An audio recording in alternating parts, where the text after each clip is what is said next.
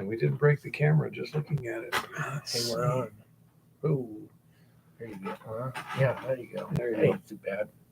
That'll work. Okay. Hello. Checking video and audio. Oh. Hey, Chris. Is it working? Well, apparently the video is. Yeah. Minor JI3. Hey, David. What does that mean? I don't know. I think it he was just missed. I thought I think he capitalized and missed is somewhere. The M I don't anywhere? Know. No, it's not anywhere near the 3. Yeah. You guys are What is Loud it and look clear, like? slightly unclear. Pretty much. That sounds about right. What little one? What are you trying to decipher over there? JI3. It looks like minor Jim, but it should be ER. And then What? He got it. the M is here and the 3 You guys are loud Cat and slightly Cat unclear. stepped on the keyboard. All right. It happens. Yeah. You guys are loud and slightly unclear. Yeah. That's about normal. Your viewer said so. Well, if I had 2 testicles. Yeah. Anyhow, so as you can see, Yeah. the I'm here. the accomplice is here tonight. IBC. ABC. And I'm not sure. Did you do anything of any note this week? No, not really. Okay. moving stuff and getting things done that I haven't gotten done all summer, pretty much. Getting things put away Yeah. and repaired and all that other stuff. I really don't know. I don't do the notation, musical notation very well. So anyhow, Jim hadn't done damn thing, so No. he's got no news to report. He's got some kind of a chalkboard here or whiteboard, so he's got something planned. I'm not sure what it is, but it's undoubtedly just fantabulous as usual. Yeah, we'll just move forward from where we've been. Okay.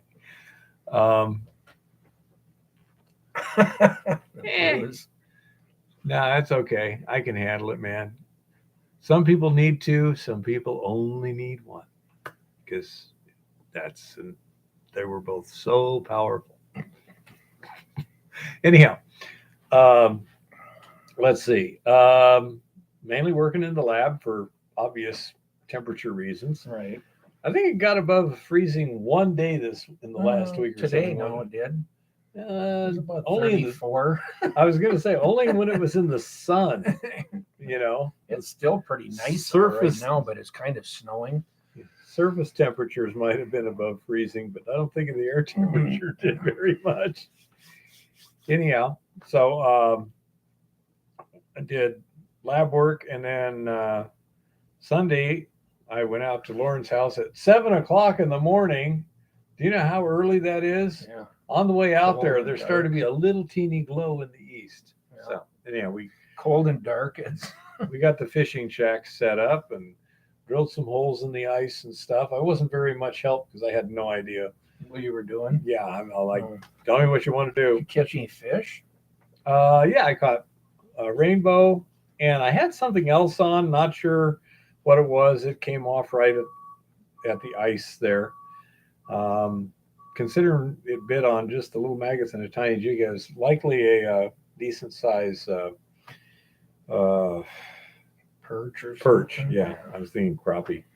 My brain. But anyhow, so Lauren caught a pretty good sized trout. Nothing gigantic, but I mean a good sized one, and little perch. I brought the perch home, and Eva thought it tasted great, but those little perch are kind of bony. Yeah, It's hard to get the bones out of them. But anyhow, get them big enough you can fillet them. Yeah. So I had a good time. It wasn't very windy, so it was real easy to set up and stay warm, except when driving the quad. We had 2 quads, 2 sleds and stuff. Yeah.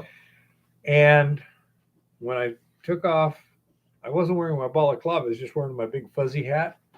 That doesn't work too well. Your face gets very cold. Cold. Yeah. I got a ice cream headache. You know, just Yeah. getting out there on the lake in front of his house there. It's like, Forehead. oh. So, I've got a balaclava. So it was in the truck. It's just I hadn't thought about it. And once we're headed out, it's like a little late. Yeah. So, but yeah, that was I think it was like 7 or 10 degrees that morning. Boy, I'm sure It it's was- been cold at night. It was pretty cold. So It may have even been down there on the ice. It might have been colder than that. I don't know. That's as low as you can get at that elevation. Yep. It's right on the water. But I say it was an interesting day. Lauren has a fish finder. He sticks right in the hole, and so he can see when a fish is looking at his bait, basically. Yeah. You know, jig it a Camera, little yeah. more, and this and that. Come on, Yeah. bite it, you stupid thing. Come on. You know, it does make it more fun than just going, Yeah. Just sitting there. you know. But so that was kind of cool. I've never done that before. With reference to what's going on in the lab,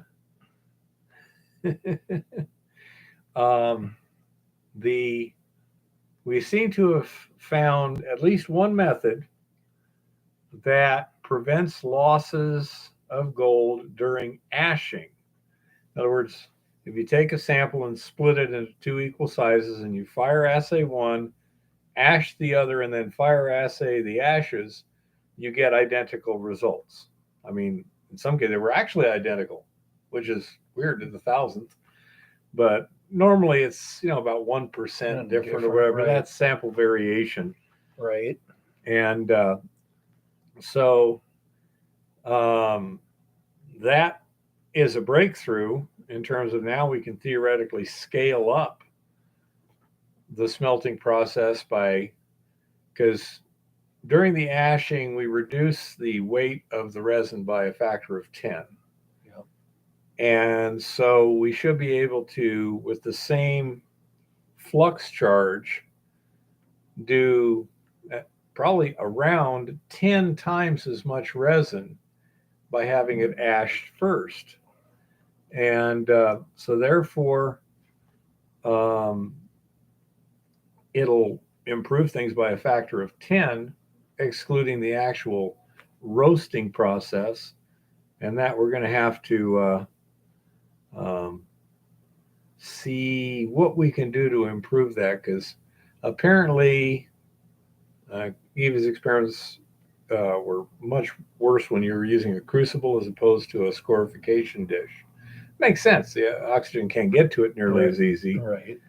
But we'll have to see what we can do in terms of various things, what the parameters are to ash Bigger. How fast can we ash without losses? How big can we ash? How deep? And all these sort of things to try and optimize that. And then the actual pre-treatment. Hey, Jeff. Hey, Lincoln. Oh, guys. And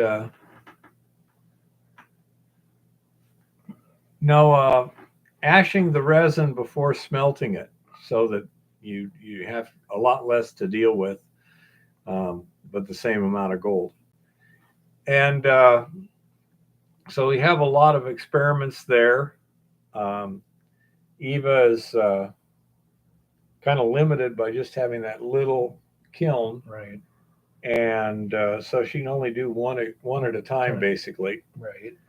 And that slows things down. She was able to do two at a time, but with the new interior where I've made the shelves and laid the elements on top of them, so that shrank the interior just enough to cause problems.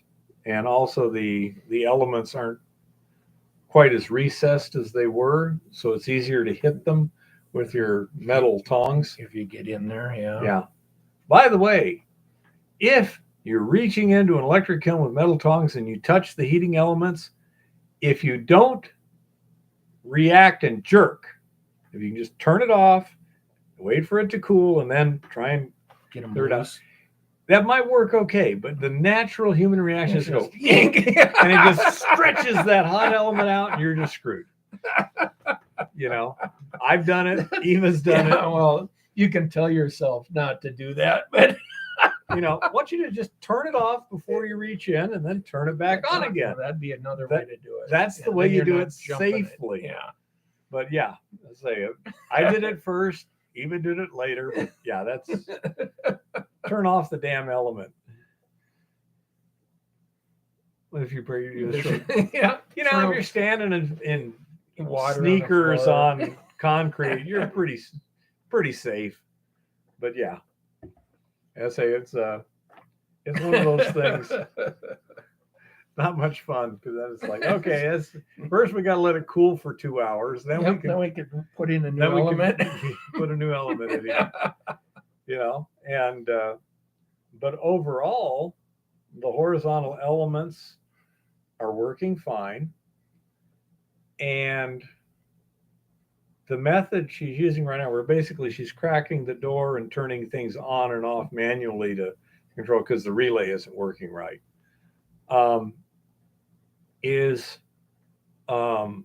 seems the elements are lasting a lot longer. We're having less trouble with the elements. So I think the horizontal elements are a good idea. May wind up in the long run making another electric kiln that's a little bigger with 210 volt elements. So it's a 220 volt system. And I say bigger horizontal elements, a few other little things. And with enough room where you could actually recess them in the wall, that would be good. Also, that ceramic fiber board that it's just got no strength at all. You know, you put a staple in it and it just breaks and things like that. It's like, could somebody make somewhere you could, you know, kind of like at least as strong as styrofoam? Yeah. You know, that would be nice.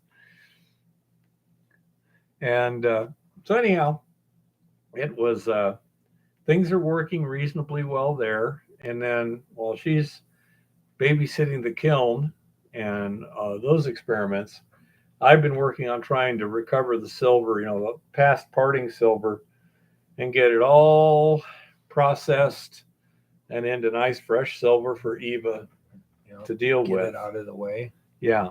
And somebody brought up the idea, well, with silver chloride, you can smelt it directly. And yes, there's two negatives to it. First of all, well, three. Number one, we had significant losses when we tried that, about 20%. Okay. So that was significant. Number two, the soda ash eats up your crucibles. So you get a lot of erosion on your crucibles. And third, then you wind up pouring a chunk of silver, whereas when you're trying to mix it in with your charge, it's much better to have finely divided silver. Right. So that's why we want to precipitate it as small particles. And the cementing with copper directly out of the parting solution, you know, after some dilution or neutralization, seems to be the most efficient way to go about doing this, because it gives us the kind of product we want simply. Yeah. You know? And you're avoiding the losses. So Yep.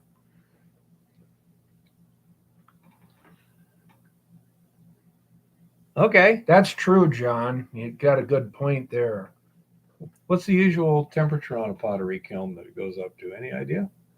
I think they'll go up over 2,000 They'll go up degrees. over 2,000. 2,100. There are Yeah. things that you have to fire that. I've had a couple opportunities where I could have bought one, right? And it's like I didn't need it at the time, you know.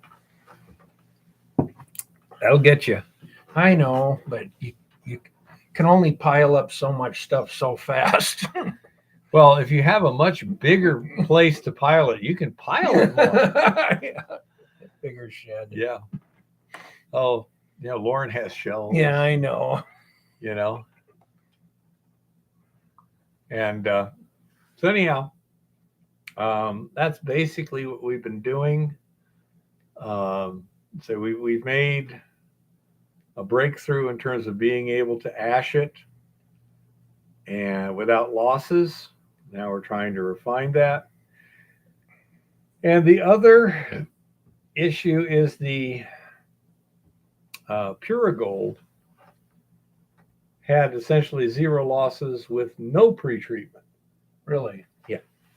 Exactly. So that might be a better resin. It might be more effective. Yeah. Now, I asked the Pure Gold guy, what's the loading factor of this? And he gave me some number in EQ per liter or something. I'm like, what the hell does this mean? He's been very patient. And he said, well, if you've got gold, you can have a gold complex and all this other stuff. And the binding sites will basically allow, a Different. particular amount, only so many charges.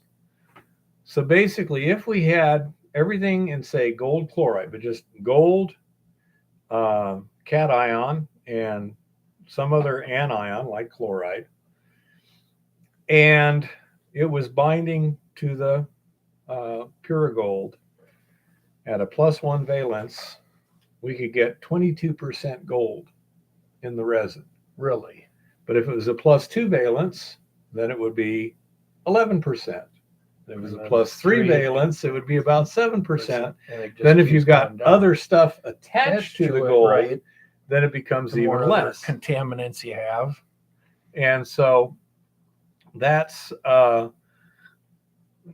we're looking at. And I don't think we loaded it to its capacity with our solution. We don't know that the last little bit we were really rushed, so we didn't do spot tests on like the last solution run through it, but up to that point it was doing really good sucking gold out of solution. Well, that's good. Okay, so the idea is this winter we'll see if we can't elute, because now their elution process was sulfuric acid and thiourea. Okay. So we'll try that. If it does elute it, then we have a resin that we could theoretically just strip the gold out. Electroplate then? Or? What I'd really like to do. Ooh, good. I can get on the whiteboard.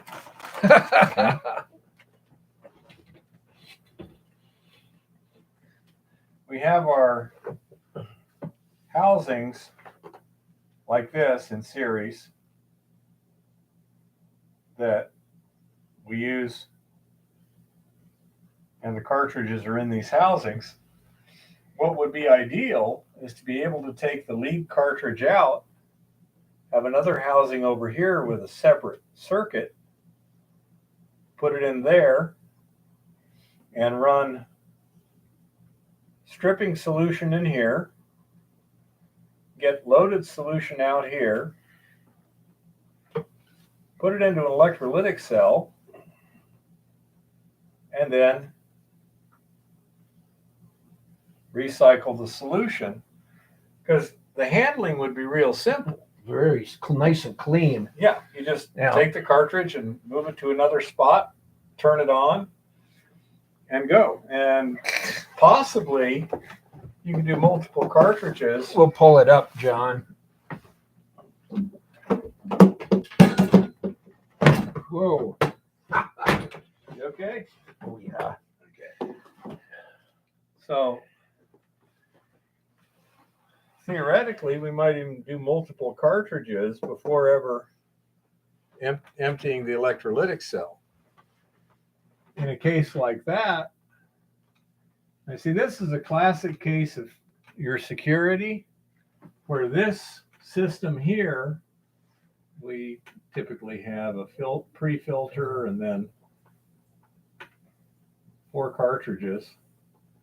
You have all this sitting over here out in the open where basically anyone can get to it.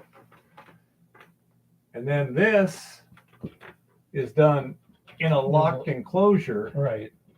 In the shop or contained area. Exactly. And if you were doing this, let's say you had a claim owner and you had a contract with them, and we're doing it like that, and they were getting a percentage, then a fairly normal thing is you have two locks to get in here. Right. He's got the key to one lock. You've got the key to the other lock. It is And- there. There it is. And therefore, you got to have both, at least one representative from each side of the equation Correct. to get into it, Correct.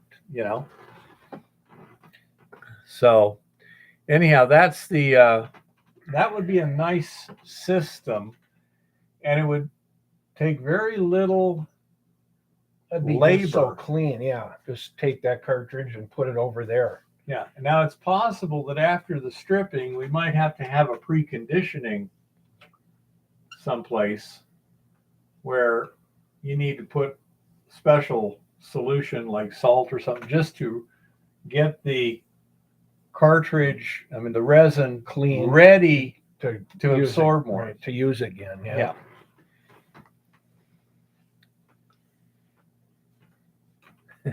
That's right, Rock. That's why you have cameras. Yeah. That's the other part. Learning curve. Let's see. That was curving as it Yeah, landed was on your head, something right? like that. Yeah, it was just But it's didn't think of the weight being higher on the board. it's that sign there is really, that really puts the center Yeah. of gravity up there. But that would be kind of the ideal system if we can come up with something where this actually works well. Yeah, if you can figure out the stripping of that resin. Yeah. And then you plate it here, and there's a couple things that you could try doing depending on what it is. You can plate it on a cathode that is easily soluble, like steel wool. Or you might be able to plate it on polished stainless Sheeting and or- peel it. Yeah. Either Yeah. way. Steel wool is a nice thing. It's easy to dissolve, and it's got enormous surface area, and it's cheap. So that's what we used at the mine I was at, was steel Steel wool. wool. Yeah. And I think we used carbon anodes because the anodes, boy, when you're putting voltage across there, it'll corrode almost Burn 'em up, anything. yeah. Eat Yeah. them up. It just eats them up. So that's what we're going to be experimenting with later. First, we got to get this ashing thing done, Mm-hmm. and then we'll work on the other. But the pure gold resin has been satisfactory up to now, and the ashing of it was real simple. Well, that should be good. And I don't know why. If it'll load as well or better than what you're using before, and if it's more, you can strip it easier. Yeah. That would be the ticket. Yeah, exactly. Being able to strip it. Yep, I agree. Because that's where the problem has been, really. Well, it Or also at least it's something you're fighting with. mixed metal oxide electrodes. Okay. Yeah, I know that. Say we could. There's lots we can try.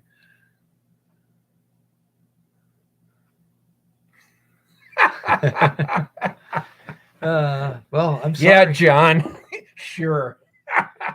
But anyhow, so let's say that's what we're working on, and we shall see what we shall see.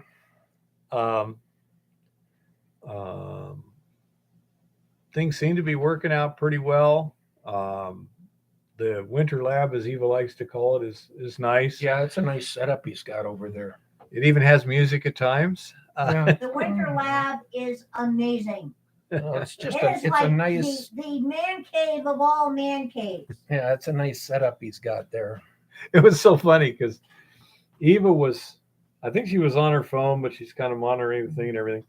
And she didn't hear or didn't pay attention to the garage door I opening heard it. and the excavator moving in and stopping and then close the garage door and everything. And she gets done what she's doing. She goes, what is this? How did this get here? I heard the door. I heard loud rumbling noises. I figured the men folk were playing with their toys outside. I didn't think the men folk would bring their toys inside. They got to get fixed. It's Yeah. cold outside to wrench. Yeah, it's time to fix. Hi, blind dude. Hey, blind dude. And it's really hard to put bolts and stuff in and keep from dropping nuts with gloves. Oh. Yeah, that kind of sucks, the big one. But and say. So yeah, it's pretty nice. He's also got a couple of couches there in front of the big screen TV for when we just gotta kick back a little bit and wait for something to happen. No, it's a nice setup for a shop. It's awesome. It should be kind of noted, It the is a worst cave. man caves make the best she sheds look like crap. Okay? I'm Let's see, sorry. this is- I have never seen a she shed that was even worth being called one. It's a Let's see. I'm writing it successful down. engineer. Yeah, I've never watched him either, John. We'll have to check that out. Okay. The reason she sheds are crap is because they're made by women.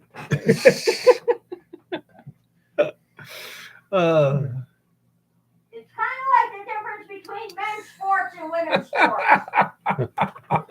You can look that up, Jim. Yeah. A she shed.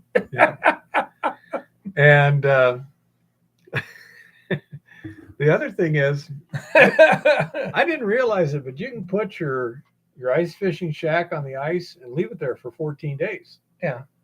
So like, if we go over there and I've got all my lab work done, You can go fish. and Eva's still sitting there working her kiln, I can just like go out and drop a line in the water. Yeah. Okay, I Yeah. can live with this. Yeah. Yeah, that would be pretty good, John. Yeah, I agree with that'd that. make for a good man cave, John. I guess here, Rock, it's only 14 days, although I think some of them,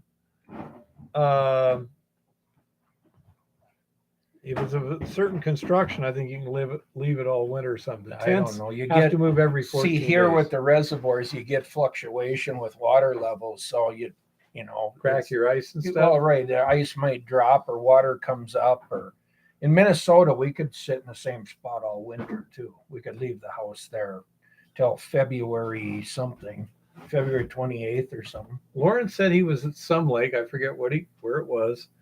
And he said what happened was the cold was freezing more and more water, and so it's building up more and more. And all of a sudden, a pressure ridge developed. Yep. Right where his thing was. He said Right. the whole shed just went over backwards. Yeah.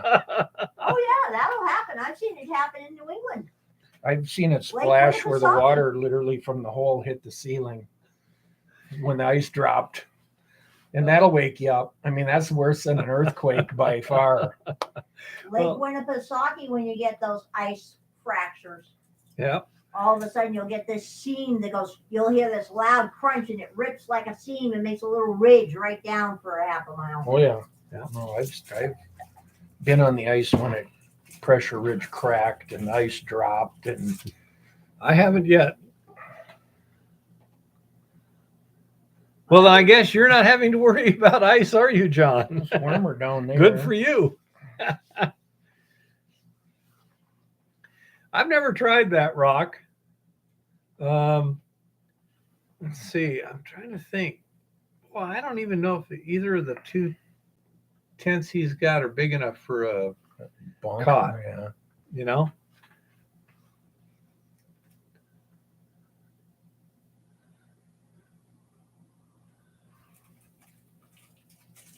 Smallest pump and hose stuff for a dredge. They make like 2-inch dredges, but I'm Yeah, I think there's even an inch and a half. really. I think so. Trying to think, Mike had one down here, my buddy. I think that was an inch and a half actually. Yeah, Resort Dog says inch and a half also.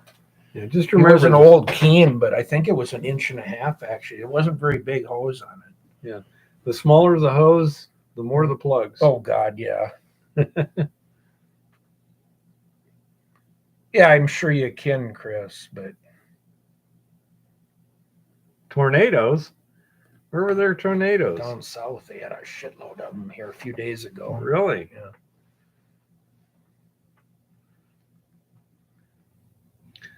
The plug-o-matic. Yeah, sounds about right.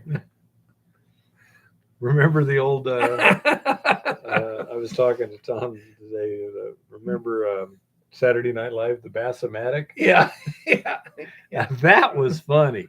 That was back when they That's used to do comedy a on long- Saturday Night Live. Yeah, that was a long time ago. That was like I love the way they did that quick little edit where they, blended and everything.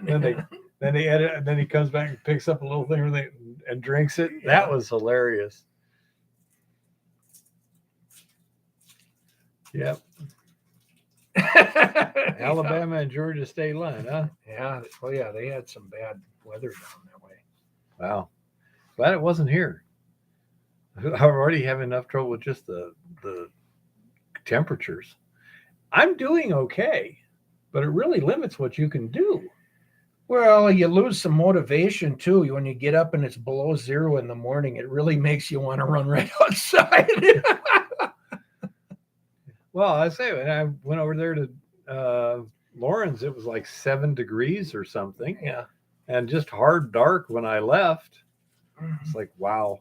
Well, his biggest problem is he doesn't have enough to keep him occupied, so he's starting to pig out. The only bear in existence that gains weight in winter. I'm sure there's bears in the southern hemisphere. Now that's a question. Yeah. Okay. In the southern hemisphere, July and August are the cold months. I presumably call that winter down there, Yeah, even though it's still July and August. Yeah. of course they do. But yeah, they're starting to get some decent temperatures in Australia and stuff. Well, yeah, they're going into summer though. Yeah. As soon as although they've had a hell of a lot of rain down in that country too. Yep.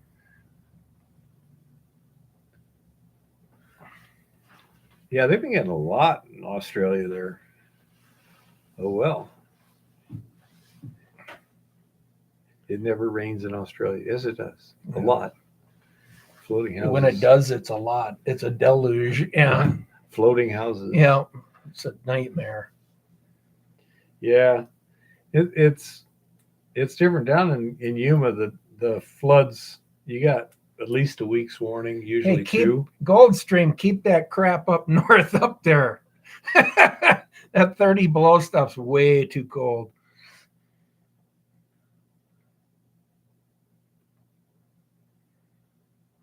As long as you're not running it a long time, chainsaw engine would work. Yep. I would think if you tried to run it hour after hour after I hour, don't it know. might be a Some of those little dredges were 2-cycle engines. I don't know. That's a lot of power, not much weight. 32 here, it says on my computer. Yeah, that's true. Coming to Minnesota for ice fishing? No, I'm not. The winters out here, John, are just much better than that Minnesota. Really? Yeah. Okay. That dark gray and cold, they can keep it. Out here, at least you get blue sky and sun, even if it's cold. Hey, you could make beer popsicles Yeah, you can make Yeah, beer popsicles. at 20 below. You could make beer You can make popsicles. Yeah. alcoholic Jello. Jello shots are a thing. Yeah. I don't know.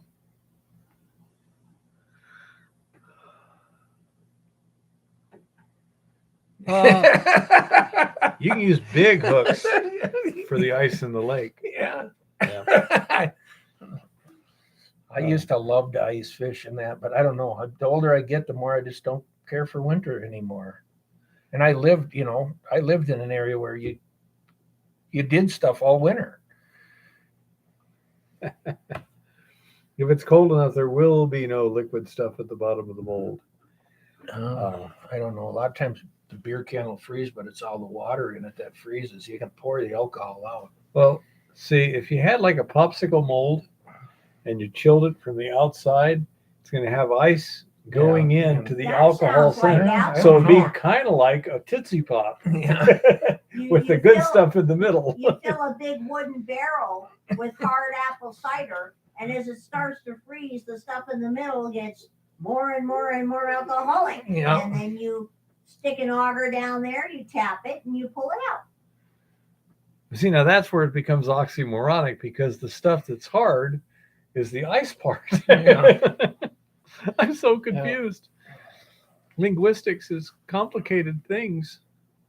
Yeah, just tell the press. I mean, don't you think it's hilarious when the press doesn't know grammar?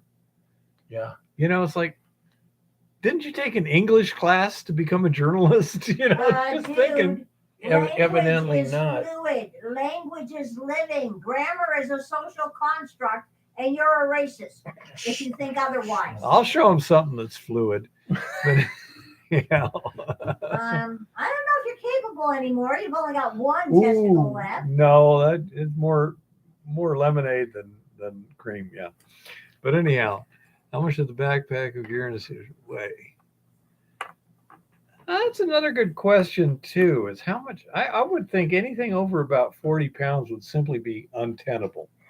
The lighter you can make it, the better. But if it was over 40 pounds, you're just screwed. And that backpack dredge with the little sluice box and everything, it wasn't. I doubt that damn thing weighed 20 pounds, 22 pounds or something. Little 2-cycle engine on it, 1.5-inch pump, some couple of hoses, and then the aluminum sluice box. Yeah. It didn't weigh that much. Yep. Yeah, Chris. Not said bad, 25 to Shaggy. 30 pounds. Yeah, it wasn't that heavy. In that case, you can leave the dredge there for your next trip tomorrow. Right? Yeah. Worry about the gold. Come back for the dredge. Yeah. Just hide it in a bush. Yep. So, yeah. No, I haven't had that problem. It would be cool though, because if Eva can do 10 grams of ash, then she should be coming out with beads in the neighborhood of 3-4 grams per bead. Those are going to be monsters. That'll be man. nice. That's why that's my next step next week is what I'm planning on. Yeah. Well, how much silver would we need for that? That becomes kind of untenable if you're going to part it. You might just have to make your beads and then melt them together into a bar and alloy it at that point if you want to. I was going to try 2 different methods.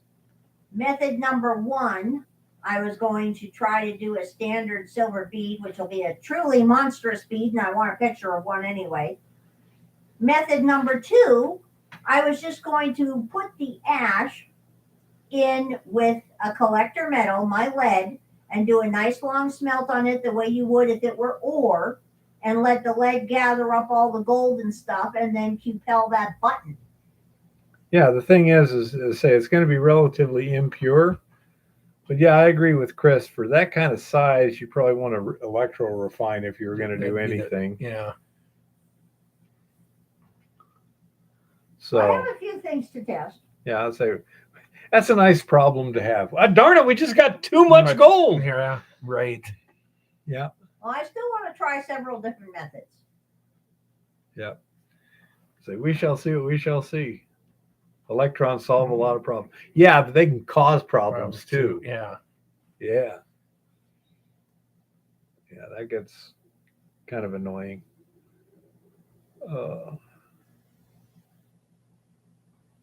Yeah, exactly.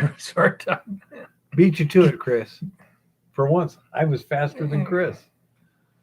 Yeah. I don't know, man. But that's so that should be interesting. Luckily, we got enough resin to play a bunch of games with this winter. I don't know. Let's see.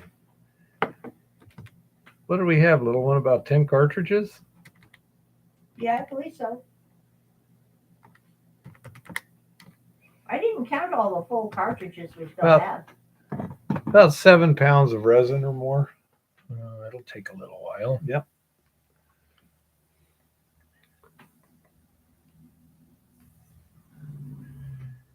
Be a nice problem to have, though, wouldn't it? Oh yeah, yeah, Big old chunk of gold for the right money. yeah. I just can't carry it. I need help. Okay, that's not a problem. That's a situation, not a problem. Electric current to assist in dissolving the pyrites. Well, that sounds interesting. Yeah. Because anything you can do to get those pyrites out of your way could be very handy in some cases. Did it give an idea where what the electrical consumption was per pound or anything like that, Goldstream? Ooh, yes, Chris, you're right. Okay, Goldstream, you got my email, I guess. It. Yeah. That should do. So it's been kind of a fun week. This week, he was got a doctor's appointment on Wednesday. She had one on Thursday in Missoula, but with the way the truck's running and the weather, we're just going to cancel it and wait it. Yeah, I got some kind of a leak between the coolant and the cylinder that I keep sealing it with stop leak, but that's okay. We're driving around town. Yeah, but it starts plugging up your heater and everything else at some point. Yeah. Stop leak's not a repair. It isn't. No. Yeah, I've been thinking, when I replace the engine, I may have to pull the radiator and have it rotted. Yeah, have it cleaned. Let me guess, it's Helena. You don't have a radiator shop here, huh? Probably have to send it to Great Falls or something. There's 2 radiator shops. Really? Yeah. Oh, good. How good a job they do, I do not know, but there is 2. Let's see. He's checking it out, Mark. Let's see.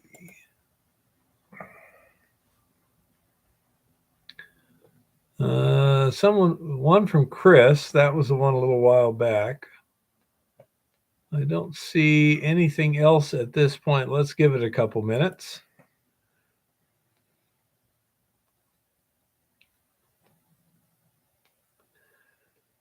Seems unlikely, Fiddler.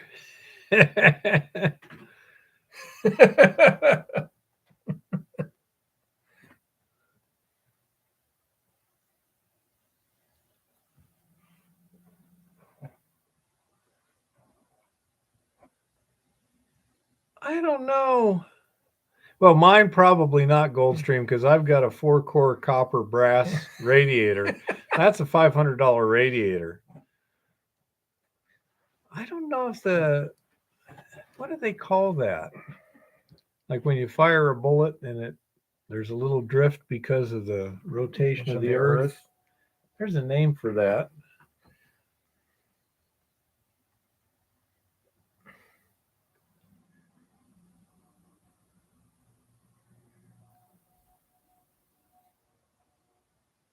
Coriolis, yeah.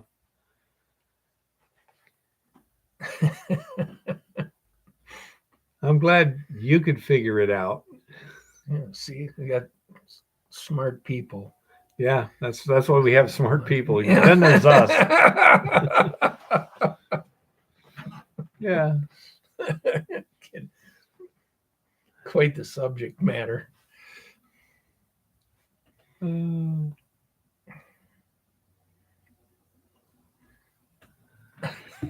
Yeah, I know. It's fun when you see these flat earthers, and it's like there's so many things that you can actually see if you know what you're looking at. Like, for example, in surveying,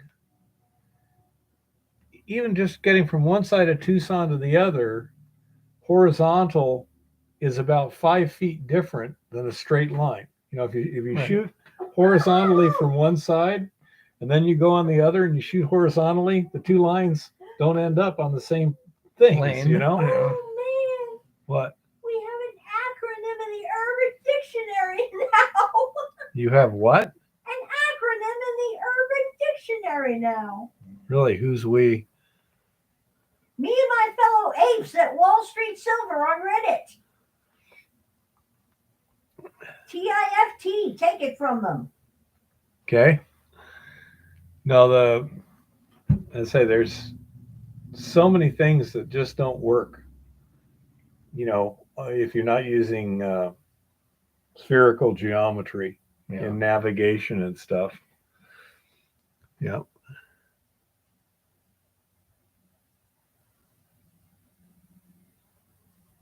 Huh.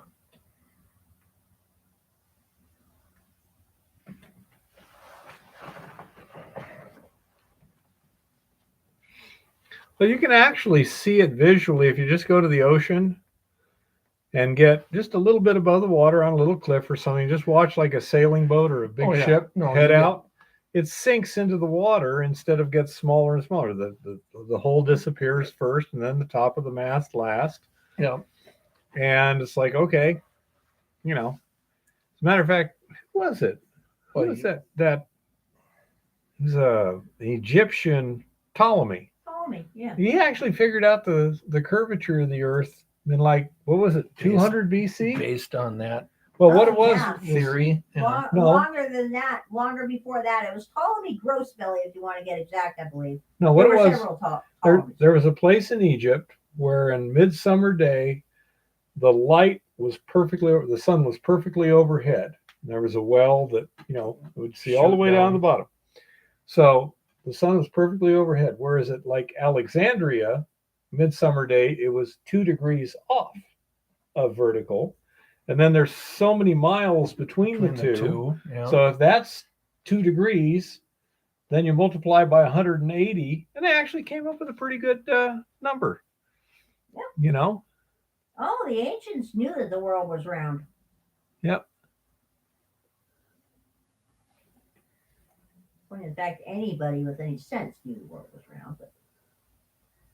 But I think that if you're shooting a sniper rifle or something, Coriolis effect just barely comes into play. If you're shooting Probably. north-south, Yeah. it's fairly small. If you're shooting artillery, I imagine it's a significant thing at 20 miles, Exactly. because, I say it, for a real sniper, it's significant, but not huge. But yeah, you're firing a projectile at, especially near the equator, where when you fire it and that thing's moving 1,000 miles an hour to the side, yeah, you better lead it a little bit, And I say little stuff like that. It's just, it makes perfect sense with one theory and none with the other. Ooh, actually, with mine inspectors, I think you'd want to have something that causes them to have an accident on the way to the mine, so that you don't have to, explain where is the body. Yeah. Fill Yeah. out all the paperwork afterwards. But what is that? What's the show me the body? What's the legal phrase for that? habeas corpus. Habeas corpus. Yeah, that's what it means. Show me the body. Yeah. Um, The corpse. So yeah, it's better to have them, just never get there. If they never get there, you don't have anything to explain.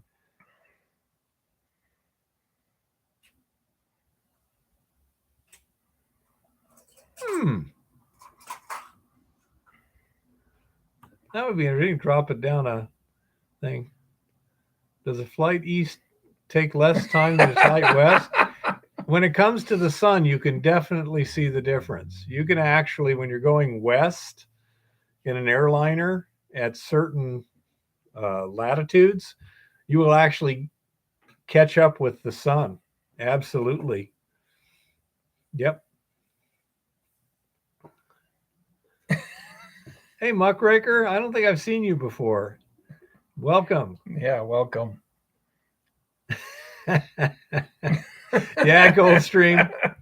That would be me. Welcome to the potty, pal.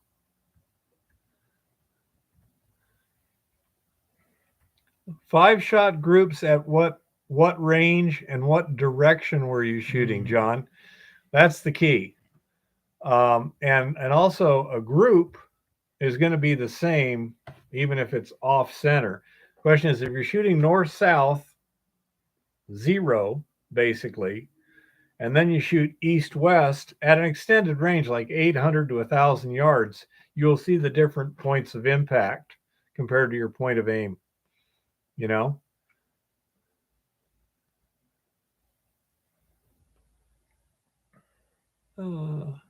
Yeah, Chris, but that's the jet stream, not actually the Earth's surface per se. Yeah, at 100 yards, it's probably insignificant. When you get to 1,000 yards and you're shooting north-south, that's the other thing. It changes depending on what direction you're shooting. East-west, it makes no difference. North-south, it makes a small difference. You know?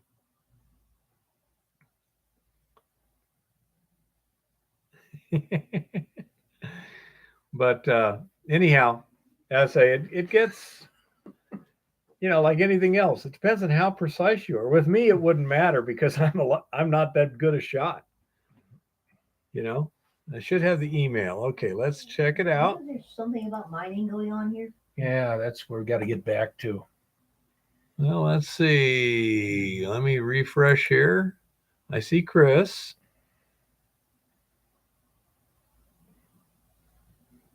No, I don't see it, Goldstream. Oops, wrong one. Let's see. Let me type it in.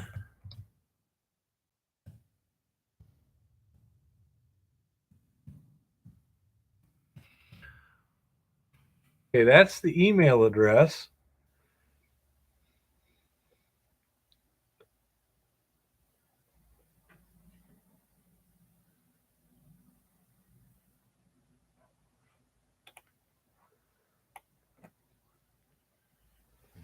Muckraker, I'm not sure. We were in such a hurry, we didn't even do spot tests on it. And therefore, we don't even have a rough guess, especially as that last batch of ore was kind of low grade. That was the stuff I screened from the dump. And when we got the assay back, it was kind of disappointing.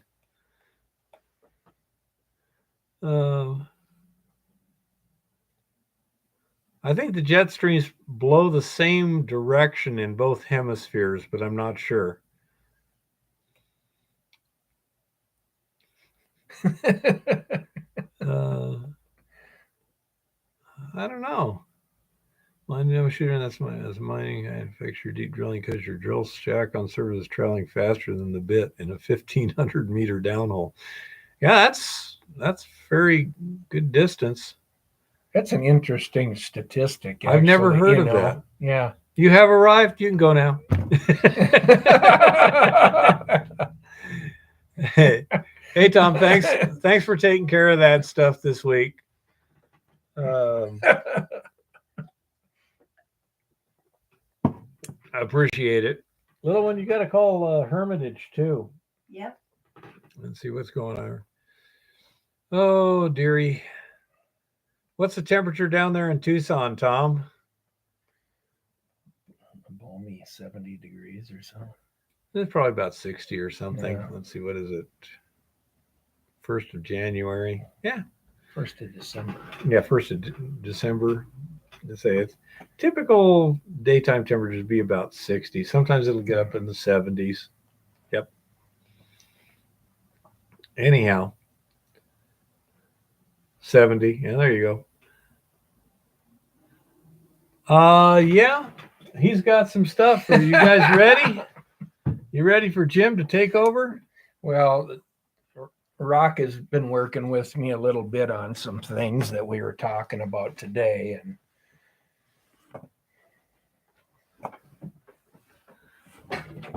I'll get into that a little bit, I guess. Yeah. Oh, Kirstie Alley's dead. Really? Holy crap. How old was she? 71. Died suddenly? Don't know. I'm About to sure. find out.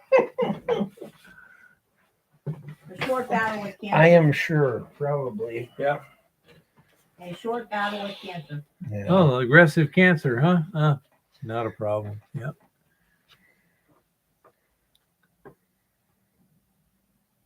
Are you able to see it? Let's see here. No, we don't see it on the chat. It won't allow you to post a link except if you're a moderator. Yeah. Let's see. There's Chris still. I don't know, unless it's sent it to spam or something coming from That's a good foreign, idea. Let's foreign go to email. junk. Yep, there's Yeah, Mark there right it there. is. So let's see. Move Move that back to inbox. Yeah, that was it. Yeah, it got spammed, Mark. He's got it. Let's see. Yep, there's the link. All right. Got it. Thank you.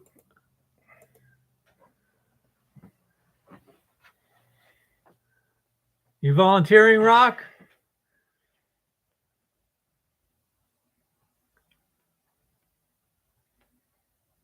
We can make more moderators, Rock. Yep. How do we do that, Chris? Go up here.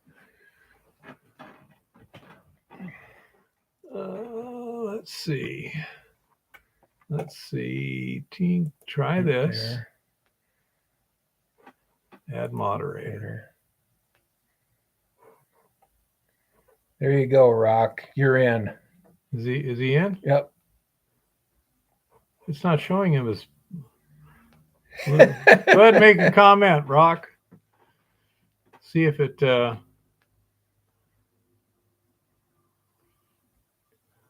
Just do something. We'll see if it gives you the blue wrench of doom here. It should. That's what Yep. I did. Yep. You got it. You're a moderator now. You're on. Okay. All Jim right. is All right. taking over. Over the last, I don't know, couple months when we've had time, we've kind of stepped into this as to, spending your time trying to get the historical data on the mine or the claims that you're looking at.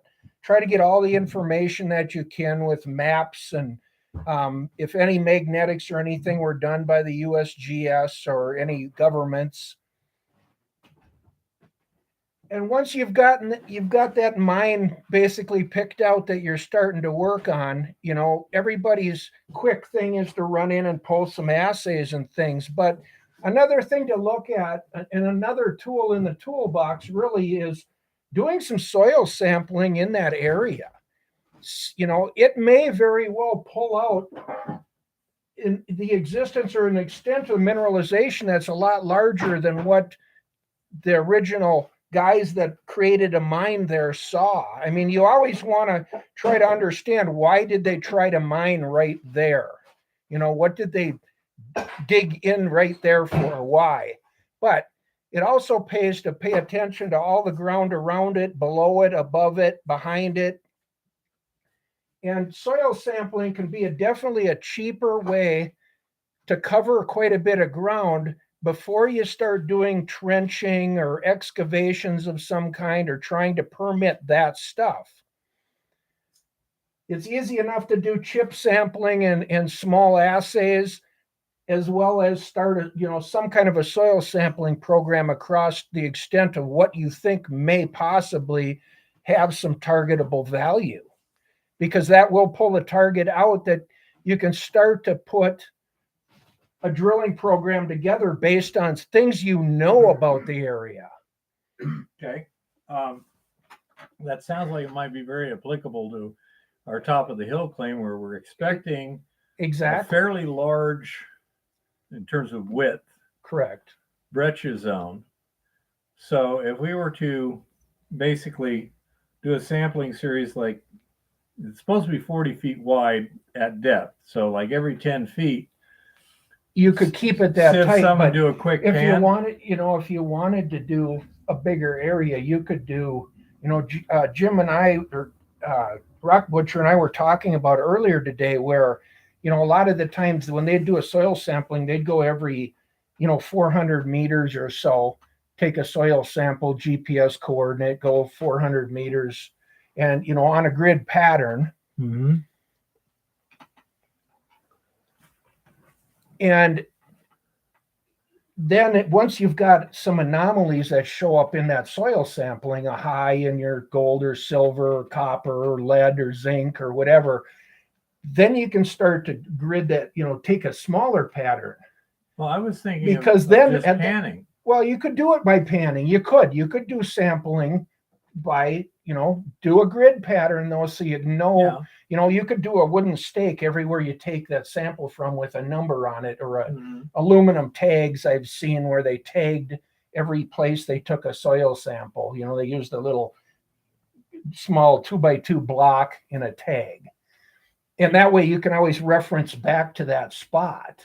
You also got those little flags on little wire things. Wire flags. You just have to have a punch to get a hole in the ground first, then stick it in, and then pound it down. Because you can't get those things in the ground. And don't forget that sometimes when certain areas are rich in certain minerals, the type of vegetation that grows on them can change radically. Yeah, but I haven't seen that where we were at. Geochemical testing can be done on leaves, on trees. It can be done on all kinds of vegetation as well as the rock. Ideally, we're mainly talking about rock sampling, but you can target a larger area on a smaller budget by doing soil sampling, and then dial in on those high areas that show, a higher parts per million or parts per thousand or whatever your numbers are coming back at. Before you start spending money trenching or drilling, because it's easy to go out and say, okay, we're going to bring a backhoe in and we're going to trench across here. Well, the mobilization of the equipment, the $150 an hour for the digging, it all adds up really fast versus saying, wait a minute, let's try to target it down to the smallest area possible before we bring in digging or drilling equipment. And Goldstream, and you guys kind of know this, your mine guys, and Rock Butcher definitely knows it. By staying with a program, if you're going to lose money, it's better to lose a small amount of money and be able to say, we need to run from this area and get on to something else, versus bringing in the bigger equipment, start ripping things up, and then finding out there's nothing to look at. You can always spend a smaller amount of money targeting things to identify, is it worth spending more money on? Or at that point, if you start to get targets that look good, you've got something that you can take to a larger mining company or a junior miner and say, hey, we've got this record. Here's what we're doing. Here's what we're finding.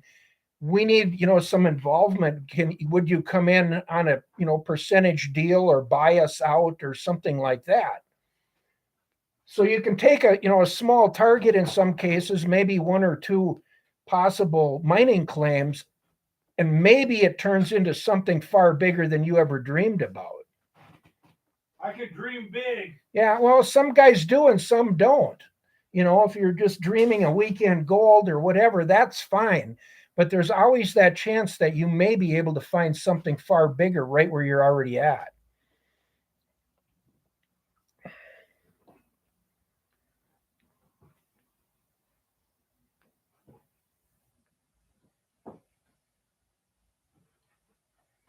Gravity, soil, and radiographing.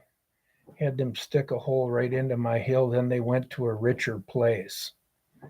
Well, that can happen, Resort Dog. I mean, and sometimes the richer place is just beyond where they started looking in the beginning.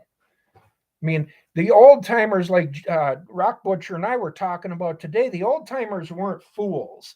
When they dug somewhere, they usually had a reason why they dug there in most cases. And it doesn't mean that they found the highest grade that was in that hillside or that mountainside.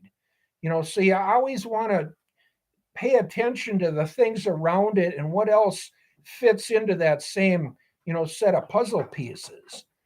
And this is a way of possibly identifying a target that was, completely missed or unseen, because the old timers did use their eyes more than anything.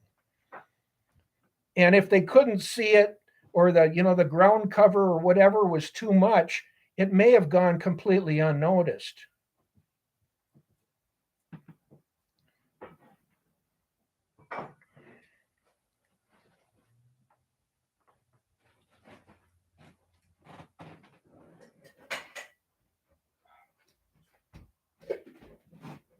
Have to check that out, Resort Dog. Here are our resources.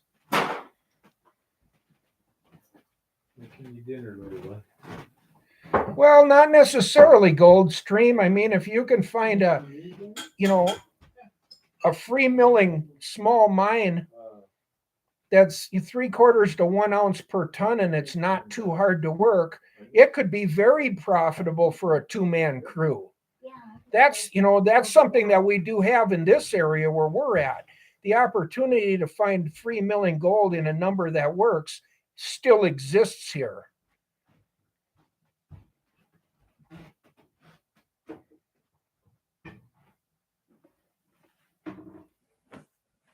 Good point, Jim. Good point.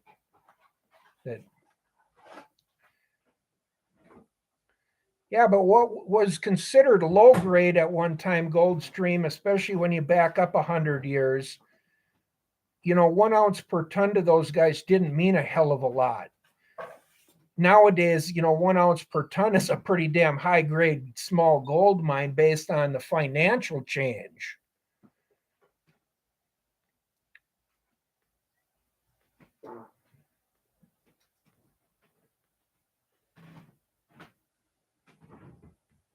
Definitely profit margin factors into every bit of this, Resort Dog. I mean, that's part of why you do a lot of things before you spend a lot of money.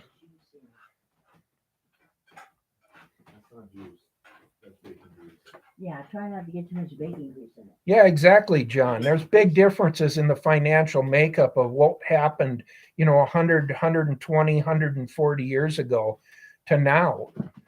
And that's part of why after World War II, a lot of gold mining never really took off again, is at $30 an ounce. It was too much work for the, input that you had to put into it.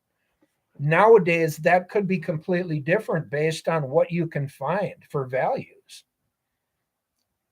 Hello, Adam. Hi, Adam. Hello, blind dude. Hi, everybody.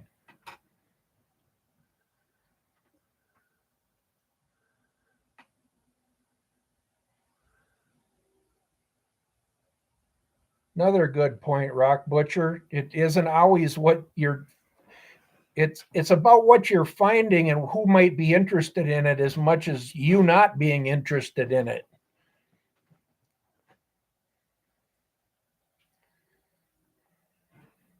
It doesn't matter if it's beyond your scope if somebody else is interested. Well,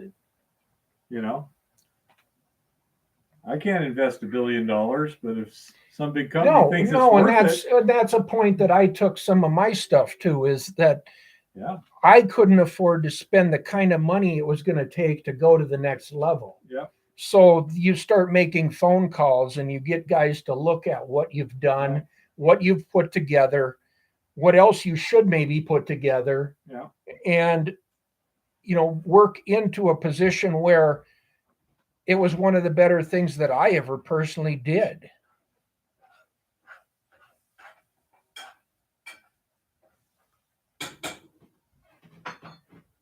And that's what a prospector actually does. Goldstream, you go find it, locate it, identify it, start putting numbers to it, and then hopefully you are able to pass it on and retain a percentage or something. Take your cut, go out and do it again, or go play on the weekends doing something else. Yeah, if they do all the work and you get I mean, that, nice ideally, paycheck. that's, historically what prospectors did, is go find it for somebody else. Somebody was backing up your money to be a prospector, or, grub staking you to go find something that everybody gets a percentage of.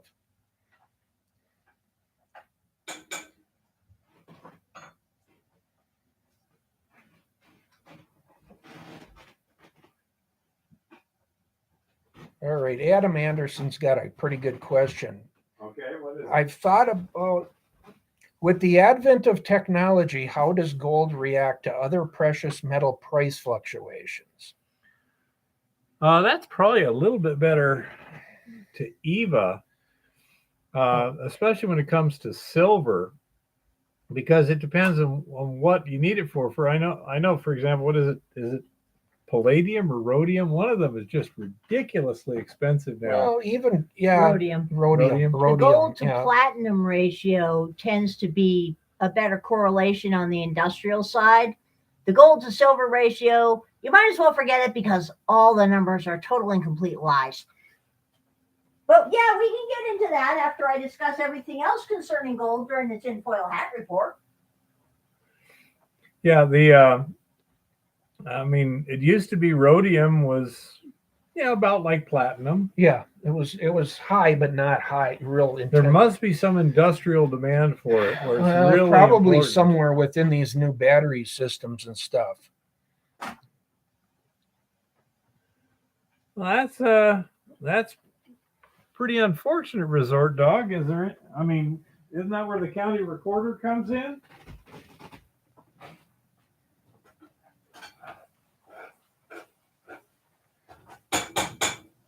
I mean, Yeah, if it's Resort Dog, if it's been recorded at the county office and that, how the hell can they backdate? It would certify on that date. well, there was one I know where the guy said that he did it on a particular date that was relatively early, but there's only so many days between the location date and the recording date that you're It's allowed. 60 days, I think. Yeah. So there's only Yeah. so much play they can even claim on something like that. Yeah, here it's 60 days, and that guy had filed his at 93 days. No matter how you slice the math.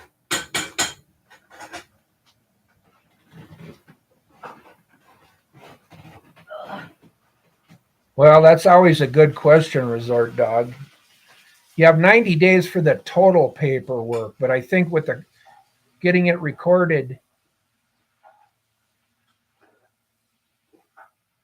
I'm pretty sure it's 60. it's 60 days, I believe, Resort Dog. You have 90 days total, but that's including getting your corners in. Actually, I think you have to have it all done in 60 days, I believe. It depends on the state, I'm sure. But then I think it's 90 days for BLM. It's totally 90. Yeah, I think, but Yeah. that's the longest outside date you've got. Yeah. It's 90 days. Yeah. But with the state, you have to get it staked and recorded within 60 days, I believe. Fully staked and recorded.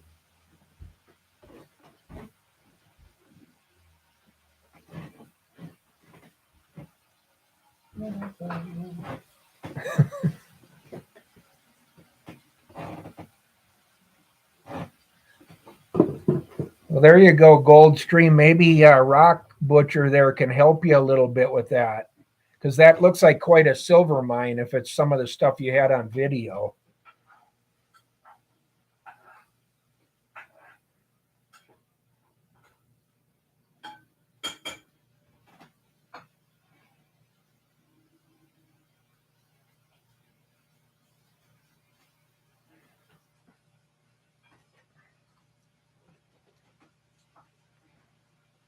Thanks, Shaggy.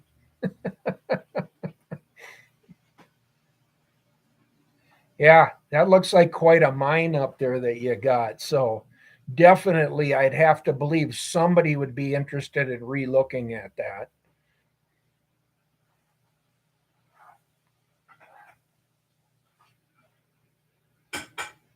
Well, I think, initially, I think what you're going to see after we get through whatever we're coming up against financially, I think you're going to see a deglobalization to a certain extent where we're going to have to bring some of this back online on our own shores. Whether it's Canada and the US and Mexico all together or whatever, I think you're going to see a lot of mining and development come back, as well as manufacturing and things, to where you're not shipping it halfway across the world to have it shipped back to you. Yeah, John, I'm cooking some dinner for Eva, actually. I was planning on doing it earlier, but some things happened that I just didn't have enough time before the live stream. So that's what it is. Should be done here shortly, and then Eva will have a nice dinner. I would agree, Adam. I don't like being dependent on somebody else. Well, we've become way too dependent on other countries for way too much. Very I bad mean- idea to be dependent on people who don't like you. Well, Even worse, yeah, but when you get don't, people mad you at know, when 60% of your food even is being imported from some foreign country, 85% of your fertilizer, You know- 94% of your prescription and over-the-counter medications. Hello, people. yeah, I think inevitably as we go through the next few years of what's going on, or 5 years or 10 years, I don't know, but I think you will see mining and things come back in a big way because we're going to have to take care of ourselves somehow. Yeah.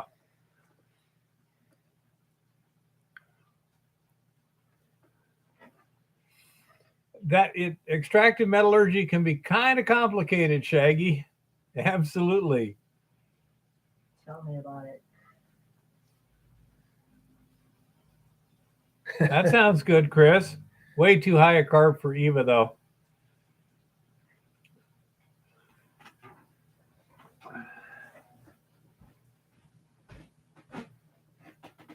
Okay, little one. Well, we're in the same boat down here, Goldstream. They don't want us drilling they don't want us doing anything.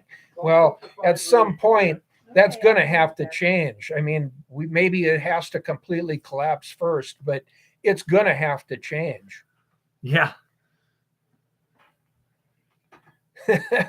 That's a bad combination, Rock. Staying home and cooking. That happened to me over the last couple winters. I tried to be careful about that. I put on more weight than.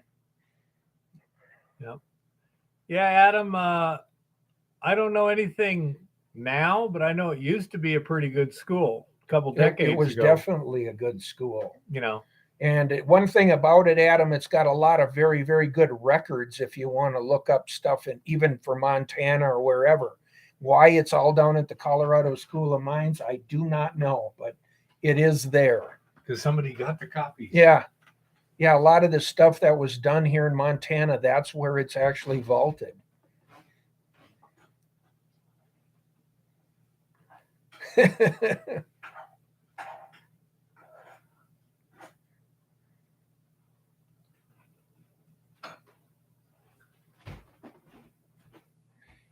Yeah, I think I think, Rock, it's going to be quite interesting to see how this plays out as nations start nationalizing their own things and trying to keep them, keep some value and create some wealth.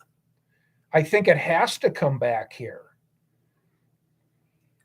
So Dustin says it's still a hell of a school, but it's pricey. Okay. It's got a good reputation. Yeah. Then. Well, Yeah. it was a very good mineral school from what Yeah. I know.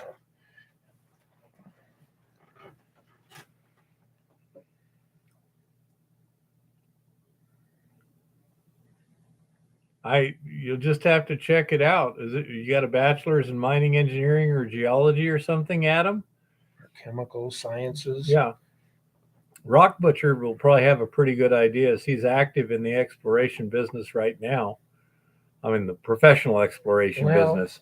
I would have to believe there's demand already in that industry.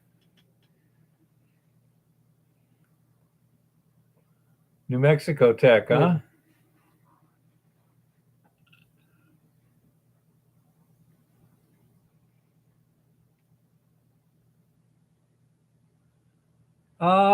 It'll get pretty thin until people get hungry enough.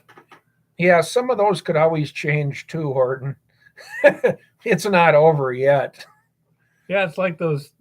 You notice the attitude in Europe is changing fairly rapidly as people are seeing, You know, Oh, it's Goldstream. It's the same here.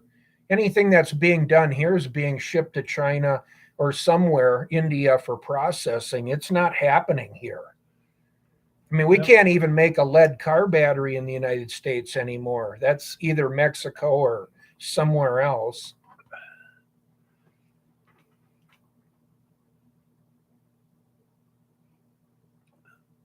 well, that's Rock Butcher has expressed a fairly definitive opinion there.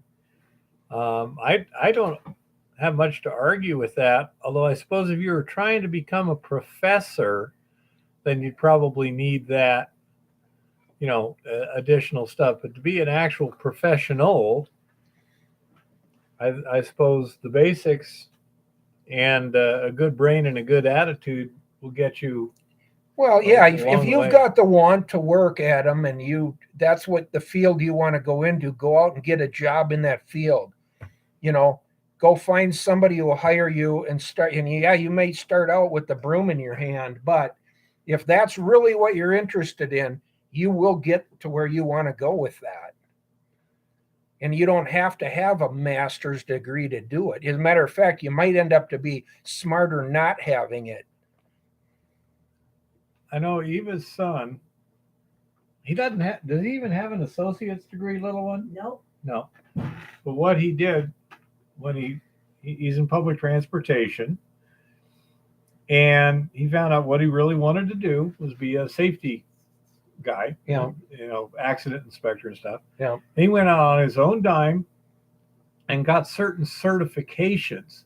And these are the sort of thing where you got to show up in the town for sideline 4 to 7 days or whatever. And he did that on his own dime. And now he's moving across the country because he's got the certifications and the experience. And, Boston wants him. Chris, that sounds good to me. Yeah, if you want research, again, academics, then get the advanced degree. Otherwise, go into industry and go from there. Well, the experience, as Rock Butcher and a few of these other guys will tell you, the experience in actually working a true job is going to be worth more in many cases than the paper. Especially if it's something you're interested in, because if you like what you do, you're going to get really good at it. Well, the other thing is if you get the field experience, you find out how things really work. Well, and then you may decide to go back to school once you've got some field experience or something, extend on that, but the experience will give you one hell of a foundation. Yep. I agree, Rock. In my opinion, the classroom education has to be simplified to make it understandable in the short time frame you for have. the whole class. And for the whole class. So if you are an overachiever, you're not gaining what you could, with some hands-on maybe. And then once you actually get in the business, then you're going to class 40 hours a week in the real world with the real complexities and finding out and yeah, all the things that go with it. Yeah. And how hard it really is. Yeah. That's another possibility.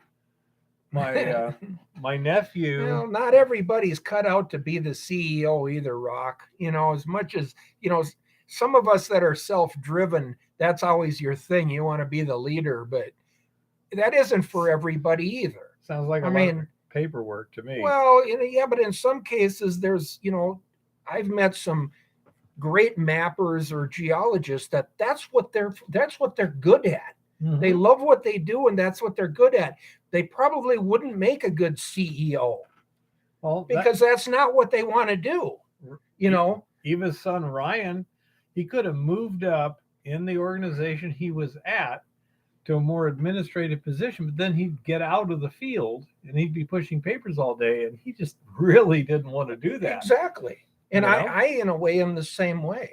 I've been in the corporate world and I hated it. that level of crap that you're going through and have the same meeting about the same stupid crap and nobody can make a decision is no fun versus being in the field and yeah, it broke down. Okay, let's fix it and let's get back to work. It's pretty cut and dried. Let's study the problem for 6 right, months. right. No. Exactly. That's the crap that drives you insane is, we got to take it up the ladder. And it's like, no, let's just do it and keep moving.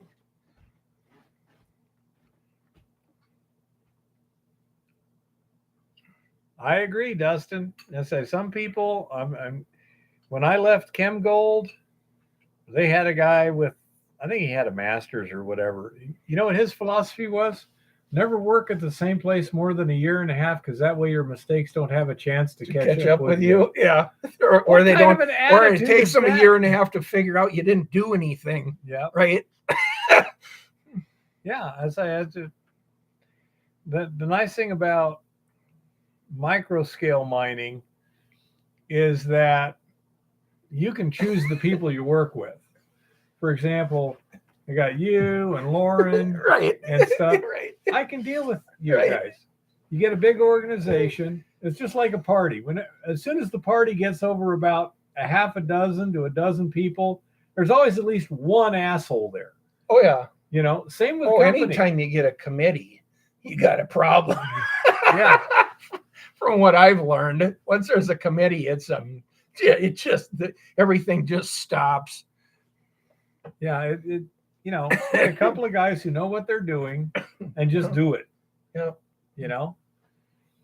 What I like is between you and Lauren and Chris and Rock and a few other people, we have really smart but practical people. Well, and that comes in real handy. The experience says a lot. And experience means a lot. Yeah, you're right, Kodak. Tom, outrunning the Peter principle. Yeah. Stay right ahead of it. Yep. Tom's pretty good with kettle corn. He's a hard worker when he's motivated. Okay, when he wants to get something done, the dude can really focus, and for an extended period of time. If he doesn't care, he doesn't care.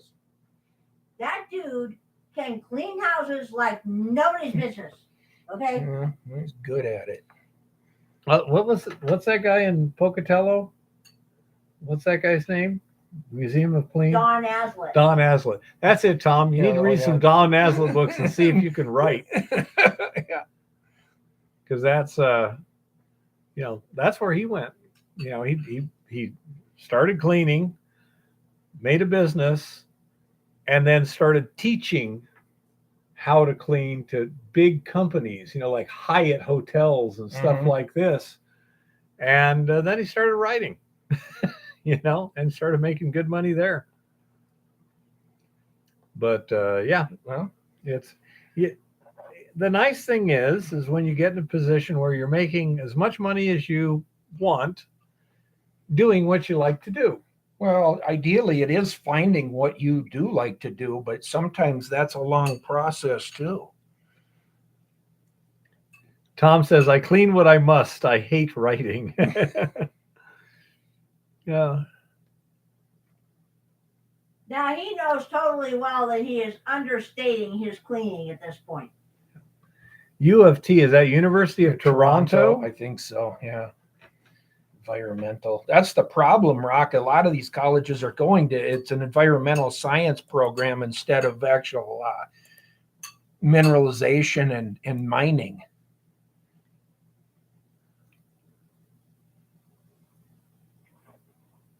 Or is that what she had? So she's done some good stuff. Okay, I've got it, John. Yeah.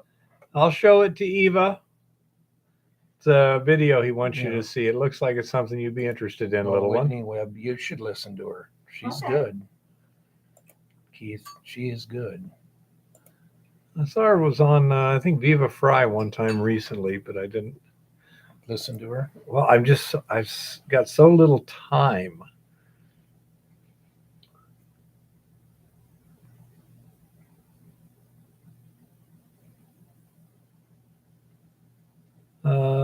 Not sure, but it sounds like it, Chris.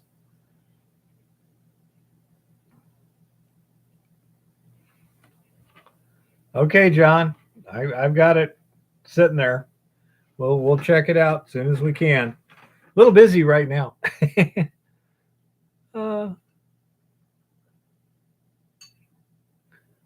What do you do with the iridium in the pan? You can sell it. Iridium is reasonably valuable, I would think. Let's see, it's that platinum group. I think so. Iridium and I osmium. believe so. Yeah. Yeah. Let's say if you can, it shouldn't be too much heavier than gold. About, I think, half a specific gravity point, I believe. Hey, Lars. Nice to see you. You really gotta get a flood control channel in place. Oh my goodness. Flood control. Yeah. Jeez. Unfortunately.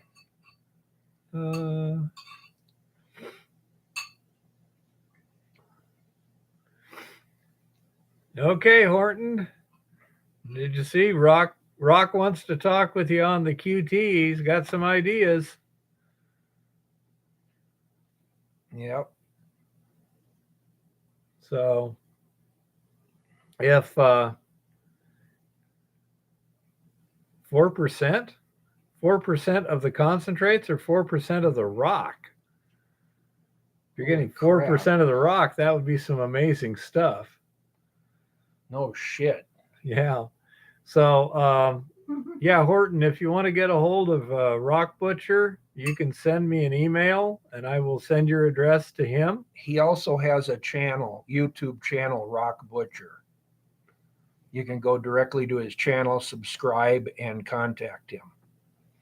Yeah, I agree. I say if it's 4% of the cons, 4% in the assay. Yeah, that sounds. That's still a big number, isn't it? Yeah, that's pretty good. Interesting number. 4% of the total precious metals. Is that what you mean, Horton?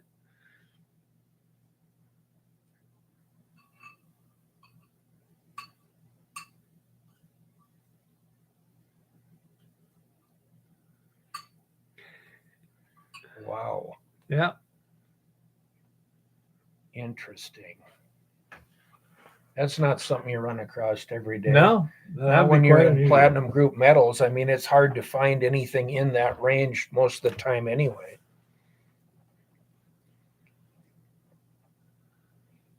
I have no idea, Chris. I'm not familiar with the normal deposition of iridium, if there is such a thing.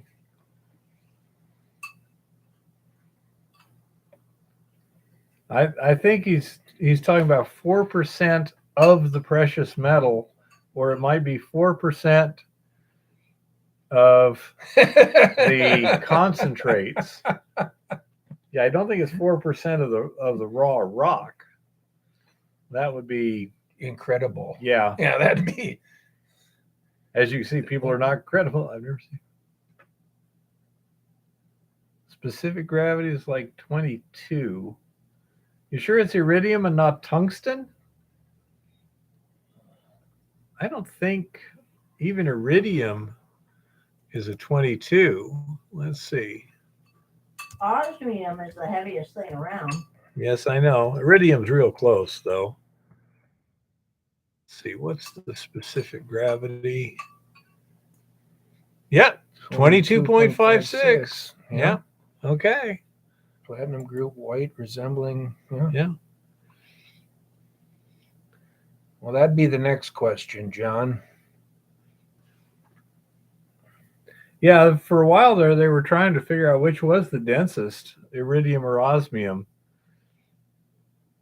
And that's, they finally, because they were so darn close, they finally did it through crystal lattice analysis or something like that. Molly's not anywhere close to that. No, Molly wouldn't be that heavy. Yeah, about the only tungsten. Non-precious metal would be tungsten. That's That's what. anywhere Yeah, close that'd be to my that. question: is tungsten, but Yeah. because the separation of that and the gold and that could be tough at times. Yeah, you got, your platinum group with iridium and osmium, I think, are the two densest members of the platinum group. Yeah. But those are the only ones that'll really get you up there besides gold and tungsten. Everything else is like specific gravity of 10 or somewhere around there. Gray, white granular. Yeah. It could be. I mean, all you can do is have the assays done to find out, Yeah. and a lot of testing. Well, Well, from the doesn't sounds of things he tungsten has. fluoresce? Yeah. Pardon? Doesn't tungsten fluoresce?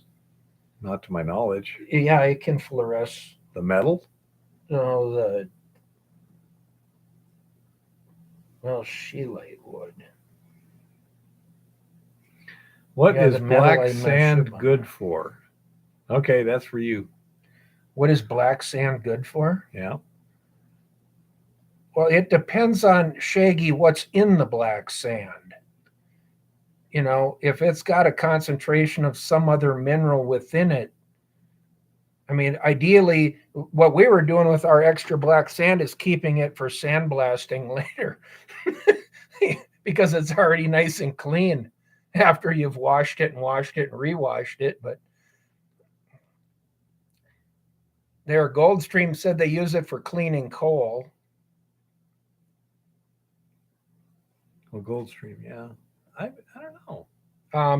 There is uses for it. There is demand for it if you're creating enough of it, or at least over time that you can ship once a year or something. XRF says iridium. I've had problems with XRF before, Horton. Yeah, I would not believe the XRF until you've had that rock tested by an independent lab. Yeah, I don't know. The XRF can give you highs and lows and you can get some weird readings with XRF. I don't know if anyone fire assays iridium, but maybe they do neutron activation for iridium. I'm wondering,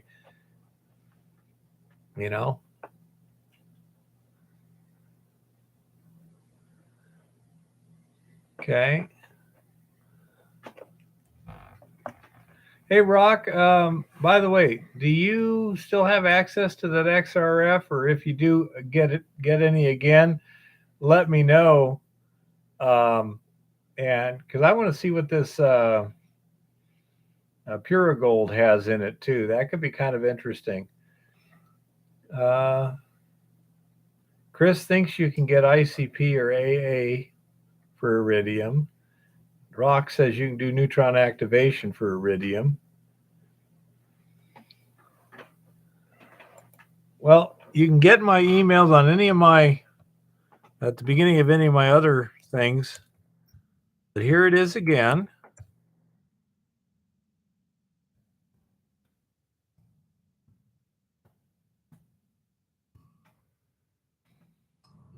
Yep. Okay. You go straight to Rock if he's got there. There you go. Yeah. Yeah, Rock is more knowledgeable than me. Especially in that subject. He would be a good guy to go to right there. Yeah. I'm a miner, not really an engineer or an exploration geologist. Chemical guy Yeah.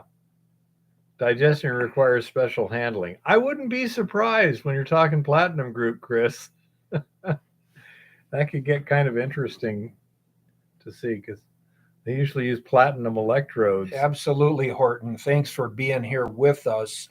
I mean, this is the kind of stuff that really helps pull this whole show together on Monday nights when we do this stuff. And we have some pretty smart people and pretty knowledgeable. Rock Butcher's the guy to go to for this problem right here. And he would be more than happy to work with you. And you guys can figure it out from there. Yeah. The other good thing about Jim is he's got a lot of experience. Yeah, in the real world. In the real world, all over the world. Yeah. I know how to run a shovel. Yeah, I can do a pretty good job with a number 2 Mexican drag line. Absolutely. Canada's not an issue. That's uh, they have good people there too.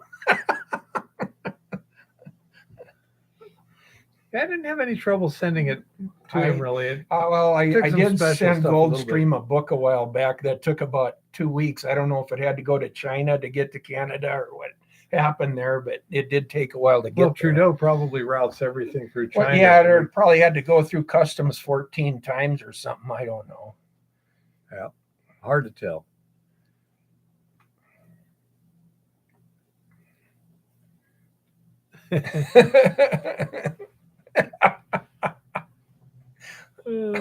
Well, from where I'm at, Goldstream, to where you're at, theoretically, it should have taken a day or two, but it had to go the long way, I guess. Yeah. Rock Butcher says it took about a week for my stuff to get to him. Yeah, it sounds That about isn't right. too bad. Yeah, I mean, 'Cause he's in up by Ontario. Thunder Bay, Thunder Bay. Ontario. Yeah. Yeah, okay. yeah. But I agree, Mark. there was some special hoops to go through sending it internationally like that.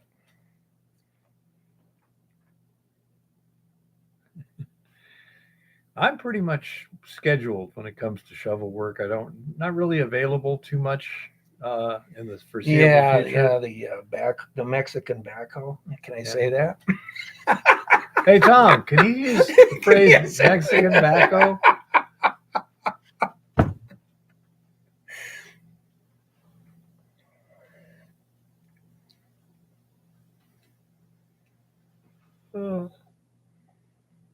That's cool, Adam.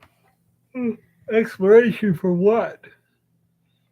Okay, we have official permission. Thanks, Tom. Anyone who disagrees with him is a racist. Excuse me, it don't count because he don't speak Espanol and he don't wear sombreros. He only looks like a Mexican. Crap, resort dog. Were they trying to get rid of you or what?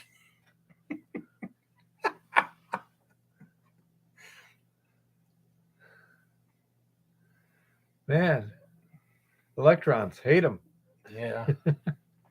Yeah, just when it's going good, it suddenly isn't. Oh. Racist pigeons are fast.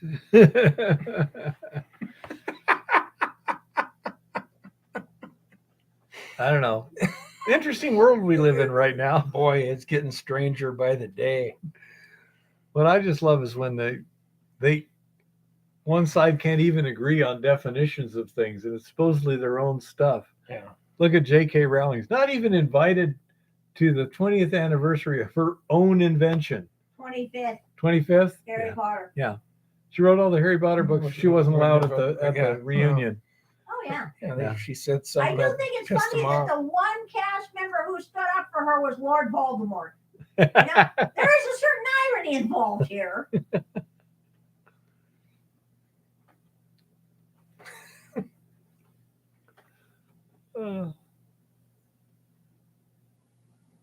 See, Rock knows something we don't. That's for sure. I'm not familiar with failed rift zones in the Midwest. Rock knows many things we don't. I'm pretty sure. How much do they pay mining?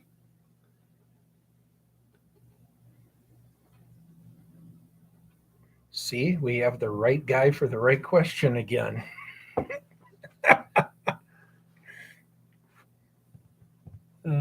50 cents a pound for black sand. You got enough of it, you can make some money. Get the good stuff out of it first.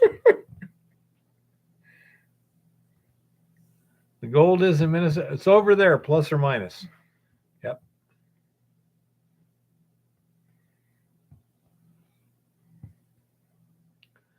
Oh. Yeah, resort dog. What would that be? About a ton?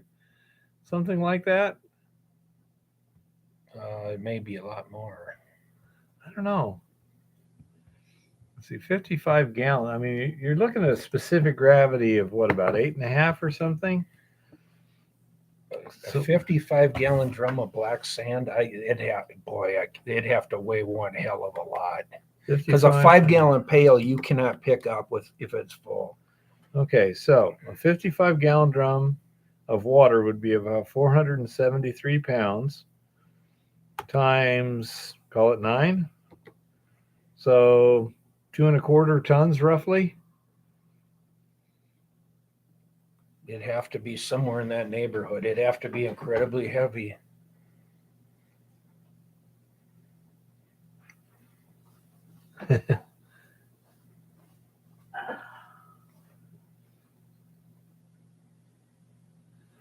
Yeah, an oil barrel, a barrel of oil is different than a 55-gallon drum of, say, lubricant, you know? St. Paul, freezing my butt off, Minnesota. Yep. It's a balmy 29 degrees here, Kodak. Uh-oh. I'm wearing ears. Oh, I'm not wearing ears. What's going on? I'm not sure. Okay. I think somebody wishes to take over. Was that tasty, little one? That was delicious as usual. All right, guys. And where is your turn Eva loose for a little while here? important service announcement will be here? There it is. Oh, she just erased your stuff without That's all right. asking. That's all right. Sorry, I thought We're his done. was up here. Nope. We're done. We'll give you that.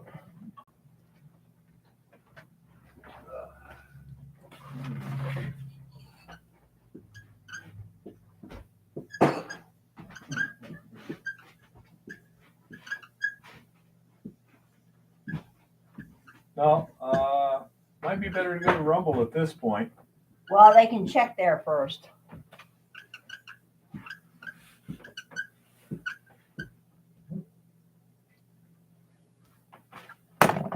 Anyway.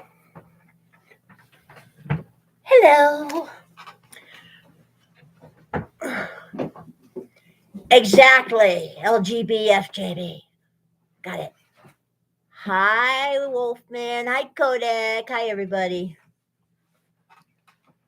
Well, there are some interesting things happening in the paper, gold, and silver world.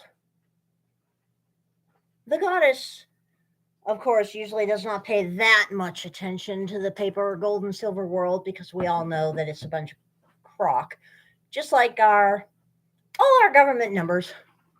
Hi, Mining Magnets. Haven't seen you in a while. Hi, Goldstream. Hi, Rock Butcher. But this came to my attention today. JP Morgan and HSBC to share custody of GLD's 900 tons, and that's TONNES, of gold.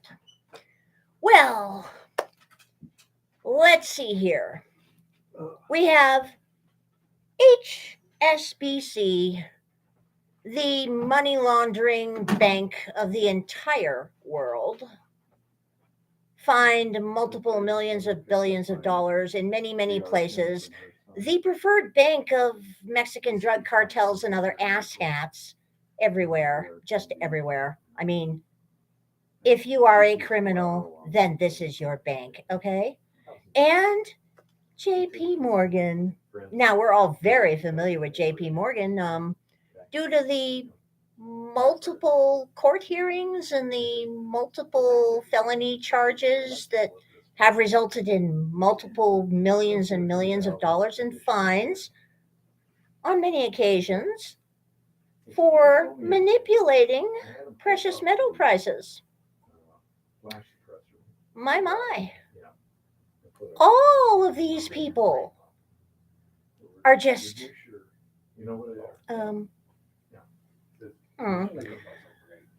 Oh, let's see. Sociopathic criminal asshats, frauds, hucksters, scam artists. I don't know. I'm sure we can come up with a word that will work. So, the world's biggest gold-backed exchange-traded fund is positioning itself for continued growth as SPDR Gold Trust, GLD, on the New York Stock Exchange announced another custodian to hold its gold. In a press release Thursday, the ETF said that as of December 6, JP Morgan Chase will act as a second custodian and hold its gold values in London, New York, and Zurich. Currently, HSBC holds all of the fund's gold. GLD currently holds 900 tons of gold valued at nearly $52 billion.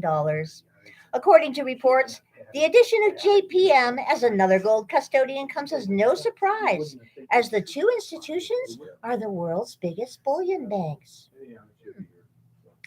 Well, now, that's interesting.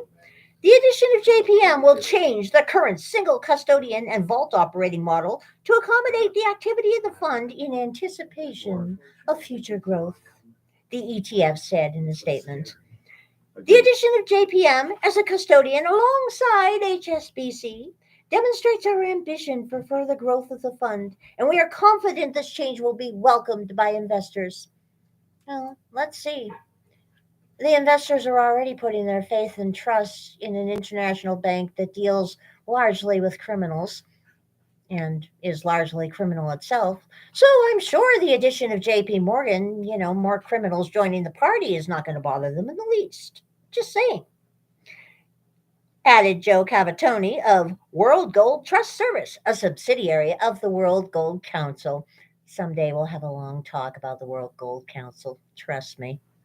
In an interview with the Financial Times, Cavatoni said that from risk management perspectives, there are some benefits to having diversified vaults. Well, if there's actually gold in those vaults, maybe. The goddess is not going to speculate on that right now. It gives us the ability to grow, to talk to our clients, and ensure that we do have in place some diversification away from just a single provider, he said. The latest move from GLD comes as the gold market has seen lackluster demand and falling prices through most of the year. Investors have shunned gold as inflation, rising at its fastest pace in 40 years, has forced the Federal Reserve to raise interest rates at an unprecedented pace. We'll get to them in a minute. After a solid start to the year, the fund is now seeing net redemptions. So far this year, 67.57 tons of gold have flowed out of GLD. As of November 30th, the ETF held 908.09 tons of gold. Although the precious metal has struggled this year, many analysts remain bullish on the precious metal in the long term. A growing chorus of market analysts has said gold should regain its luster by the second half of 2023, when the Federal Reserve ends its tightening cycle and pivots on interest rates. With prices up nearly 3% Thursday, the precious metal appears to be attracting some new bullish attention following dovish comments from Federal Reserve Chair Jerome Powell. Speaking at an event Wednesday hosted at the Brookings Institution, Powell said it would be appropriate to slow the pace of rate hikes going forward. One risk management technique is to go slower and feel our way to what we think is the right level. Another is to hold on longer at a high level and not loosen policy too early, he said. February gold futures last traded at $1,811.40 an ounce, up 2.94% on the day. Well, isn't this lovely? All the criminals are all coming together so that they can guard everybody's gold. Okay. And as for Jay Powell, I don't know if you have noticed, but we're beginning to see more and more articles showing up in the mainstream media talking about the fact that perhaps a regular ongoing interest rate, inflation rate of 2% is a little bit too dovish. 3% as an ongoing rate might be even better. Bear in mind that starting next month, we will have a brand new CPI formula. And guess what?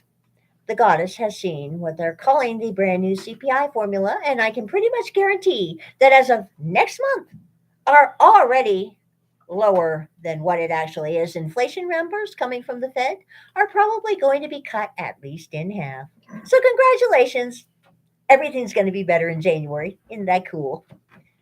Now, more information on the weirdness going on with JP Morgan here. This comes from our friend Ditch the Deep State over on Wall Street Silver. In one entity, JP Morgan is going to be the sole source of vault information for the largest gold and silver ETFs. This is what's going on right now. JP Morgan's vault continues to bleed registered silver on the COMEX, dropping by 195,000 ounces. That's on top of last week's 1.4 million ounce drop, driving registered vault totals to new multi-year lows. They're trying to hold it right around 35 million in there, okay? And all the futures contracts are being fully sold multiple times to many, many people, and they'll probably all be paid out in cash because this is normal for these guys, okay? But here is the news.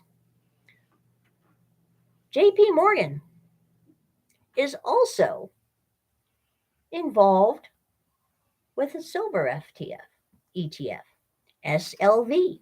So let's talk about SLV's vaults. First, some backstory. SLV claims to have silver bars, even though SLV shareholders have absolutely no ability to obtain silver from BlackRock's iShares SLV Trust. Straight from their prospectus, folks. The trust seeks to reflect generally the performance of the price of silver.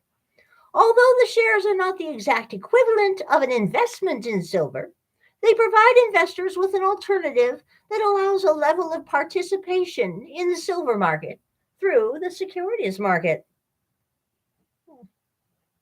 Nowhere in the trust documents do they claim to have unencumbered silver to back the position of the shareholders.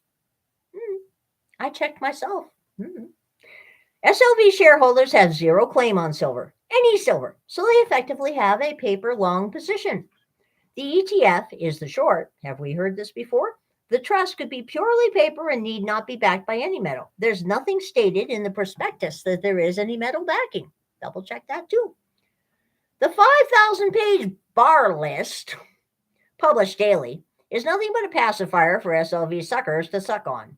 The list includes the itemized bars and their numbers and shows the vaults where the bars are stored. Now, that is very interesting, okay?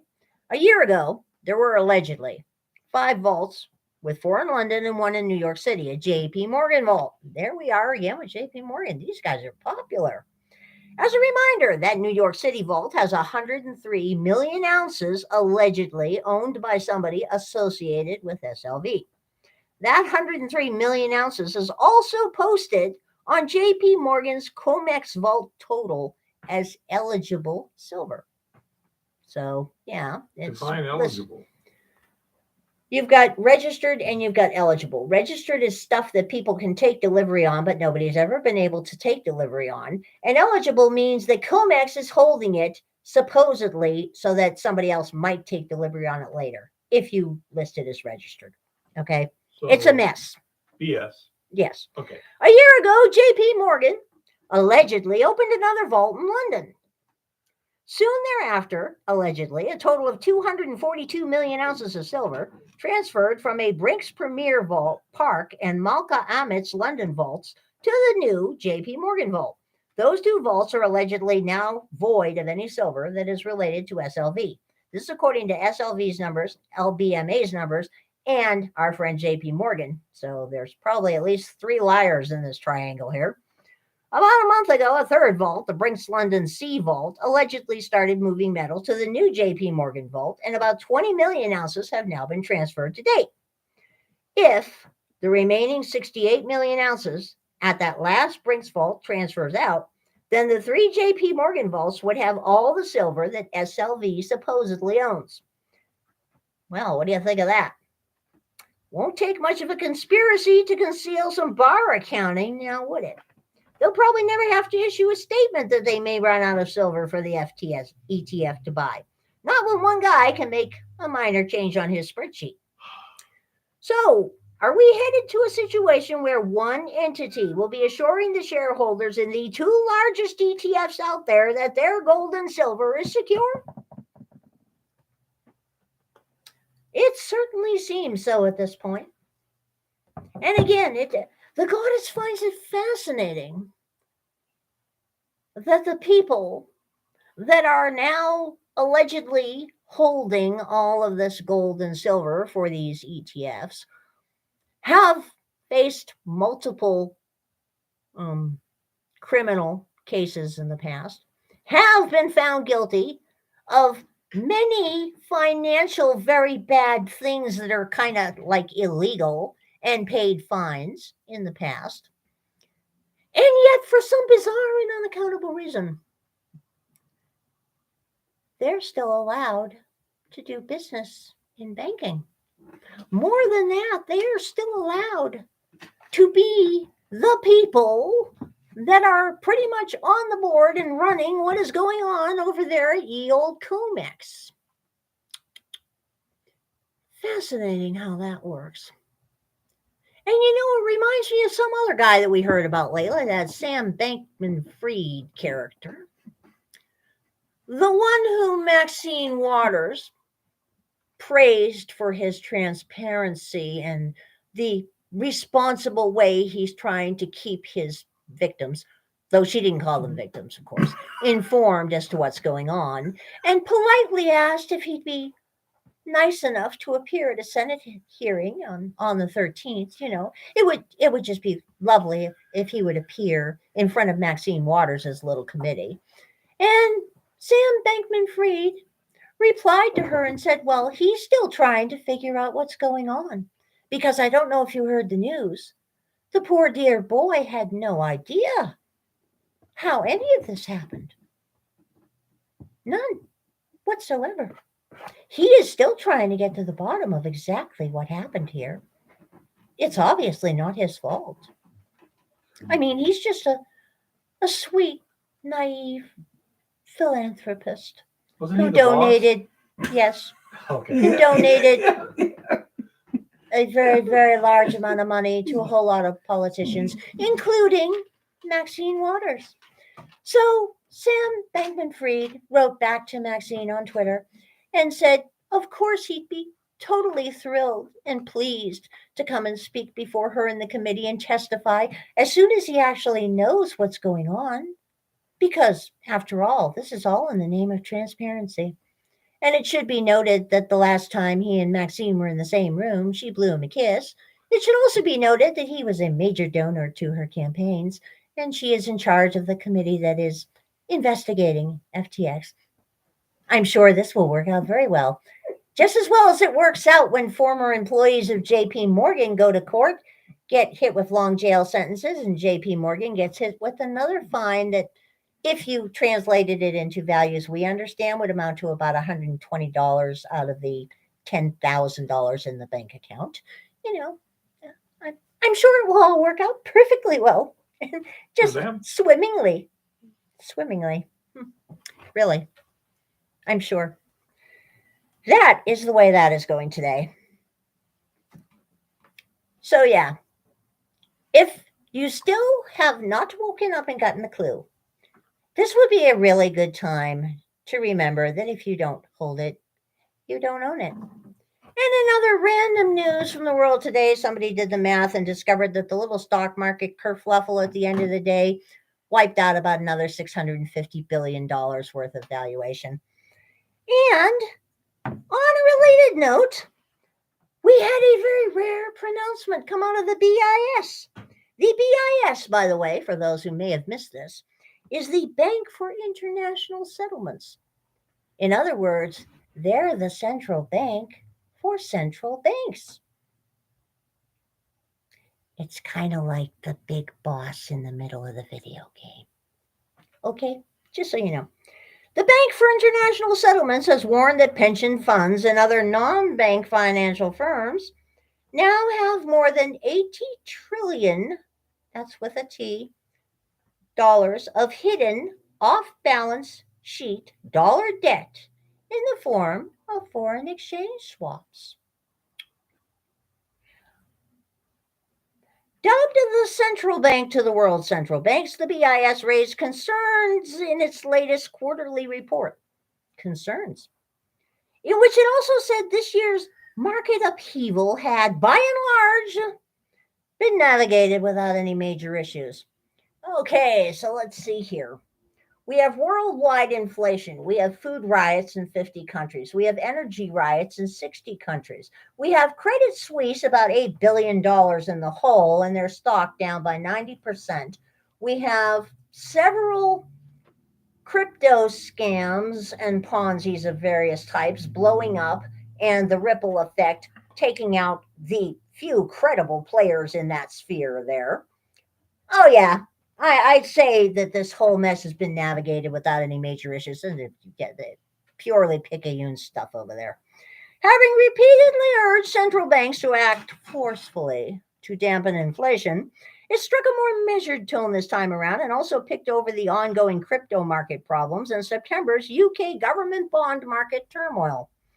Its main warning, though, was what it described as the FX swap debt blind spot that risked leaving policymakers in a fog. The goddess wonders if they're ever not in a fog, but oh well.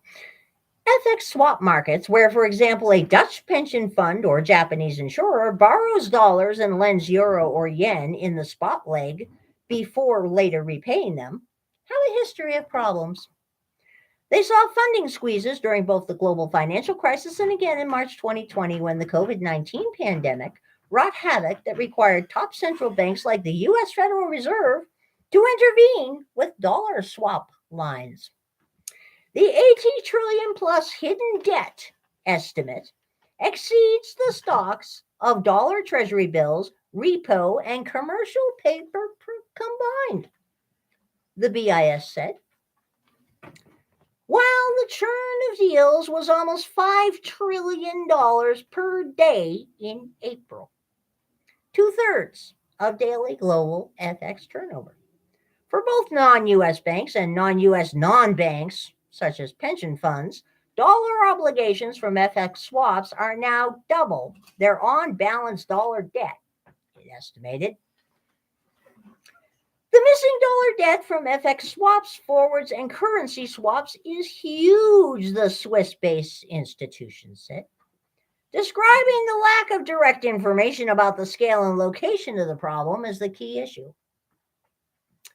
In times of crisis, policies to restore the smooth flow of short-term dollars in the financial system, for example, central bank swap lines, are set in a fog.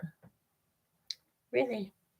The report also looked at the broader market developments over the last few months.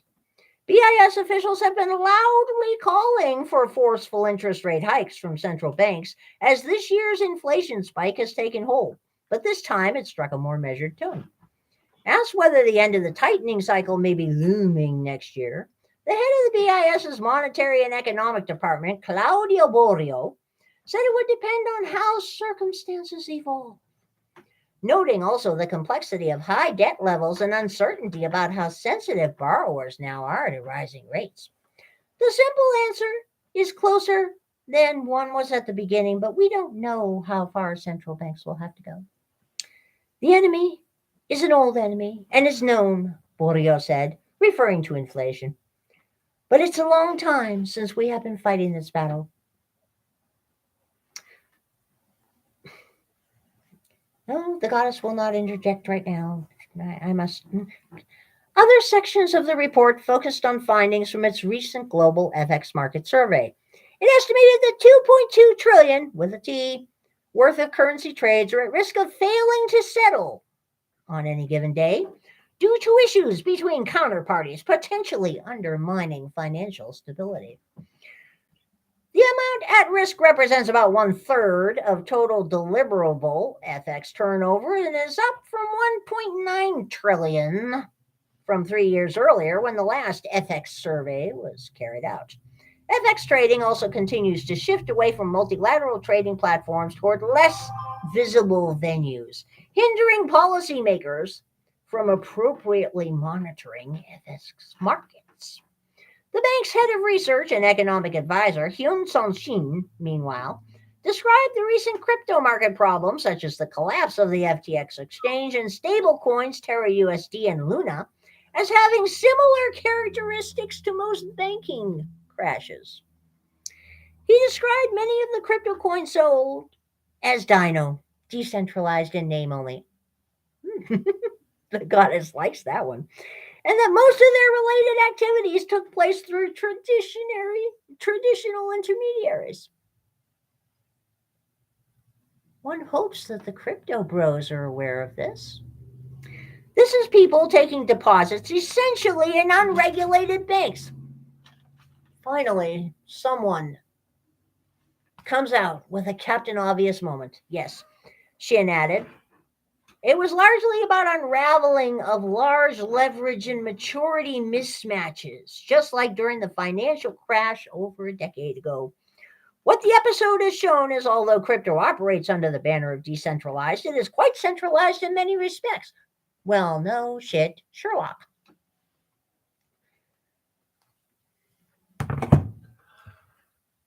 Now, to put that in English, we now have an existential crisis in the fiat currency bullshit. Okay? At the moment, if you are still in a bank, the goddess must seriously question your wisdom here. At the moment, if you are still in the stock market, the goddess can kind of get that because it can take some time to get out of the stock market. But the goddess got out a while ago because I'd rather take the fictitious casino losses and get the actual fiat in my hands so I can buy gold and silver rather than having the market implode, because one of these days it is going to implode. All of the real world numbers for real estate are going into the toilet. All of the real world numbers for automobile repossessions and used car market deals are going in the toilet. All of the real world numbers for the credit card balances that American citizens are holding right now are going well beyond unsustainable levels. So this is a big everything bubble. And the goddess, when it comes to big everything bubbles, prefers to err on the side of caution. Discretion is the better part of valor. So if you don't hold it, you don't own it. And as you just heard, that $80 trillion number they were throwing around there involves a whole lot of people's pension funds. Because a whole lot of people's pension funds, it turns out, we are now finding out with this FTX crap, have been playing in the crypto sphere and have been playing in the FX sphere. And real estate. And real estate. This is not how sound money works. But we can't get back to sound money until this particular system crashes and things get really, really, really not fun and double plus ungood. That's all there is to it. And yeah, the Canadian Retirement Fund also.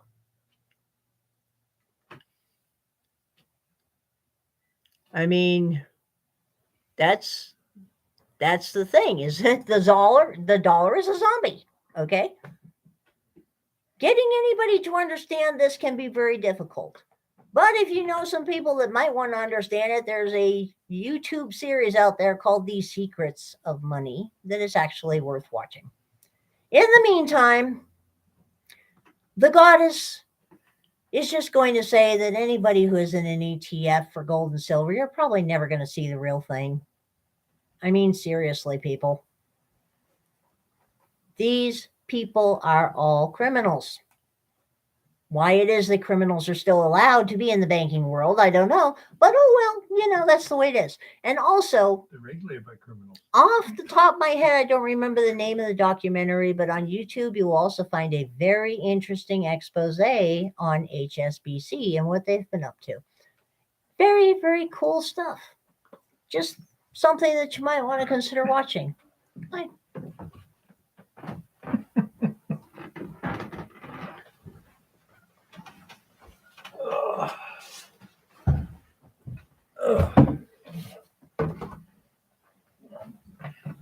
There we go. Oh, my.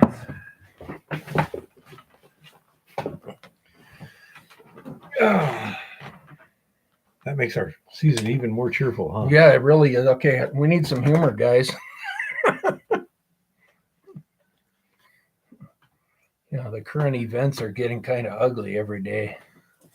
It ain't getting better, that's for sure.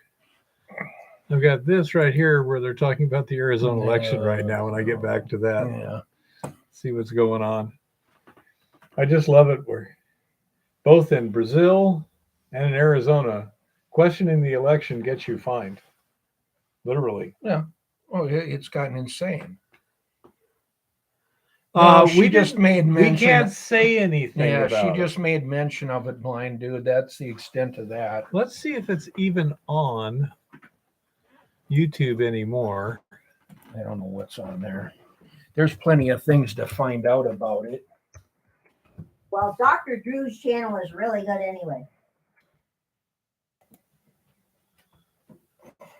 Well, that's him, but let's see. Maybe if I go to YouTube first and see if that video is still up. It was a very interesting one.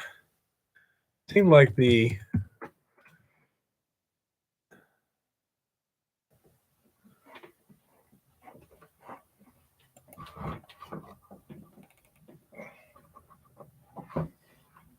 There. I'm not sure if that was no Clear it out before we end up banned or something. Yeah, I think that was the guy there, Dr. Ryan Cole, Yeah. I think.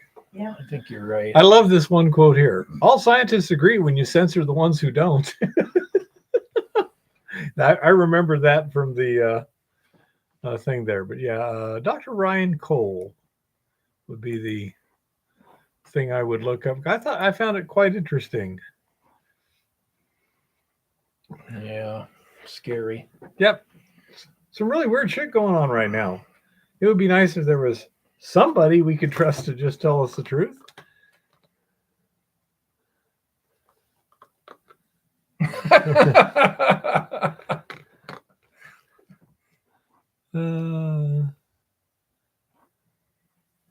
Yeah, that was pretty hilarious, Rock. Yeah. Well, don't forget running over disabled women with draft horses. I thought that was pretty amusing. We're being very polite. Stomp. Man, I've seen those things. They step on the wrong part, you're dead. Yeah, they got hooves like this, man. Gigantic things, man. Some of them are as big as a 5-gallon pail. Yeah. But yeah, what I find interesting is they don't even seem to. I mean, I couldn't be that hypocritical with a straight face. Yeah. It's like, hey, Jim, I I'm agree. Fred. Yeah. Nice to see you again. Yep. No, I agree. It's sick. It is. It's sick. Yeah, it's pretty bizarre. I say it. I don't know what it indicates. I'm not the psychiatrist to do so. Yeah, that's right. You're mining. Right. Yep.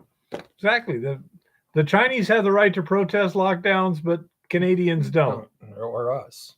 Yeah, I would imagine it would be even worse for you, Rock, because of that. I'm very concerned about my country too.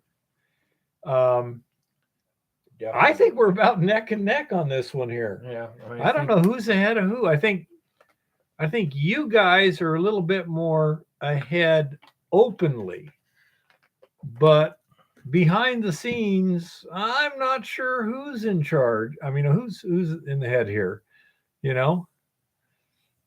and that that's very distressing to me to think of my country as being that corrupt. You know, I always thought parts of my country were corrupt. Remember Oh, Louisiana, Oh yeah, no, we have always had Chicago. we've had our problems, but this is unbelievable. Yeah, it's just great. Even people that are trying to appear moderate, I don't trust because I look who's donating to them. Exactly. I was like, wait a minute. Wait, yep, the background. Could you draw a hanging wall and a footwall? Sure. No problem. You can do that. I'll get out of the way. Ooh, We can actually bring this back up here a little bit, maybe. okay. You're throwing money around. Throwing money around. Okay. Evidently. I think I'll find it. All right. Okay, let's see. So Hey, Gold Pan Dan. here you have the ground surface here. You can tell this isn't your usual mountain, or maybe it's a mountain top. Okay. Now, sometime in the past, some stresses were put here and it cracked the mountain. And it shifted the mountain a little bit this way. And therefore, it broke up this rock here and created voids and fissure space and stuff like that. Then you had solutions come in here and fill this, and this became a mineralized vein. Then Jim comes along and he finds this outcropping and he goes, wow, that's some good shit. So he starts going down here and he goes, wow, that's doing real good, real good. And then he's got this hole in the ground and it has a top and a bottom. Now, this top is hanging over his head, and therefore we call that the hanging wall. As you can see, this is almost vertical, so they are kind of like walls. Yep. And this is where he puts his little tootsies, so he calls this the foot wall. Correct. Okay. Now, as you change this angle, the nomenclature doesn't change, whether it's like this. The only way it changes is when it's absolutely vertical. Then you've got two walls, you'd have like the north wall and the south wall or something like that. Yep. In a shaft situation. But the one that's overhead is the hanging wall, no matter whether it's a shallow angle or not. If it's perfectly horizontal like this would be the back. Well, in this case, Keith, actually, like Rock just mentioned, it's the right-hand rule in geology. So you have a right wall and a left wall. How about a right wall and a wrong wall? Yeah, well, What happens if you're walking the other direction? Huh? Suppose you were walking this way as opposed to that way. It's a right-hand rule. My right hand has the thing in it, so that's the right hand. I got a ruler here if you really need me to get it out. No, it's But I'm left-handed. you're screwed. That's a very sinister plot. But anyhow, that's basically it is.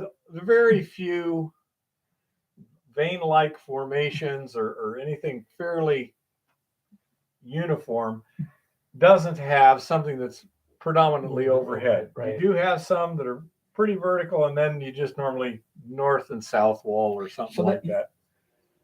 To answer that question, Adam, yeah, that would be a normal fault situation. I don't know what your other question there was. It was something about a slip fault or a reverse fault. I think he asked about a reverse fault. Ooh, a reverse fault. I don't know about this, Rock, but isn't a reverse fault where the strains cause it to go kind of, this would be, I think a normal fault would be perpendicular to that, but I really don't know. I'd have to look that up.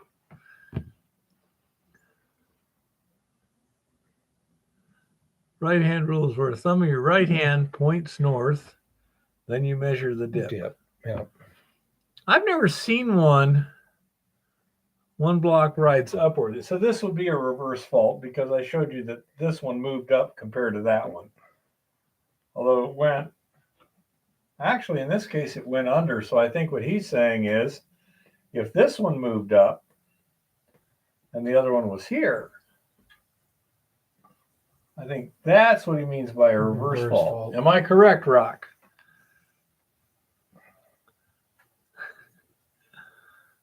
I do believe you are.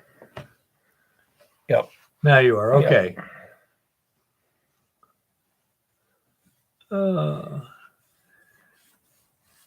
But as I say, all the ones that I've seen in the literature say it dips this degree north, or something. Well, you have to You'll have reference. You'll have a strike that's usually fairly precise. Yeah. North 12.5 degrees west or something like that. Then it'll have, and it dips to the north at so many degrees. Right.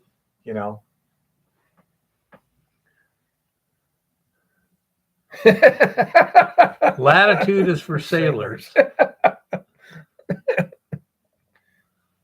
Not now when we have GPS. People use lat long a lot more than they used to. It used to be the cadastral survey all the time, and now it's lat long. It's just so much easier. Not as precise as surveying in stuff from known points. My theodolite can split a 2x2 post at 1,500 feet. That's pretty good. With a crosshair. Yep. UTM.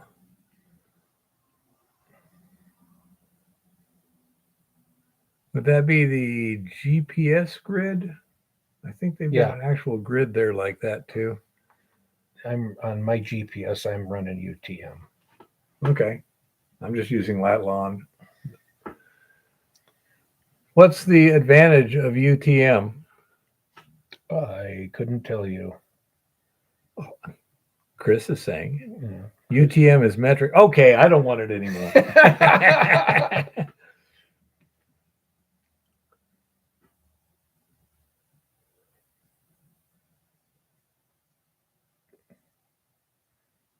Lays out on a grid evenly. Okay. More precise, I think. I think it's adjusted for the spherical surface of the Earth. Probably. Yeah. Yeah, Latlon does not. That's for sure. But yeah, it gets complicated switching from one system to another. Oh man. Apparently, fluoride is back on the list of things that are going to kill us. Sodium fluoride. We always figured it would. The numbers on UTM coordinates are equal to 1 meter. Well, I know the U.S. Army does, but my GPS doesn't do that right now. You can switch it. When you're underground, that's when you really care about hanging wall and footwall, and depends on so many conditions. But when you're underground, you care about what's above your head and what's below your feet. Okay. Yeah, they would, Goldstream. No sense at all.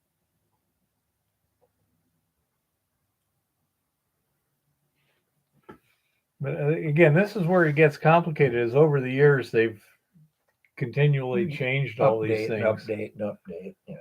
I was also, when I took my surveying class, the instructor said that when they were doing a lot of the section corners back in the 1800s, said sometimes they weren't real accurate. Oh no. And you may find them 30 or 40 feet off. Oh yeah, that's common. But when they were doing it with a chain, chaining mile after mile after mile, they had to be off. Well, they do. They tried to adjust for horizontal, but well, they would also on a regular basis use celestial navigation to correct, but even then, there's a certain amount of error involved. You know, I must have missed this in chemistry.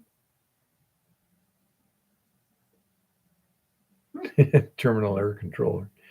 Yeah. The Army Marines use different measurements in rifle scopes.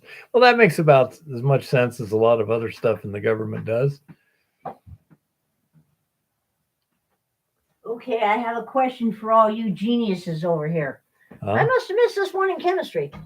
According to a yo-yo from a multi-level marketing company, when you get sodium fluoride, apparently that's the stuff in your toothpaste, and it gets in your stomach, it reacts with your stomach acid and changes into fluoric acid, which is a reverse or backwards acid because it won't melt your clothing or even bother your skin, but will dissolve glass on contact. Okay. Okay, I think I missed that in chemistry. I'm sure I could, Brock. Problem is my maps and my GPS don't have UTM. You know, but yeah, it sounds good.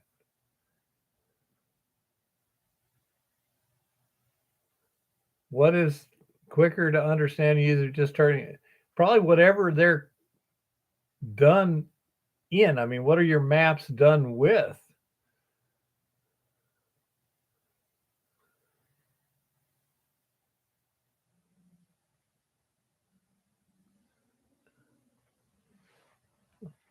It's possible, but it doesn't say so.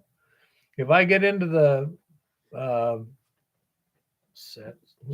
Yeah, the setup It and everything. should have UTM. That's those doesn't it? numbers going up the sides. Yeah, guess what? I don't have numbers going up the sides. That's the point. This is an old one. This is like 15, 20 years old. I don't doubt it, Goldstream. The paper maps I have are from the 1800s. They don't have UTM. They got lat lon. Yeah, that's true. But The old maps didn't. Yeah. I say it's when they standardize things, it'll be a lot easier. It sounds like a good system. I mean, I know that the new Like if you're mapping on Google or anything, you can get all the UTM stuff.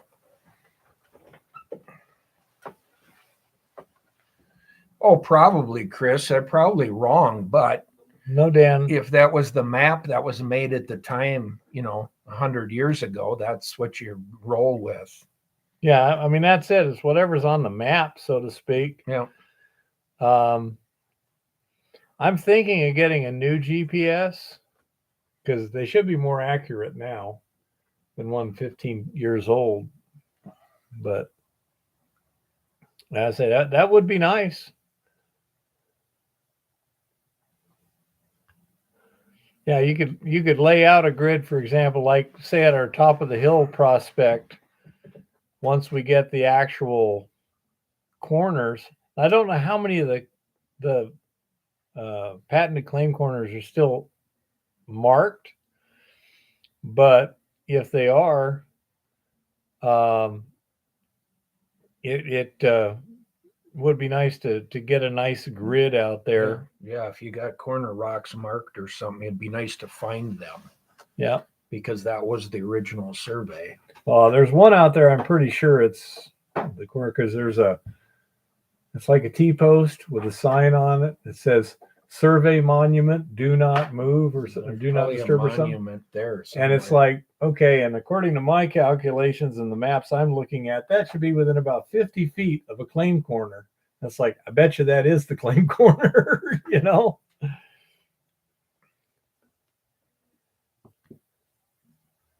Ricky, a lot of times, like the Bureau of Mines here in Montana did a lot of LIDAR work.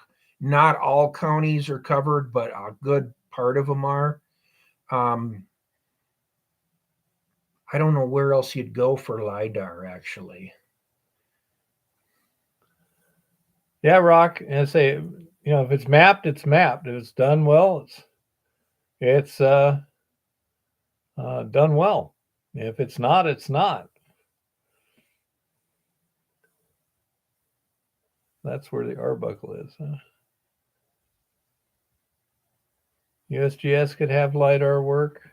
Yeah, they can. I know Xioxio is going to try and find us some stuff up at Montana Tech that they just did. USGS has a website where you can see the LiDAR. What's the resolution on that, Dan?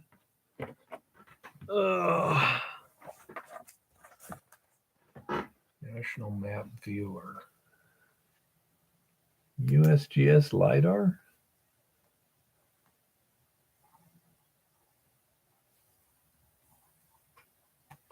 I'll say hello to Scallywag. There's a new name up there that I haven't seen. Yeah. Hi, Scallywag. Mostly out west. Well, that's where I'm at, so that'll work. Yeah, for here, a lot of this area, actually, the Bureau of Mines had some LiDAR stuff you can pull up. What would be the website I need to look for, Dan?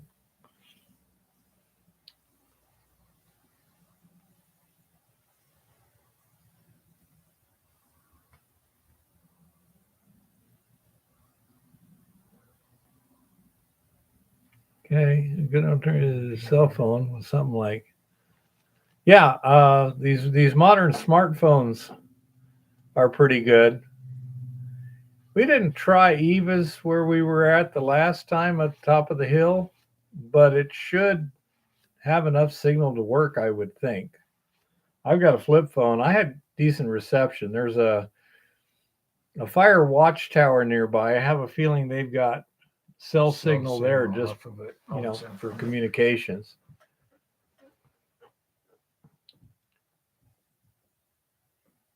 Fat maps? What does that stand for, Goldstream? So much information, so little brain to put it in. I hate this part.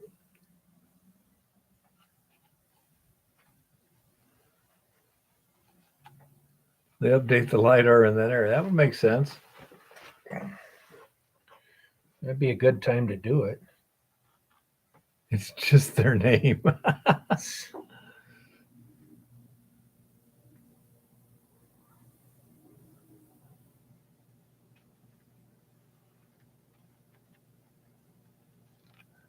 USGS LiDAR Explorer map.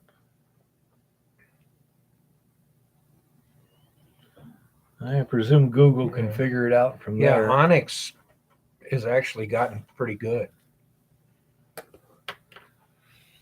Yeah, because I really want to LiDAR the area. USGS LiDAR Explorer map. Yeah, I just wrote it down. All right.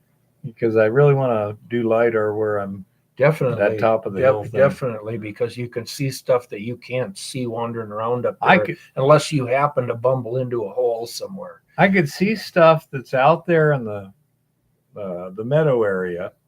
Yeah. That's, significant in terms of it's more than, a little shovelful or whatever. More than a little cut. Easy to see.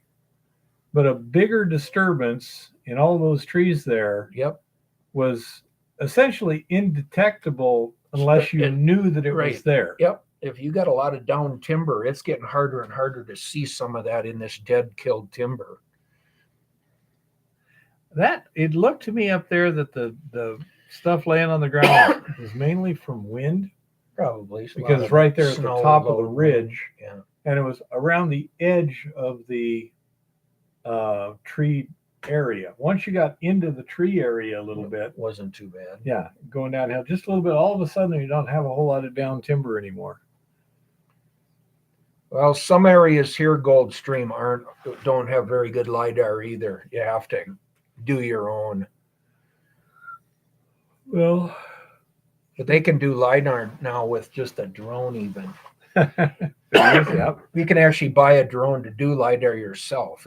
They're not exactly cheap, but they're not overly expensive either. 3 DEP hillshade. Okay. Whatever that means. 3 DEP hillshade. Option. And there you go. Thank you, John. Cool. Well, thanks, Dan and Coulter and Yeah. everybody for inputting information. Yeah, so I got to do a lot of research there too. I got to see about that furnace we were working on today too, why it's not working anymore. It's not working again? Yeah, according to Tom, the igniter is now giving variable resistance readings and it's just barely glowing. It's not getting hot anymore. So sounds like there's a loose connection. If it's internally, that's a brand new part. I should be able to take it back and say, hey, it's not working. Why do furnaces fail in winter? Oh, they fail in the summer. You just don't notice it until winter. Right. You're not using it enough.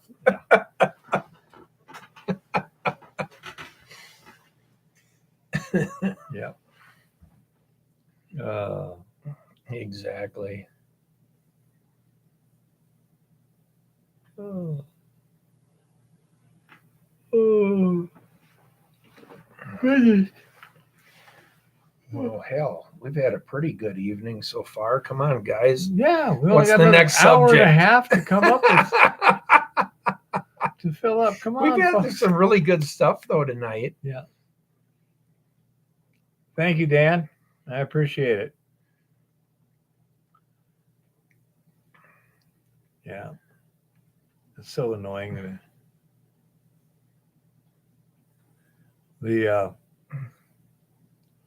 I don't know why that igniter is causing problems, but we'll. They fail too. Yeah, Or I get was really dirty. That's a good thing. I need to check something else too. Let's see. This evening I tried to take a shower. The water wasn't very hot. I'm wondering if everyone else had used it or what.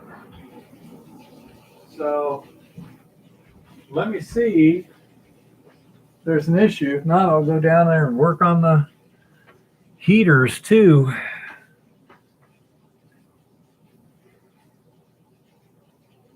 What has a Mohs hardness of 8?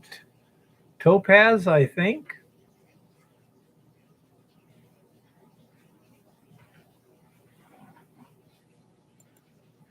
Thinking Topaz. I'm looking it up right now. I don't know Oh. whether my phone will be There, in. there you No, go. just a second. Look it up. Topaz Labs. Topaz, yes. An 8? Yep. Quartz is 7, topaz is 8, corundum's 9, and diamonds are 10. Yep. All right. There's your answer. There you go. I like topaz. What, metal? I don't know if there is a metal that's hard enough for an 8. Again, once you get past 7, once you get past quartz, it's like, okay, it's a gemstone. Because there just isn't doodly that's harder than that. Yep.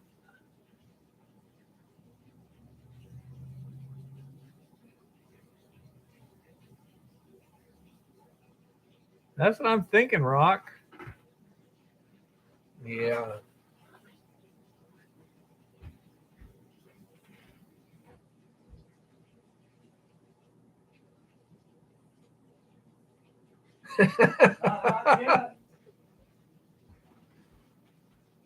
That water's not Nope. hot.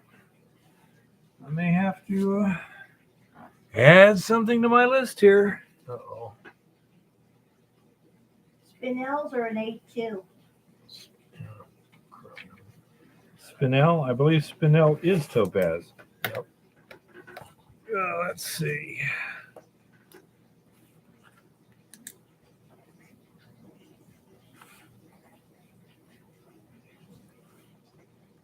Oh, they're listed I separately. have a at the feeling Gem one of them, Society the website. pilot light went out or something. Give you something to do tonight. Yeah, just when you leave, they're right underneath the steps. And I've got the key now, so it's easy enough to check them out.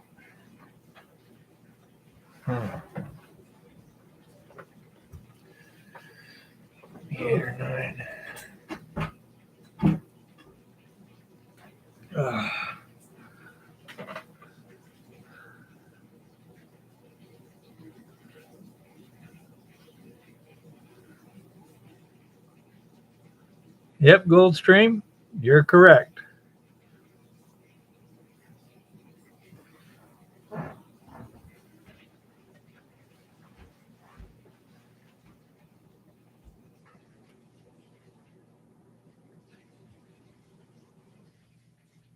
Nope, that's not hot enough. Something's wrong. I'll just have to figure out what's going on. Fix something else.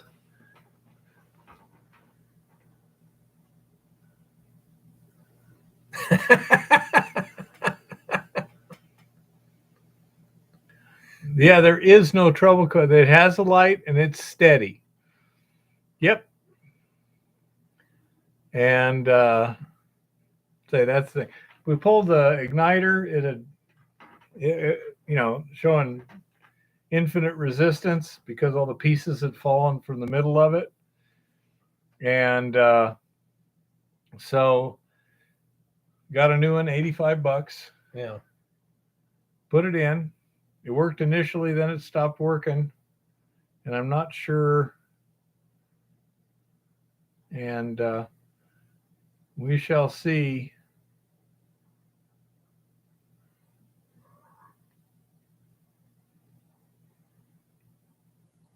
That's true.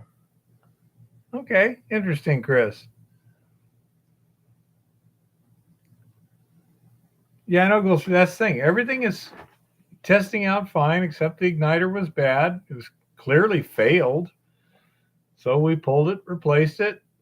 It worked for a little bit, and then it stopped again. And according to the person there, the resistance is variable and it's glowing poorly. So my thought is there's a bad connection somewhere, whether it's in the element itself or in the wiring to it. I don't know. Right now, it's not running at all, Goldstream. What it's doing is it's continually cycling, trying to start.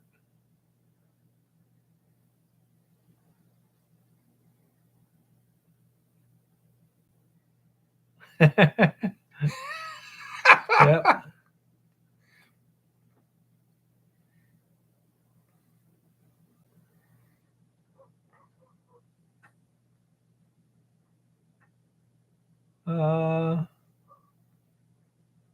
Might have to chill it. Yeah, when you heat it, it's going to get softer. Does the fan come on? The purge fan comes on. You hear a click when the igniter came on and was glowing. You could see through the window, glowing bright yellow.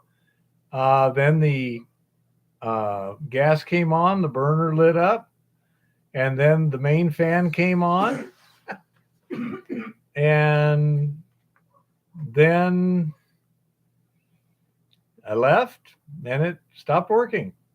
So I don't know. I'll get to it tomorrow. They got a couple electric heaters they're using right now to Carry it. keep things working. Yeah. Yeah, Goldstream. I say right now there is no fault light. I mean, the fault light is steady on, which means, according to the instructions on the machine, that no fault detected. So we'll just have to see. We'll play with it tomorrow. It shouldn't be giving variable, resistance readings on that.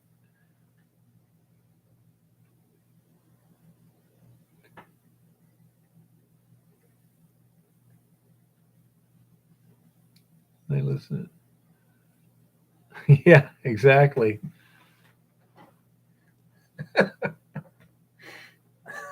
Yeah. Oh. Yeah, that was a phrase that Redonkulous had the other day. They were talking. Well, there's a couple of them that are pretty funny. One of them was, yeah, young guys haven't figured out you go out and shake the whore tree, you're not going to have a wife fall out.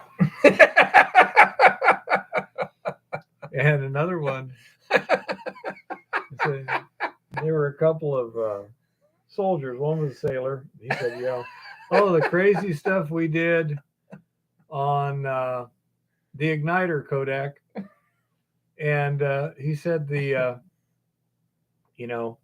when they'd go out on Liberty, he said the intelligence of a group of young males goes down with the number of males. Yeah, the more you add, the dumber they get.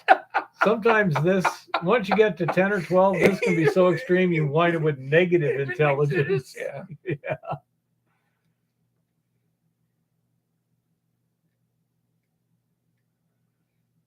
Yeah.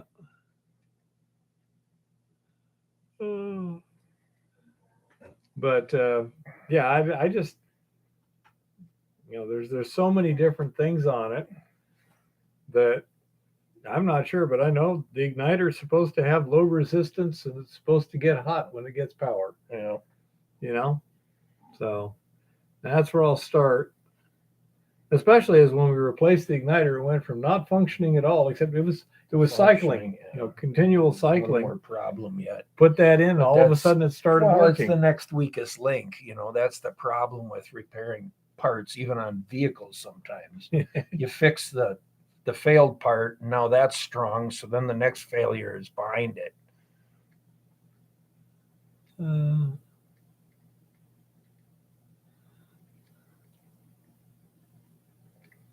front of the gas burner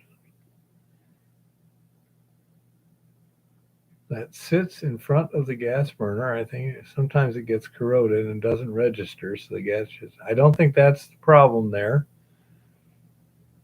You're correct, Resort Dog. No, the burner came on pretty good. It's a glow igniter.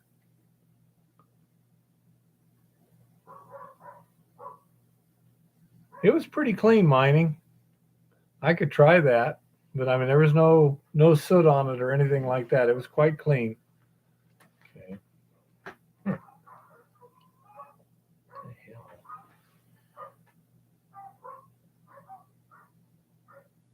No gold stream. That's not correct. The fans seem to be working fine.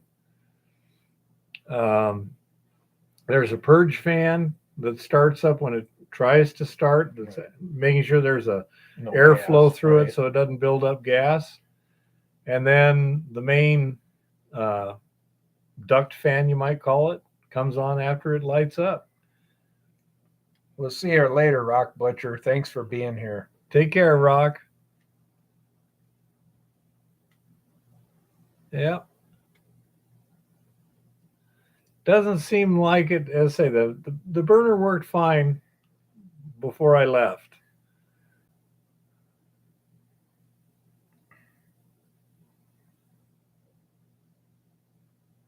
Oh.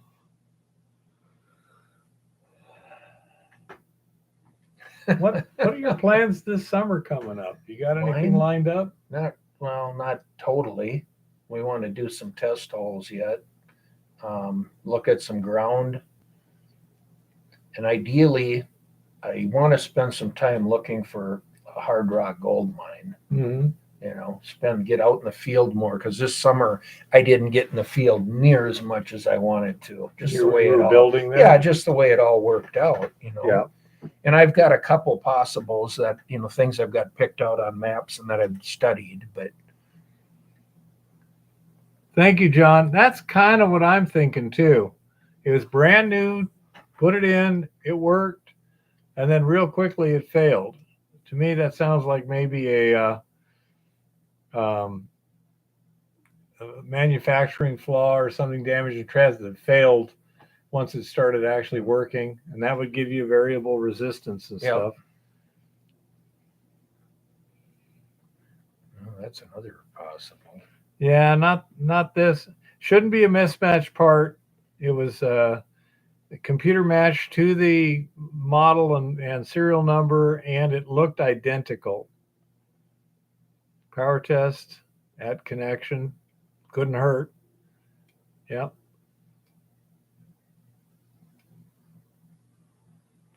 Yeah. Well, at least you have something to do tomorrow, right? Hopefully I'll have it done before Eva wakes up. Because Then the plan is to get out to the lab after we get the rooms done. Keep going. Oh, we got so many things to do. Luckily, Eve is very patient. And any plans for Montana Bee? Probably at the first of the season, we'll go back there and um, get some samples. Get some more rock to process because I don't think we're going to be able to get to top of the hill nearly as quickly. Yeah, I don't know. This year it may be late getting back into the high country. Because Montana Bee is at about 5,000 and top of the hill is at 7,000.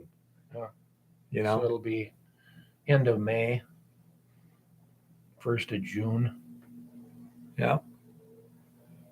Depending on snowfall, but being that's in an area up here where they get a lot more snow, Mhm. you get that direction. So yeah.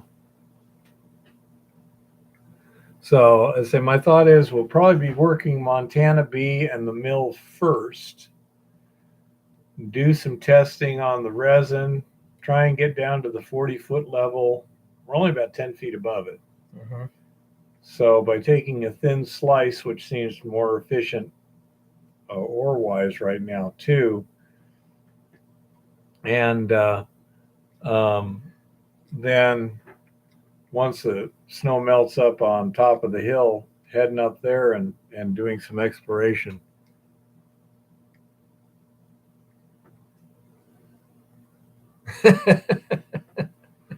There is one component on the board where it's obviously got hot. I mean, the board itself is brown. And I haven't tried pulling the board out because, I mean, it's got a lot of connectors and stuff on it.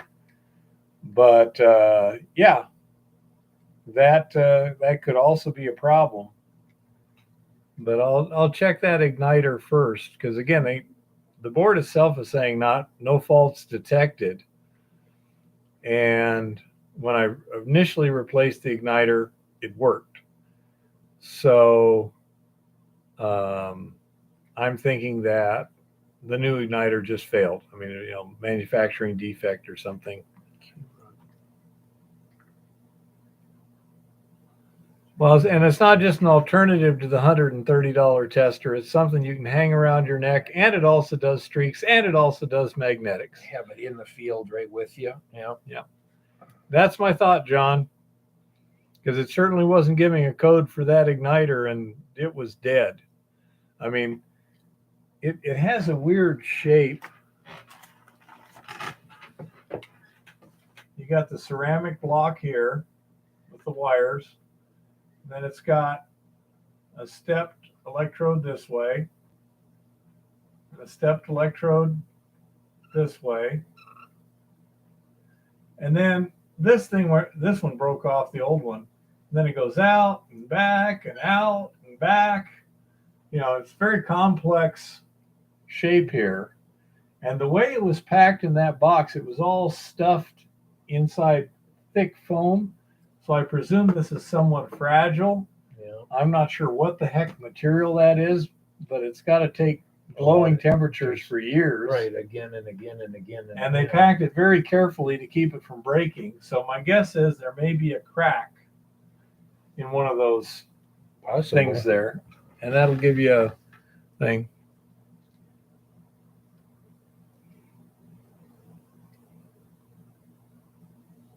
I think 6.5 would probably be better, Coulter.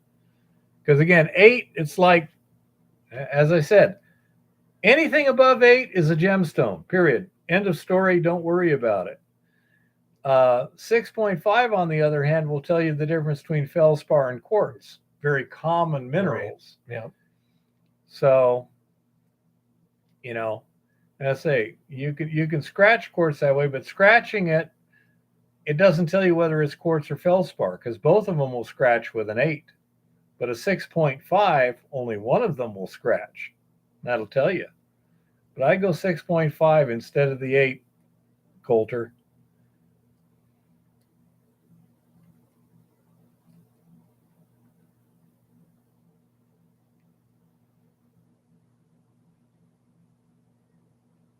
Oil from fingers will burn out igniter. Yep. Oh, that's Lars not good. just, John said it and Lars said it too, both of them. Yep. Just like these new headlights and crap. Okay.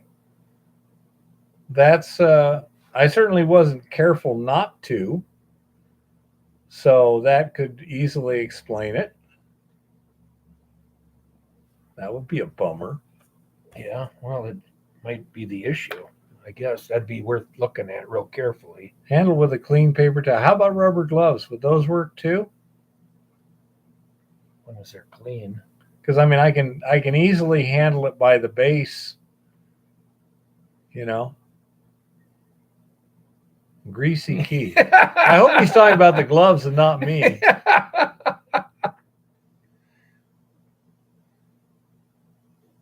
Well, just don't tell them at the store. Horton, that's kind of what I'm thinking. Just grab it by the ceramic and that's it. The manufacturer won't tell you that. Gee, I wonder why at $85 a piece. Yeah. I didn't know that. Have you ever heard that before? Well, like all these new headlights and stuff. are The same headlights way. I've you heard. Don't touch. You take them carefully out of the box and handle the plastic. I know the headlights. I didn't know the ignite. I thought, Jesus, the damn thing's, in flame. It Right, can't it be takes that all that- sensitive. You know? But apparently, Horton, I mean, everyone agrees. Yeah. Well, Yeah. Well, yeah, Bear, they plan this shit to break on people. You know that. Good grief.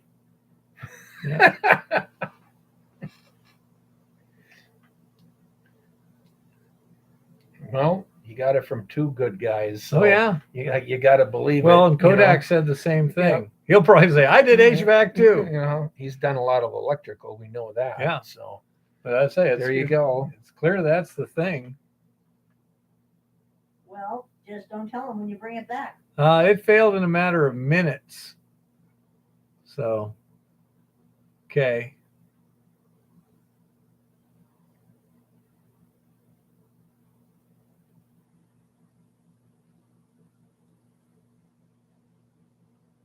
Huh. Interesting. Yeah, I knew the new quartz halogen type stuff is weird. Okay, minutes is abnormal. Okay, but we shall find out. Well, Say, something to look at. my carefully, hands I were guess. relatively clean, and I wasn't actually holding it by that at any time that I can recall, but because it looked to me like it was fragile. So I didn't want to mess with it. But I certainly wasn't spending effort preventing contact.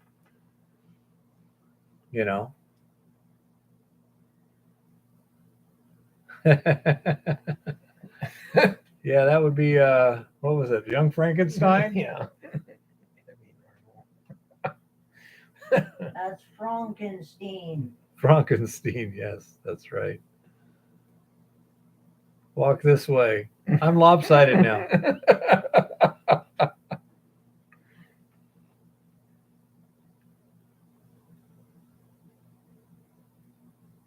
I don't doubt it, Goldstream. They make them in a silicone nitride ignite. Now, I can tell you this. It looked like a black material that had little speckles on it. So I'm not sure if that gives you smart guys there a good idea of what it actually was.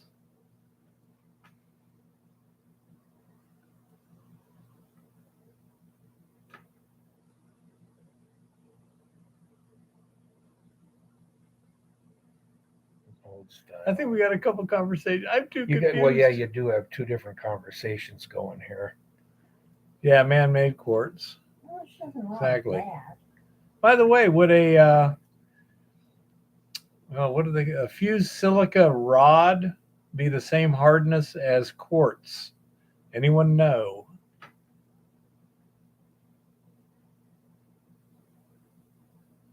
Nitride igniters are solid. I don't know. This is for a Coleman furnace.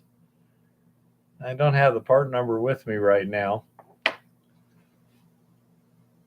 But yeah, variable resistance to me indicates you got a problem.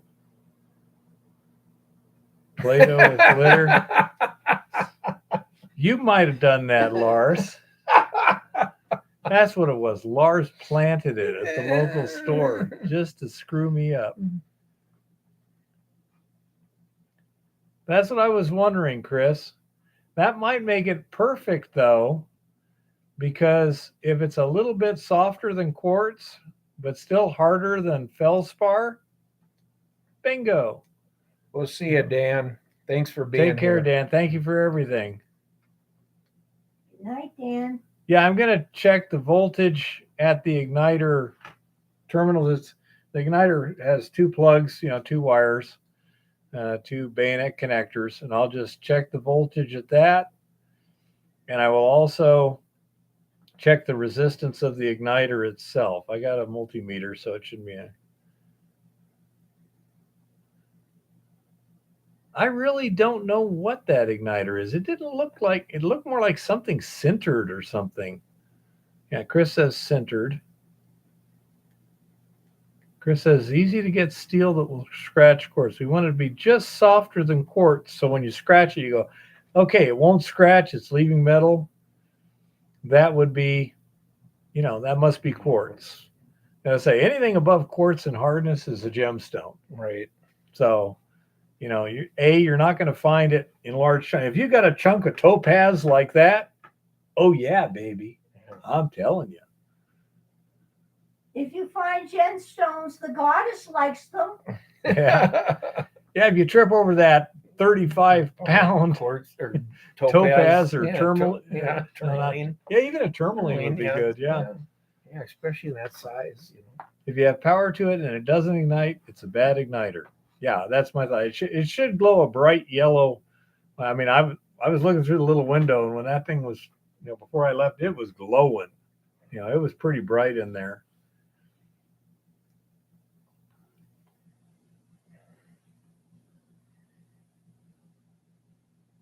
Yeah, I remember mining. Chunk of brass. Yeah, it had a coating on it.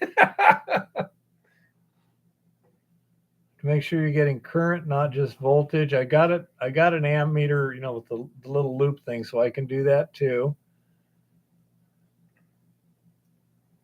Good furnaces usually have a diagnostic around 1500 degrees. Okay. Yeah, so it should be pretty easy to tell if it's the igniter circuit or the igniter. So that seemed to fix it initially, and then it crapped out for some reason. Could be a bad part to get on the get-go. You never know. Yeah. Maybe it's your I have no clue. Okay. So the whole thing is, it's in an old trailer and it's messed up. I mean, you got the thermostat wires. You got two wires from the thermostat that are just hand twisted onto the other thing. No nuts on them or nothing. I checked Goldstream. We checked that. We also checked the meter to make sure it hadn't been shut off. I checked that.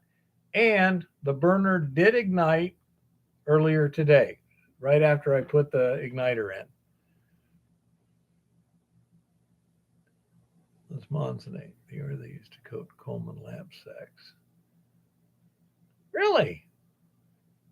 Monzonite is the stuff they put on those, huh? Interesting. See, we learned something else tonight. Connectors and or solder joints fail reliably. Okay. Yeah, wiggle things. I agree with that. I hate electrons, even with just simple stuff. Yeah.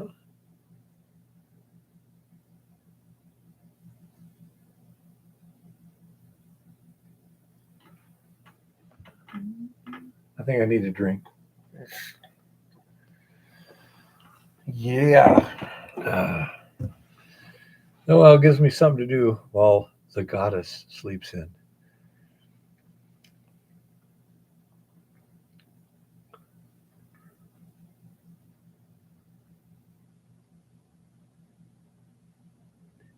It's not something that we have to bypass to make it work, because otherwise big problems, because they got a couple heaters, you know, plug-in heaters right now to keep the house warm enough. So shouldn't be too big a deal. Yeah. Check your thermostat wire connect. Oh, the bare wire connections that are Yeah. I've seen them. Yeah, again, actually, the first time we were in there too, the thermostat, it's got a. Don't ask me. It's got batteries in the thermostat. What's with this crap, right? So we replaced the batteries, and then it's, you know, it had a display and stuff. Take care, Adam.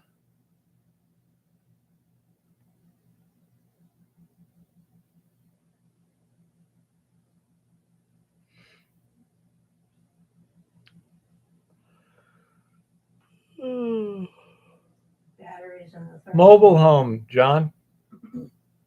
Coleman heater, mobile home. I think it's a single wide. Jumper the red and white in the furnace to rule out bad start. Bad stat. Stat. Thermostat. Thermostat. Okay. Okay. I know where to do that. It's sitting right there. We can do that.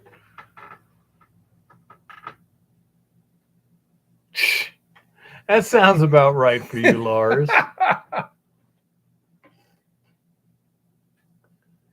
The only thing I can think of is the batteries are there in case the power goes out, but I'm not sure. Okay, Goldstream. We'll see what we can do on this. It's not what I like doing, darn it. Yeah. Yeah, it always sucks to mess with that crap. I don't mind, helping Lauren tear that excavator apart, because I never torn an excavator apart, It does look a bit like a pain in the ass, though, because they got It's so in there many things tight. in Yeah. front of Yeah. everything. Well, it'll strip down pretty easy. Yeah. We got the hood off. That was only 4 bolts. Yeah. Yay! Yeah.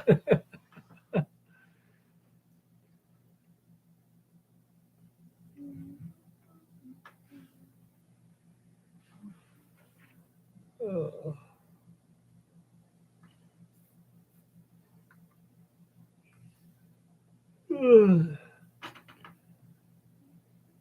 What was the show's thumbnail tonight? That is an assay bead. That particular bead is from a resin sample, and there was enough silver inquarted there. There was 2 grams of silver in quart, and roughly, what was that, about 3/10, 4/10, little one? About 3/10 of a gram of gold in that same bead. And what's showing is what's known as sprouting. When you have a large bead like that and you cool it quickly, the outside hardens first, and then the inside kind of squirts out. So that's what it shows. And under a microscope, silver, it looks like cauliflower florets. Gold, it looks like sponge. Yeah, if you're getting any reaction at all, the thermostat is working. I mean, it's constantly cycling. The little purge fan comes on, then you hear a click, and about, I don't know, 20, 30 seconds later, you hear another click, then the purge fan shuts off, and then about 5 seconds later, it starts again.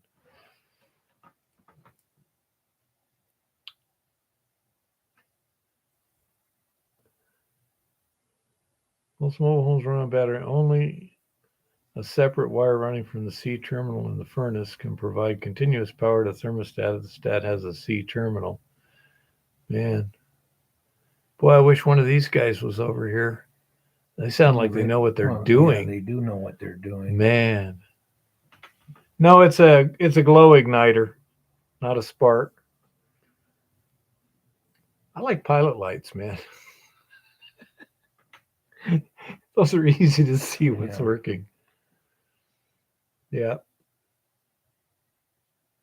The battery is for the the display. display, That's what yeah. I thought. And maybe to hold settings during a power outage.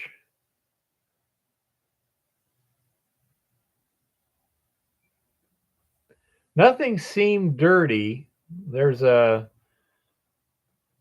looks like a metal rod, which would be the flame sensor. Yeah, clean it. It's clean. Oh, all right. Yeah. Scrape it off. It's not dirty. Is it igniting? Not at the moment, Chris. It was when I left. I replaced a clearly failed igniter because most of the pieces had left the thing. I mean, it was just these two stubs. It looked like that. And it doesn't take a genius to figure out you got no continuity there. So replace that. And then it started cycling and glowing. And then I found out that somebody had switched the main control valve to off. So I switched that back to on. There's a little lever there. And then it Took off. lit off. Then the main the main blower came on. And you can gently sand. They're hard to tell when dirty. Okay. Yeah.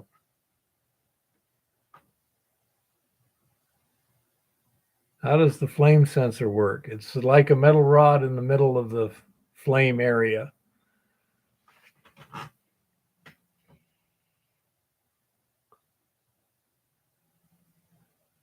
Hard to tell, Goldstream.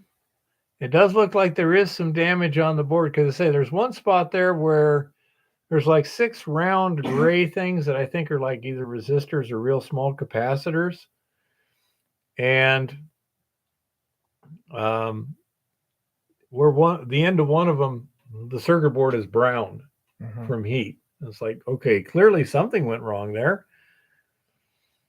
You know, I don't know what. There's a lot of connections to that damn board.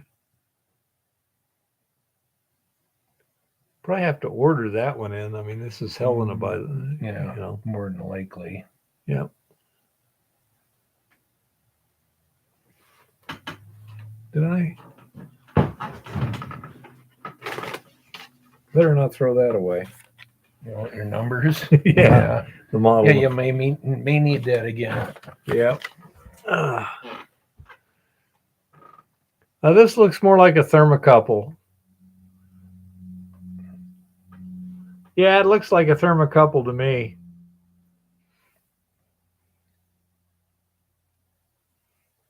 I don't see anything else in the combustion chamber area.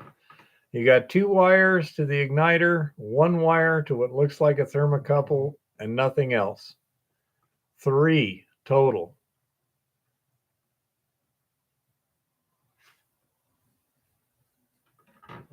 In case anyone wants a model number here, anyone want a model number? I can read it to you. You can look it up.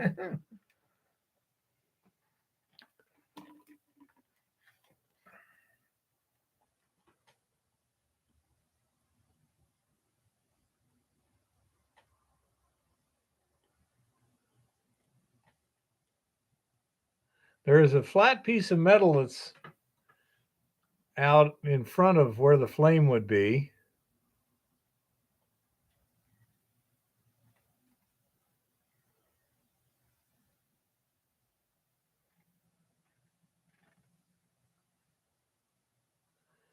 This has a wire to it as opposed to that thin metal tube.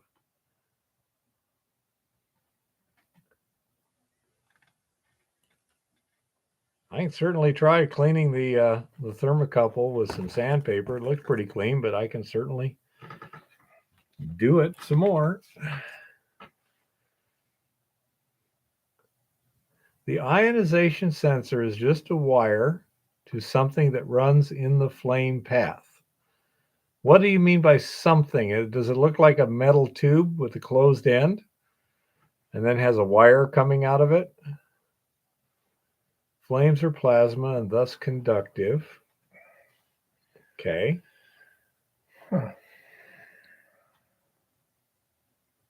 Could be just about anything. Pretty much. I'd say it was very annoying because like we have an obvious failure of a part with which this thing cannot run without. Replaced it, and it worked, and then it decided to stop working again.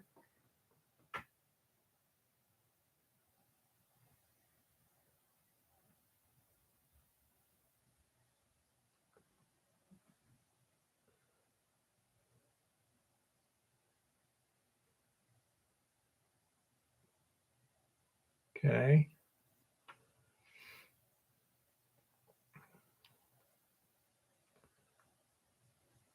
Yeah, I say go with the igniter first. Yeah, thermocouple produces a current, which opens the valve. When the heat stops, valve closes. Right. Yep. Real simple, really. Usually the current opens the solenoid and the lack of current causes a spring to close it, as I recall. We used to use we had spare thermocouples for the big burners we used on our I did for my kettle corn. campers too. I kept one in the drawer just because with the campers, especially when you're in the middle of nowhere, That's a bad you thing. got to have extra parts and pieces. Well, when you're running at $500 an hour, you'd really hate to shut down for one something like stupid that. part. Yeah. We had that. Then we got some other valves that would allow full gas flow when you push the button. So we were able to bypass. If things didn't work, we could just tape that down. Tape it down. Yeah, that's real safe. You know, that's okay. You know, you're right there. Right, well, yeah. You got a pilot light and a big giant burner. No, if you're there watching it, it's fine. But Yeah, it's funny. There was one time we were cooking at the chili cook-off, and there was a lady. Her husband was doing a different show with their other unit or whatever, so she was running this. It's a pretty busy thing. Yeah. Well, we could take shifts. yeah, John.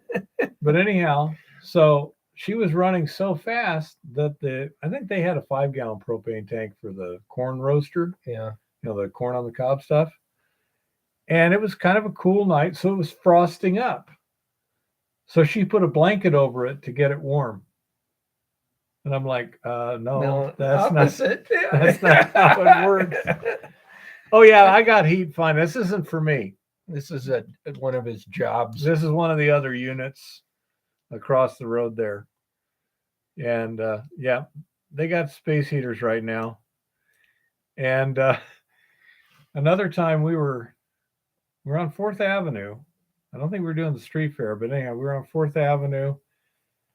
And I don't know what broke. I think it was a gas, but anyhow, all of a sudden you hear a pow and just, you know, Gas line. and I closed the shutoff valve to our cooker, threw the burner valve open to burn it off real quick, told everyone, get the fuck out of here. You know, it ain't us, but somebody is getting ready to blow us up, you know? Yeah. Coming from somewhere. Yeah. No, I'm doing fine. We're comfortable. Notice shirt sleeves and everything. Yeah, no, we're good. Yep. And so I say it's just one of those things. Got to fix it for somebody else in the morning. Not my electrical meter. I understand exactly what you're saying, blind dude. Well, I don't think those new meters will do that. I don't think you can pull them out and rotate them. Yeah, it's not not the same as it used to be. These are Probably smart meters now or something. yeah. Better watch out for those dang smart meters. Look what happened with those people in Colorado. Yeah, they just shut them off. Oh yeah. Yeah. Mhm. Talk Well, you. you know, it was Tell their you- fault. They didn't read the fine print. Yeah, we can just shut you off when we want. We'll save so much on our electricity with this big discount. Yeah, because you're giving them permission to Shut you off. shut you off Yeah. whenever. Only one person permission to shut me off over there. Yeah. She's been known to do it too.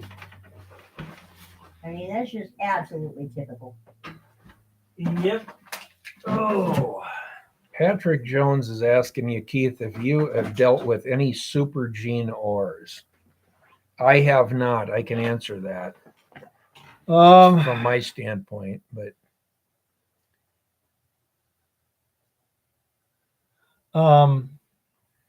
By a that'd be an- super gene that'd ore, be an enriched, really I think- super enriched ore. let's see, there's super gene, hypogene. Oh goodness. Let me make sure I got the right term first.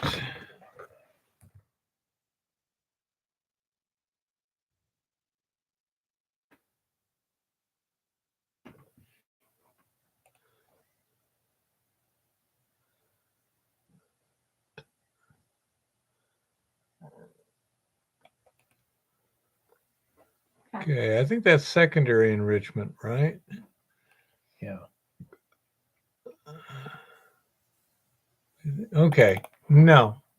I have not dealt with any super gene ores to my knowledge. Yep.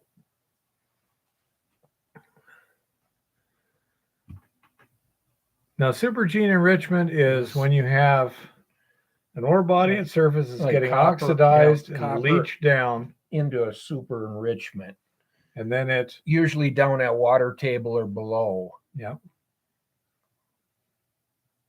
And that's basically, it's commonly called secondary enrichment too. And no, I haven't dealt with any of that. Is that like kryptonite? Not really. That's primary.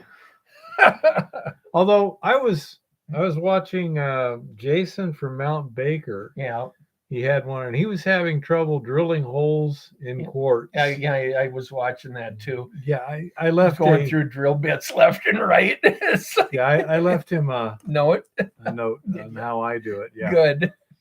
because those drill bits from Sierra Blaster, they're pretty good, but even with those, I only get like about, and I'm cycling them every 7 seconds. Right. I only get typically about 3 or 4 inches of drill hole for one bit before it's worn out. Holy crap. And that's cycling them every 7 seconds so they're to not keep even them cool. Yeah, they're not even getting hot. They're not really, getting or hot. barely I mean, they're getting warm. I can touch Right. them warm quickly when I bring them out of the hole, and by the time I put them back in, I can just hold them. cold. Yeah. And yeah, so I have a grinder with me, and Sharpen, I hit learned the how edges. Right. to grind. And if you don't let them get too bad, you just got to touch them up. Right. It doesn't take much rounding to totally screw that up. I don't think so, Goldstream. The sulfides would typically be pretty soft. I've had exactly the same problem with some good hard quartz. Really hard quartz is tough to drill. Yeah, I think the stuff that we're dealing with is in the oxidized zone, and there might be a super gene enrichment further down, but I think we're in the oxidized zone. Yep.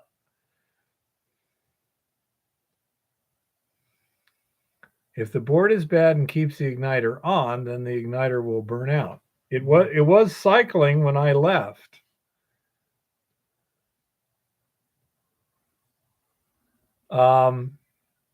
Maybe too soft and heating the bit. No. I don't know. He was This using stuff was hard. He was using those 4 insert bits. I got one from Hilti that was like that, and it didn't last any longer than the other ones. Yeah. And it's a lot harder to grind. Yeah, just a single split. Yeah. Yeah. Yeah. Well, that might be, John. I would agree with that. If you can drill around it and knock it out, but yeah, or just drive a wedge into the heck. But he definitely was having the same fun you were having. Oh yeah, with the rock. Oh yeah, I'm telling you, that was that's kind of annoying, but oh well. Looked like he was into some pretty good values, though. Got some good sulfides. Yep. I Yeah. don't know. I mean, Even the gold as he was working some of that down was. I think I haven't numbers seen were that coming. video yet. Oh, all right. I just saw where he was I think they just sampling it. come out a day ago, or Yeah. 2 days ago, maybe. Maybe yesterday, maybe today even. But Cause yeah, I saw the one where he was getting the rock, but not when he had processed it.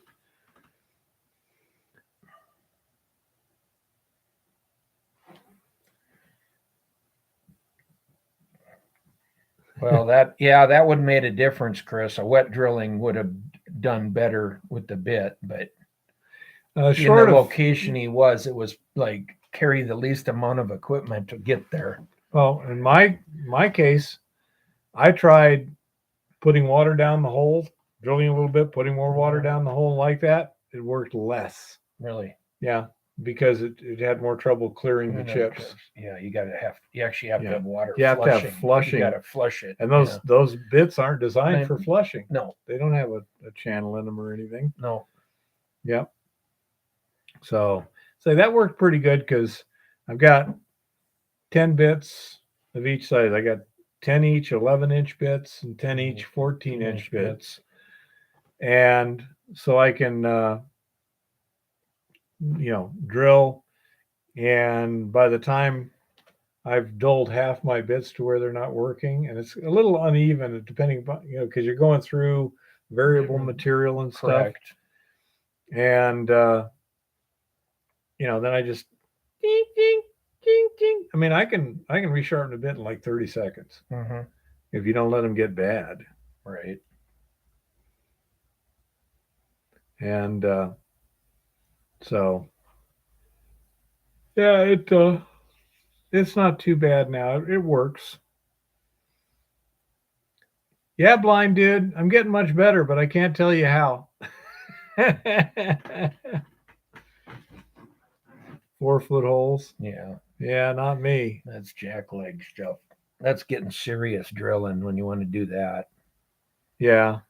4s and 6s. And I don't know that blasting method Jason used it, in theory, okay. But I mean, each one of those things, I'd coil up the extra stuff and put a little electrical tape or something and to hold it out of the way. Because the spaghetti that he had on that face, I'm like, oh, you got to be kidding me.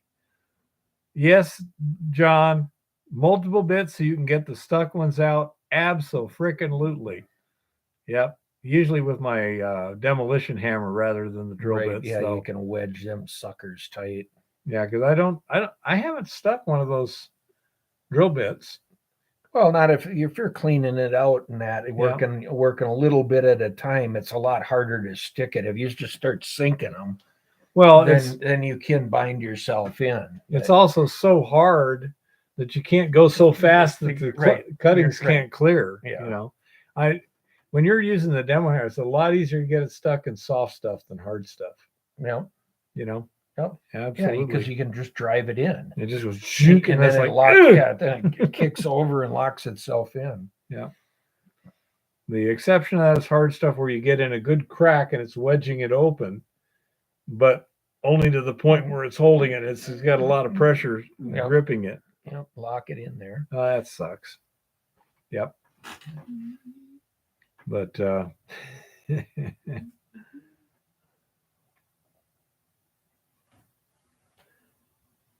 actually, a Hilti laterally isn't too bad if you have a brace for it, which I do. I can't imagine why I'd come up with that, but it's basically just a brace with a yoke that you can put the chuck of the Hilti in, and it's 2 pipes, one sliding in the other with a set screw, with a T handle, and you just set it at the right height and lock it and stick it in there and punk. It's kind of like a manual jackleg. Kind of. Yep. They actually Hilti makes some really cool mounts for those drills. Really? Oh yeah. They make a body harness one that you can hold that thing right out in front of you. they make Hilti's got some cool shit on the market, man. I'm sure you. But you know what they don't have? I'm sure you pay cheap shit. Yeah, no, it ain't cheap, but for if you're drilling holes in sidewalk concrete walls and stuff, they have some really neat stuff. I don't know, John. If you had a nail gun with the right charges, I don't know if That'd it would be even work dangerous on as that course. hell. Yeah, I'm thinking it could get you killed.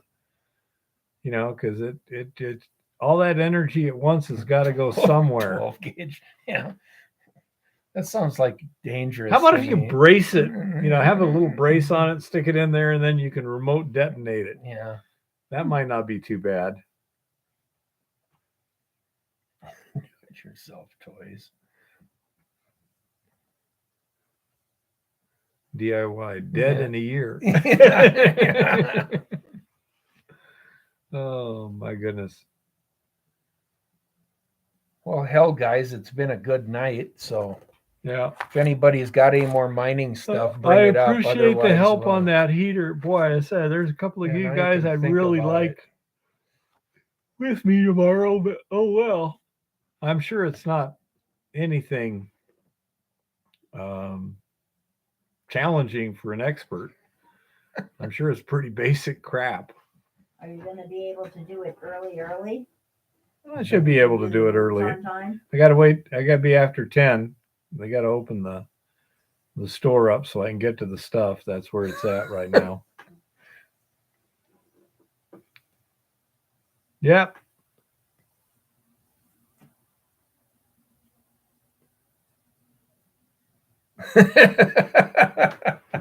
Explosive post driver, huh? Never done that. I've used an air track drill for driving T-posts. Works pretty good.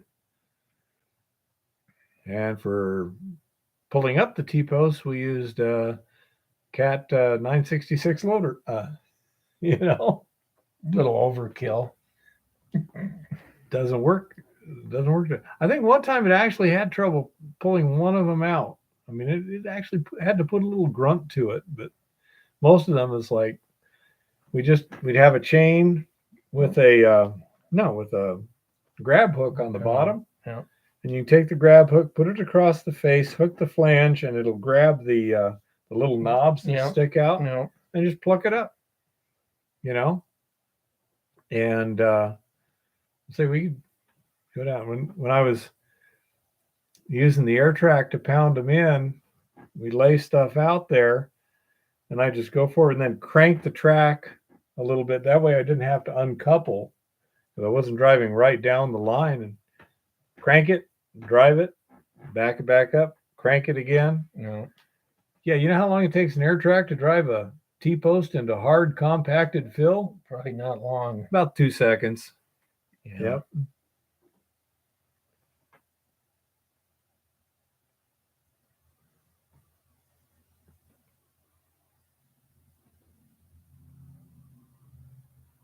Yeah, you got to push them in pretty hard to get them where it's hard to pluck them out. The 966, I think, had a 4-yard bucket, so it was a decent sized loader too. That's a good sized loader. It was like a 966C. This is back in the days before electronics, where you needed an equipment operator and not a technician.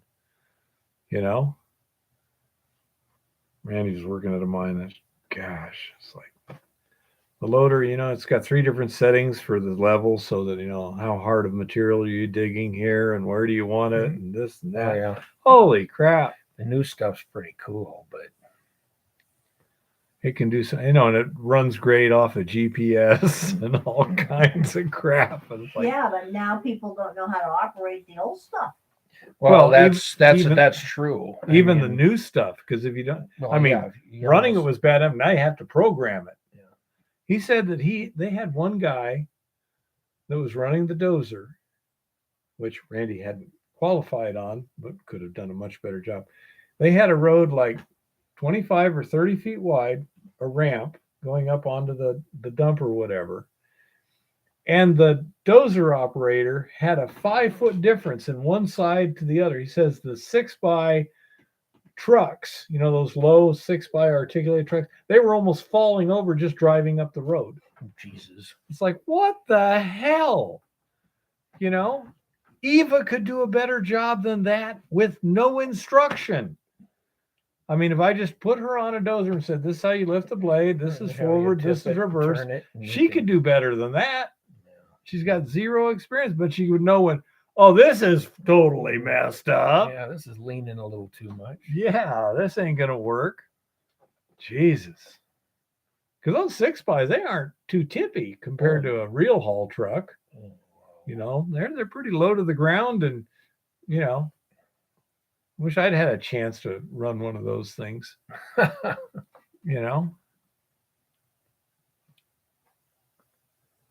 watching it just is another way to dig the pay dirt. And if you wanted to go larger quantities, that stuff's so soft you could probably just use a loader bucket with teeth and scoop it out. Maybe. I mean, I guess if you wanted to do it faster, Jeff, I guess I would say probably a jackleg drill, with 4-foot steel, and then do small blasts. Actually, just it's stable enough, and the way he's framing it as he's going, small explosions to take out more footage faster. And literally with a track system like they got, you could go to like an electric mucker or an overcast mucker or something if you were to step it up to a bigger operation, literally like a small hard rock mine. Yeah, you have to get a bigger mill. Well, a bigger wash plant and crap up on surface, yes, but Does he even have a trommel drum there? yeah. Okay. Yeah, they're running a small trommel, but they're feeding it. I mean, the hopper's like a wheelbarrow cut with a slot in it for the hopper. They're dumping buckets in their bags that they're bringing up. Yeah. But yeah, you could expand on it to take in more material faster by going to a bigger drilling system. Overcast mucker. Okay, time for the board. All right. That's also called an Keith, overshot mucker. Overshot mucker. Okay. What this is something that will allow you to dig both in a very confined space narrowly, and also if you're on a track, it allows you to work as how do you get something off the track to put it in the truck? So side view, let's say here's your track, this is your back, you got a rail car here, you got a working face here, you got a muck pile here. How do you get this into that car when the tunnel's only wide enough to get the car through? Basically, it's got a little bit more, but not much. So for that, they use what they call an overshot mucker. Let's see how good I am. This is going to be challenging here. Okay. And it has a frame. Is that the thingy that looked like a bulldozer, but it shot the shovel over its head? It's it's actually a loader. It's a bucket. Mhm. And on the bucket, the front is, the bucket's farther out at the middle than it is at the edges. So it can kind of nose itself in. Okay. This is really crudely done. Yeah, that looks good though, Keith. But you drive forward and take a scoop. This is your scoop here. And then you drive back to where you're at this car. And then this whole carriage goes like this. And these curved parts run on this flat rails here. And it flings it so that when it's, I'm going to just move this here. If here was your ore car, it flings it in position about like this.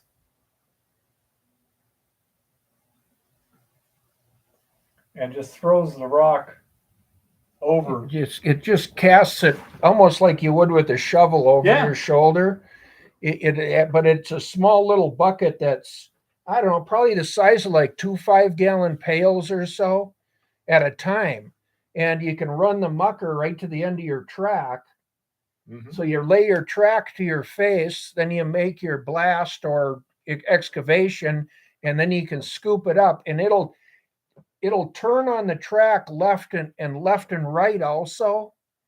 to where you can get Yeah, a little more It width. rotates a pivot Yeah, right there. right. It'll rotate a little bit to where you can get to the edges of your tunnel or your adit, Yeah.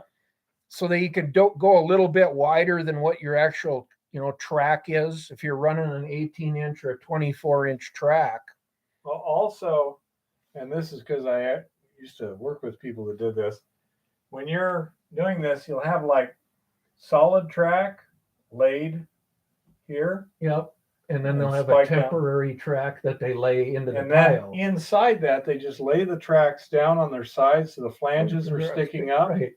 and and these tracks here are just a little bit wide, and therefore they're running on the other tracks. And when they want to advance it forward, they just back up, Yep. put the bucket down, and tap them with the bucket to drive them into the muck pile a little bit. Then Yep. drive forward. Yep. They just lay a set of temporary track basically for a few minutes, while they're digging it out. And they're usually air powered. Well, air or battery. They have electric and they have air. Yeah, they really throw the rock. Yeah, they do. You can also knock yourself completely off the track with one of those if you get a little too rambunctious with the flingy party. It can hit the stop so hard that it picks it up and knocks you off the track. No, that's you actually stand to the side of the mucker. Yep. Lars. Yep.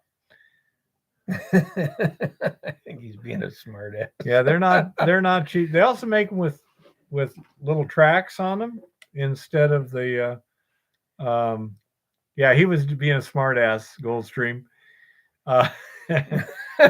So if you're not in an actual track drift, if you're running on a road, you can do it like that. Yeah, they actually make some new ones now. I think it's an Italian company that makes one that's like a walk behind skid loader that does the same type of thing. It has an ore bin on it, hydraulic ore bin, and then it'll self-load. Uh-huh. And it's just real short. It's kind of similar to the Dingo that Toro has and stuff. Kind of a walk behind skid loader.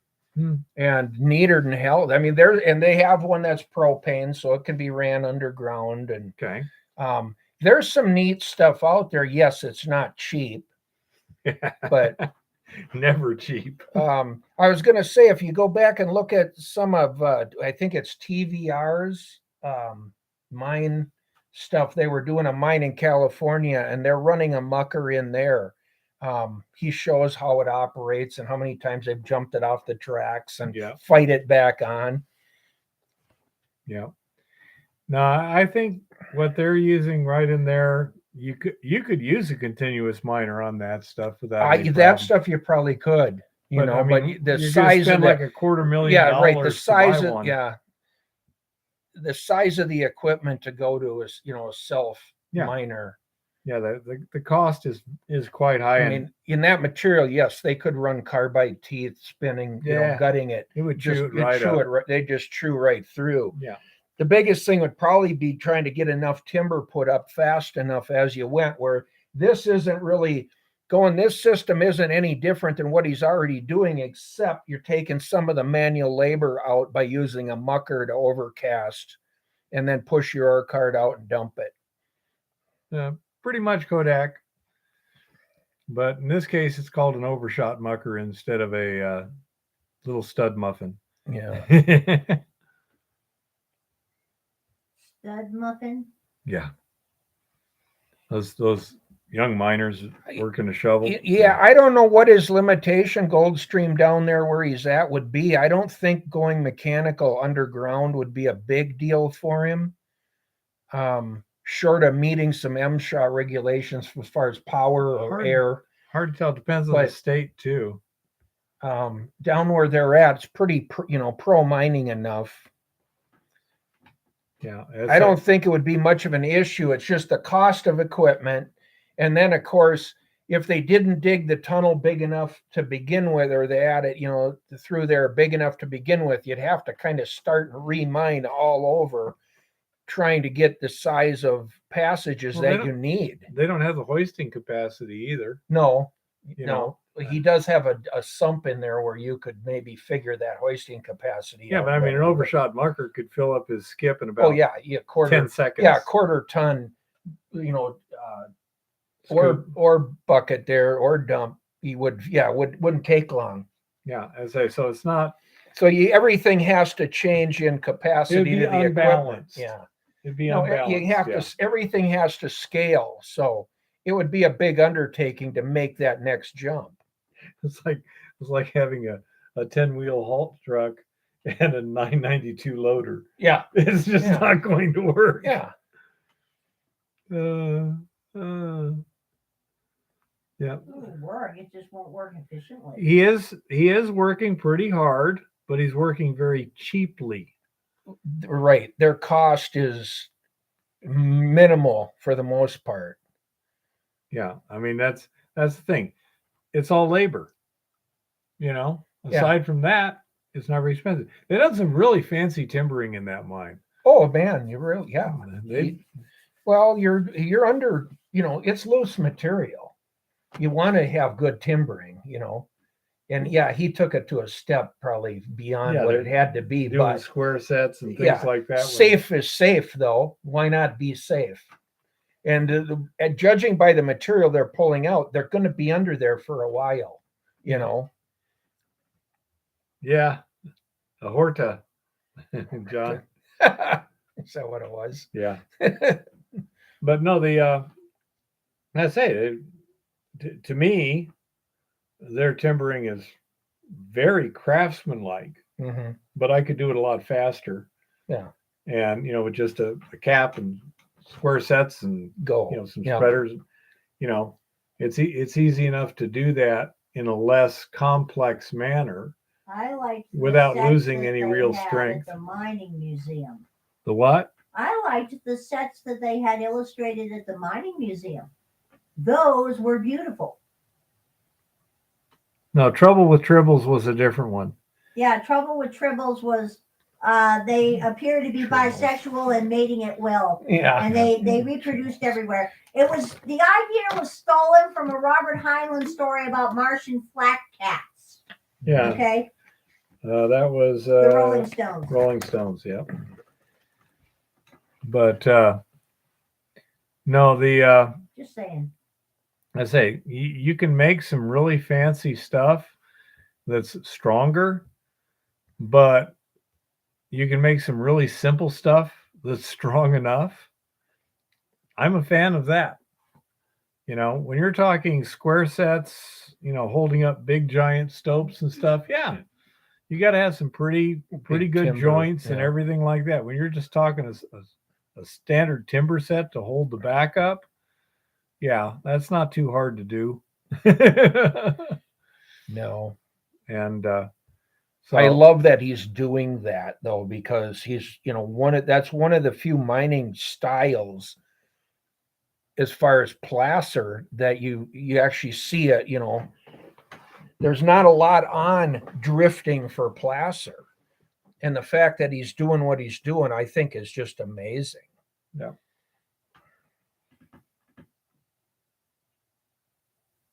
Well, there might be some reality to that, John, that being he does bring people in and that. I'm sure you're signing your life away on a waiver system, but I did say you don't need the support, Chris. What I'm saying is just a simple square set with just a cap, 2 posts, and spreaders at the top. We'll do it. You can use. yeah, he's putting a lot of legging and stuff in when he's the way he's doing it. When you're doing your spreaders, you can just nail lagging to the side with a shelf on it just to hold it there, Yeah. and it's going to be pretty strong because the caps are the things that are holding the weight. Your lagging is on top of that. And the spreaders, all they're doing is keeping the timber sets from coming closer together. Right, getting pushed. But his look much nicer. Oh yeah, I like what he's doing. it's very very nice Flashy craftsmanship. stuff. Yeah, I mean, Yeah, we've done that too, John, in some hard rock where we actually ran construction lighting and stuff. And the nice thing about that is when you're down there working, you don't need to have the light on your hard hat and lights set up. You just got construction lighting running through. Nice way to do it. You know, yeah, you're running a generator somewhere, you know, bringing in power, but it's damn nice when you turn the lights on and you can work without worrying about your headlamp and it's dark and you can't see what you're doing. And Yeah, I mean, if you're sitting there like this with just a standard cord, what he's doing is he's notching everything so that as this spreader here, for example, goes in place, then it's resting on this just like that. Where I used to work, we did it real simple, and we were 1,700 feet underground. put a 2x6 just down the. Nail a 2x here and just rest it on there because it's not taking the weight from the top, it's only taking the weight here. The lagging that takes the weight from the top goes across, Top to top. yeah, the tops of these right here, and these take the vertical weight, whereas this is only taking this weight, and these are taking this weight. And this weight, it's just, you know, in our case, we were 8x8s. You know, we didn't go with 6x. Right. Oh, yeah. I mean, and that right there, when you're doing your horizontal, let's eliminate this here and say this, you're looking down the tunnel now.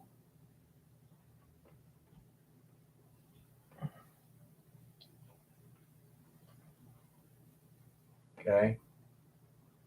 So now you're looking down the tunnel this way. Once you put these in place, then you nail lagging here so that these Can't shift. can't go this way. And if you need to, you block them back here to the rib, Yep. you know, so they can't shift that way. And if you need to, you can put underneath here. Yep. You put a cross tie for your rail in across underneath. You can do that. And like I say, you wind up with a very stable set without doing all the fancy craftsmanship. You can achieve the kind of strength. It's brute force. It's simple. You could probably achieve the same strength with some smaller wood if you did the fancy work, but the wood is cheaper than labor. You know, just go 8x8s instead of 6x6s. You know, that sort of thing.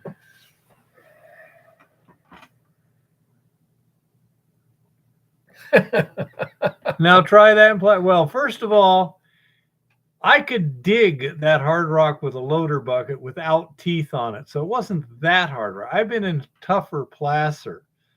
We also had chain link rock bolts everywhere. Yeah. Yeah, You can get into some nasty shit. At 1,700 feet, the rock would shift. My ex-wife said the room she was in shrank 1 inch in one shift as the rock just squeezes. Yeah. You know, but yeah, it's just lagging. You know, if you had, and you have to basically make a tunnel like that, well, you could put 4x here. You got your spreader there, and you would lag all of this. There was times where we did, especially on the track drift. Didn't use it too much on the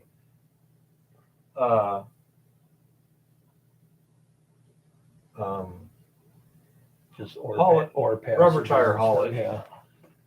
But I mean, it would be, you know, 2x's everywhere. Okay. One thing you didn't like about this was you couldn't see the rock behind it. Right.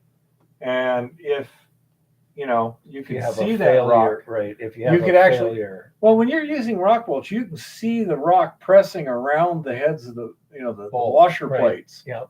And so you can tell there's pressure working there. If you're totally lagged in, you have you no can't idea. see what's Yeah, happening. you have no idea until it blows. but yeah, I mean, you can do this. And again, it makes for a very strong thing without the fancy jointery. That'll be fun, Gold Stream, as far as, digging into placer.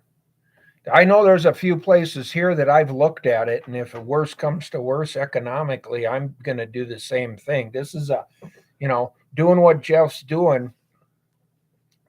There's a ton of gold under some of them areas. It's just a matter of wanting to go after it bad enough. And drifting actually is an excellent way to do it versus all the excavating and all the stuff you have to do on the surface. So motivation has been probably the biggest problem.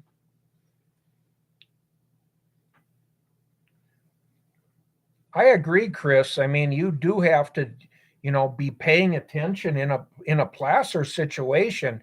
Yeah, it all wants to come down. Depends on where you're at. I was in true. Mexico. We had like 40, 50 foot backs. Yeah. And it was just hanging there. It was good caliche. It was See, very dry and lots. It'd be more like real hard rock. It's almost like limestone, right? Because there's so much caliche in it. It's so bonded. Yeah, and it's cemented. Everything's just aggregate up there. Yeah. But yeah, I mean, when you go to like California, so you're probably going to have some moisture in the soils that they didn't have in the desert down there. And it was, I was shocked. It's like, yeah, that's a lot bigger back than we would have done where I used to mine. Yeah.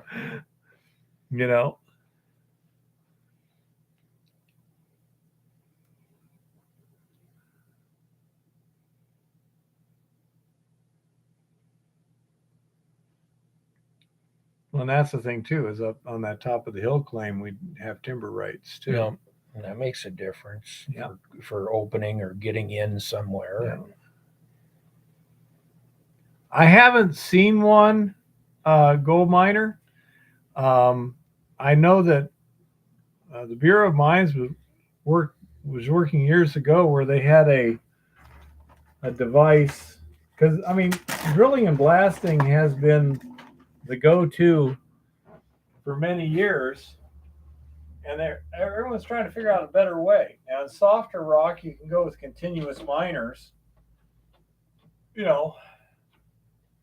but what they were looking at, if here's your tunnel and here's your working face, they were looking at drilling holes into the working face, and then they would insert a rod with an expansion thing on it, and this hydraulic rod pull it out. and would spall it.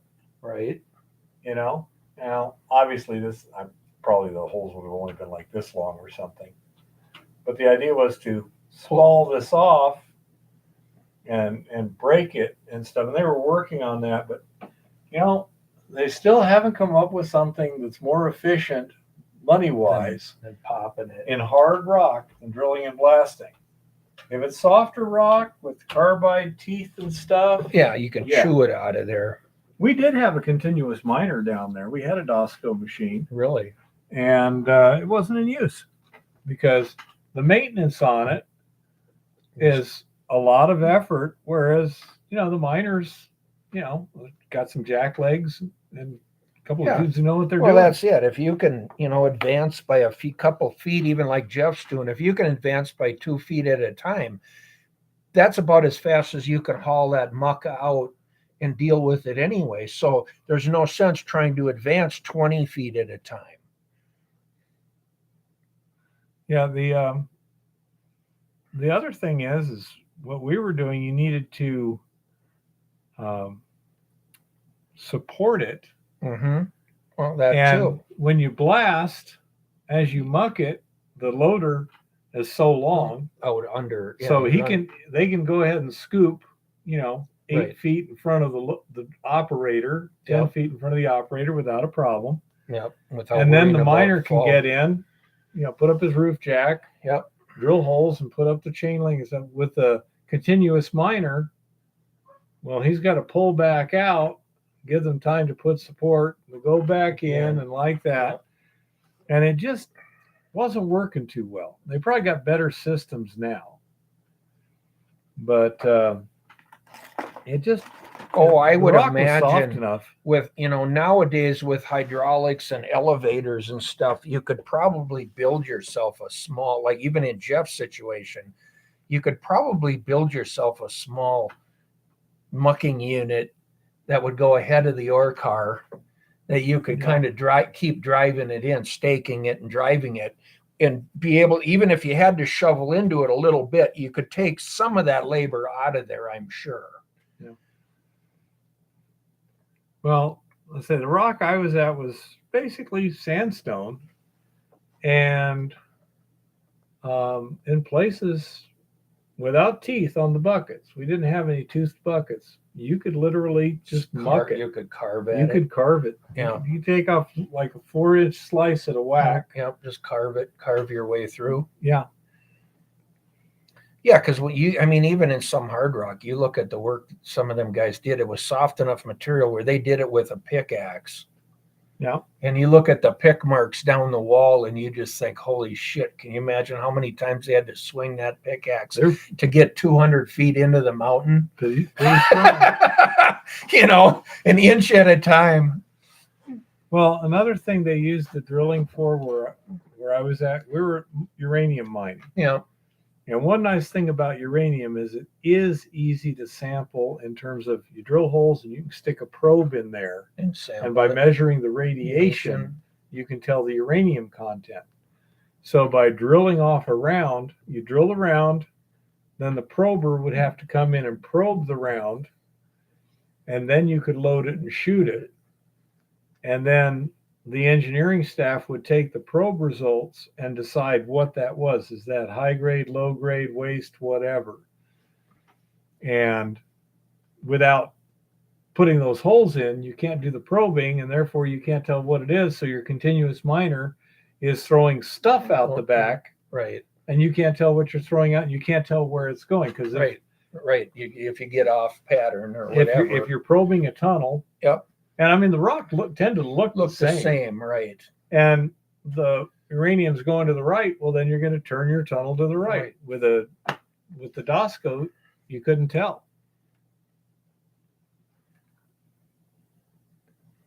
You have a good detector for the money. Huh? I don't know. I say in this case, they were specifically designed instruments to determine what you were looking uranium, not just radiation, but they were looking at specific energies to figuring out, is where you're going. Yeah, what uranium is. In terms of something for a prospector, I really don't know what good radiation is.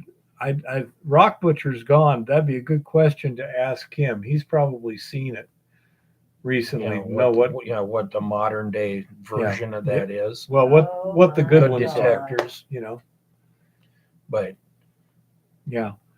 No, I don't know, John. In Jeff's case, though, I really think you could build a small mucker of some kind that, even if you were shoveling somewhat into it, you could use a small elevator feeding into that, into your ore cart, and take some labor out for casting. And what they did with the continuous miner, the Dosco had an arm with a spinning spike ball.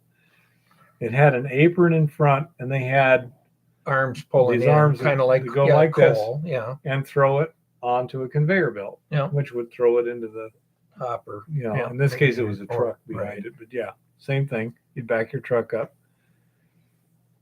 and I say it could mine the stuff, but we couldn't keep it busy. We'd have to stop and probe and put ground support in. Right. So your miners your regular miners worked better. Yeah. They were much more flexible. Well, you could change, like you say, you could change direction in every shot. Yeah. The Dosco wasn't, whatever. It had to make gradual curves too. Right. It couldn't do a 90-degree real easy. And I say, look at those tunnels. It's not like we do where we're looking at the vein and we say, well, there's the ore. Right. I couldn't tell you, Yeah, if you're having to detect everything you're doing. Yeah. It's a different deal. Well, guys. We made it. We made it beyond. Yeah. Actually keep stretching this out.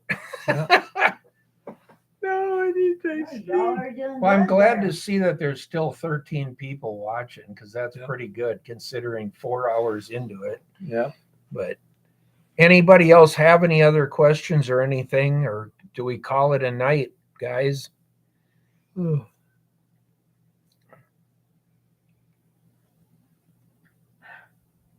Be there. I agree, John. Some of the videos are getting hard to watch just because of the advertising and they're being paid. So you can't judge whether they're making any money or they're doing it just for the YouTube video. Well, you can tell I'm not doing it for the Well, money. yeah, and I'm getting nothing. YouTube. So I'm here for the learning and the experience. Did you snag those boxes? No, I they're haven't still even, in my Chris, I trailer. have not even looked at them. I'm going to do that though. I got a truck to finish fixing here. And then that's the next thing is to figure that system out and what I'm going to do there. You're welcome, blind dude. I say we're just trying to do our thing and just let you guys come along for the ride and answer any questions you got to make life easier on you. Well, and I mean, we're learning too. We have you guys out there as well, which just makes it that much neater. I mean, yes, we go off in tangents and go different directions sometimes, but Really? well, yeah, but it's really interesting the different levels of experience with everybody that we have, from the electrical to the mechanical to the whatever, and that makes it fun. Yeah. I wish you were close enough I could have you help me on the heater there, Kodak. Thank you, Patrick. Thanks, Patrick. We appreciate you guys too. So, How's the truck project outlook? I've got one thing yet to do, front drive shaft on my one Dodge pickup yet. And then it's look at the boxes and try to figure out what we're dealing with and what we can do here, Chris. So I will get a hold of you on the phone and we'll figure it out. I got ideas for where it can be used already. So yeah, especially for testing, because Chris wants to do some testing with that concept, and I think I have just the place to do that. So cool. That would require liquid water, though, right? oh yeah, Okay. yeah. Okay. We got a little. It's gonna be a while, but, Chris. Yeah, but we got time to work on the boxes and figure it all out. So Yeah, gonna be a while. You mean you're not going to put on scuba scoots and put a big hole in the ice and No. dive down to the bottom of the lake with a No, scoop? this is not No. Bering Sea gold. yeah, not even maybe. That doesn't even look fun to me. I tell you what, I agree with you completely. That just doesn't look fun. Let's see. Hey, today it was supposed to be at 33, It was 34 down at my house at one point there this evening. and then it gradually gets colder to where Wednesday the 14th, the high is at 10 and the low is at 6. Yeah. We got a Some minus below- yeah. 2 on Tuesday the Yeah, 13th a for a little low. below zero in there. Yeah, Yeah, right around 0. yeah, that's Yeah. normal. Going to be a while for liquid water to appear again.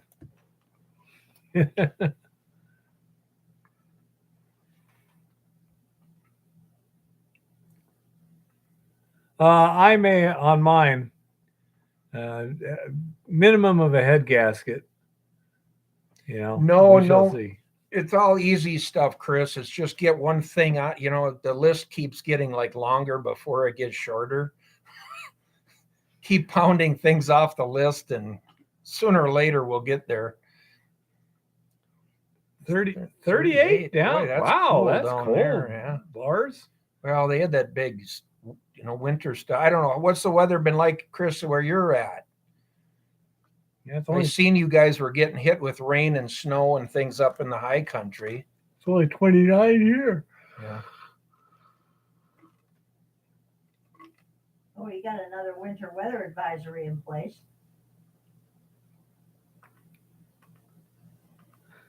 Yeah, you bet, Lars. Yeah, we did the best we could last time. It's the other side this time, Goldstream. I can't necessarily blame it on the engine.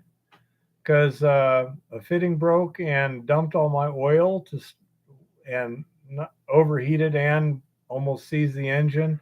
And then later I had a radiator hose fall off and overheat the engine.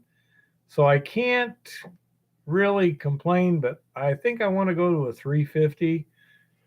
And my son-in-law is working on putting me together an engine like a 1998 350 with Vortec Fuel heads injection and throttle body fuel Yeah. injection Oh, yeah, that and would stuff work out. like that. Yeah.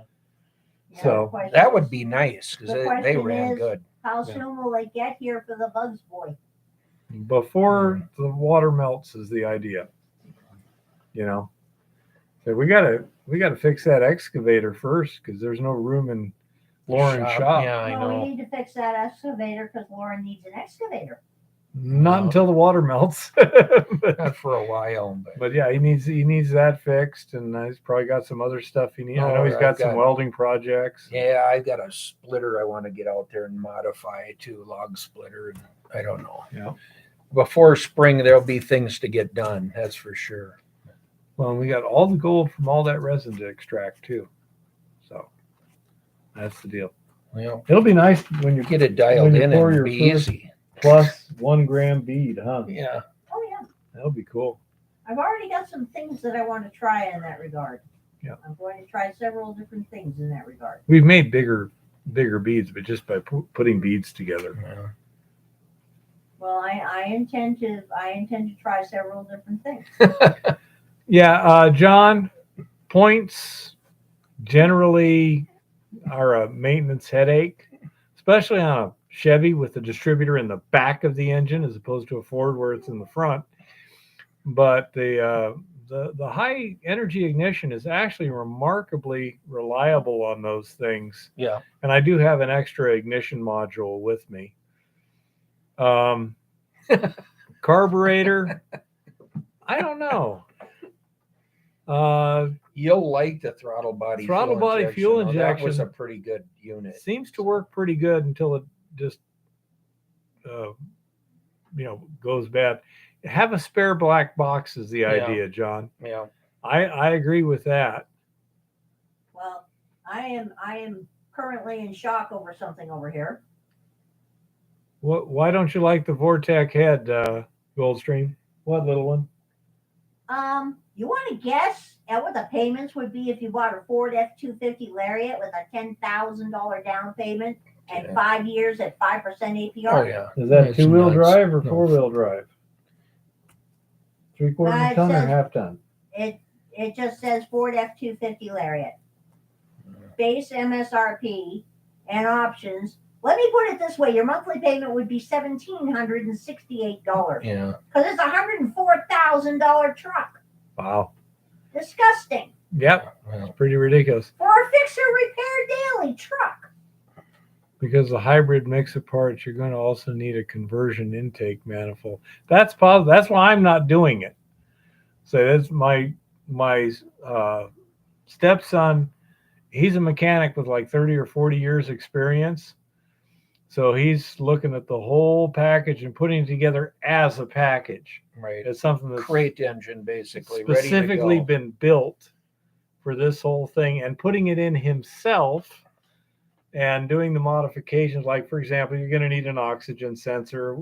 Either we're going to have to drill and tap a manifold, or else we're going to have to put on different manifolds. I say, I really don't know. I wouldn't do it Tap that myself. Into the exhaust, I think, welded into the exhaust. The old 4-barrel carb would not fit on the Vortec heads. That's I don't Yeah. know. I really don't yeah, know. it'd be a lot of intake modification.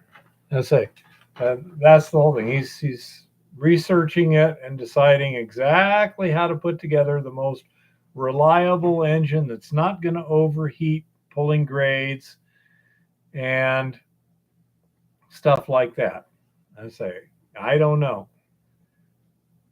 But I say he's a pretty good mechanic, and the whole idea is he's going to bring an engine and put it in himself. It's like, okay, Yeah, that'll be sweet. yeah. If it's just an old 350, I think that'd be better than the 400 because the webs between the cylinders are just so thin. You remember when Well, we one of the replaced that problems head they had gasket? with the 400 was overheating. They had cooling problems in the heads. Yeah, That was one of the known problems with them. yeah. I'd say if it's just a 350, Yeah, but it's a modern model 350. yeah. But I mean, even if an old 98, 350, 99. I think it'd be better than the 400 because when you're towing heavy, sure, the 400's got a little more horsepower, but it also has problems with heating. Yeah. That the 350 didn't. No, that Vortec could probably even your fuel mileage will even increase. Yeah, it should give me better The mileage. and you won't lose any power. Yeah. The 1987 Chevy truck engine. 1987, huh?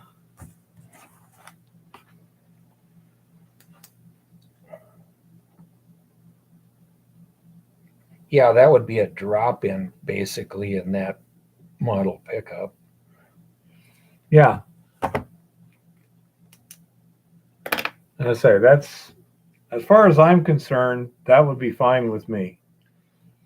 Okay.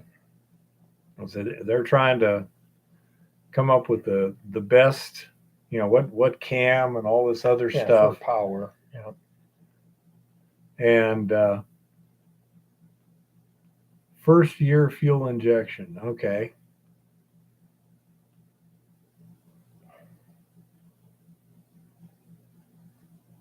Only year that was fuel injected, huh? Okay.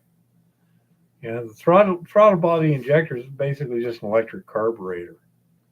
And say I don't know. Yeah, higher pressure fuel pump and some stuff though. Yeah. They were running at 65 pounds or something there. Yeah.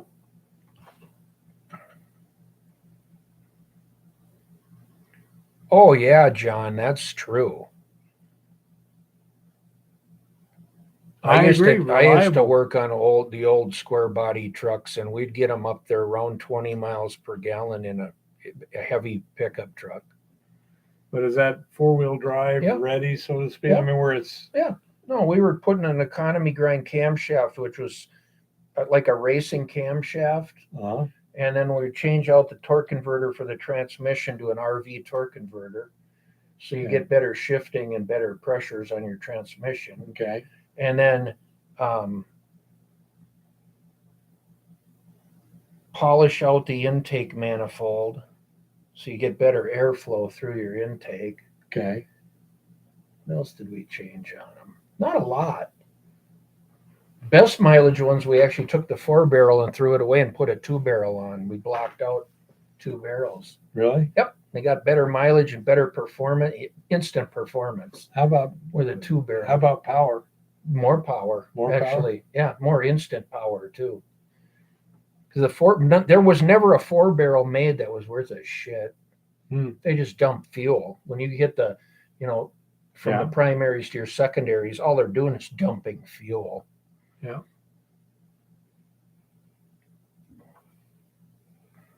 Yes, I really don't know. All I know is I don't like the way this thing's giving me heat problems forever, basically. Well, the 400 was known for heat problems too. They did have some later heads in the 400s where they actually knocked out the back ports and they drilled out the back ports in the head and got better water flow in them. Mm-hmm. And then they didn't have that overheating tendency. But a 400, great engine, but you had to be careful of heat. Yeah.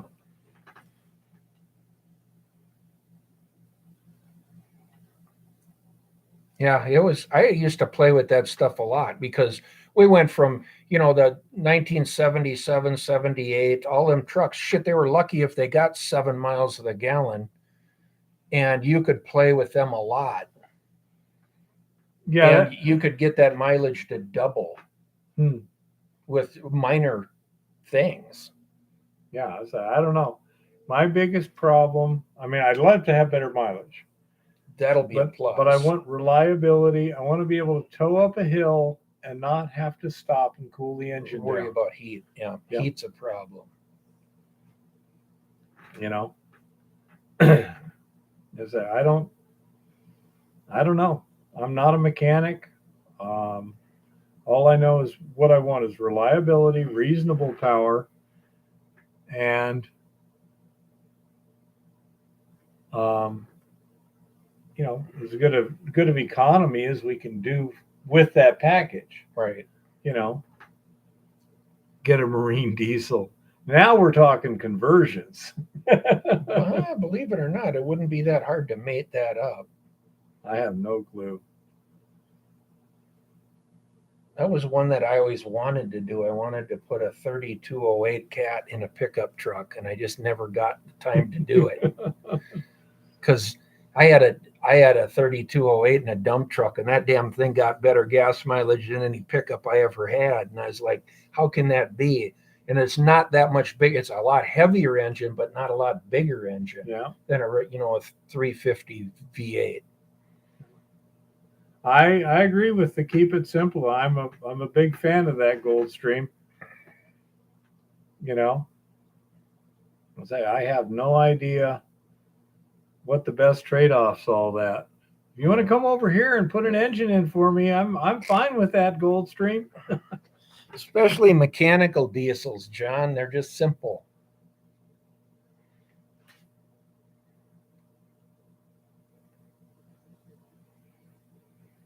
I don't know. The only negative about being poor is you have to do the trade-offs where it's like, Yeah, well, you know, can I afford that as opposed to, okay, just do it. go ahead. Yeah. You know.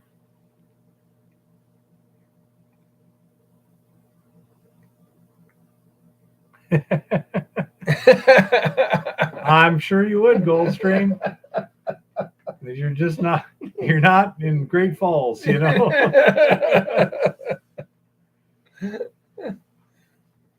Yep. All right, guys. Thank you. And thank you for the advice on everything between the heater and the truck and everything, you know. So I really appreciate all the help.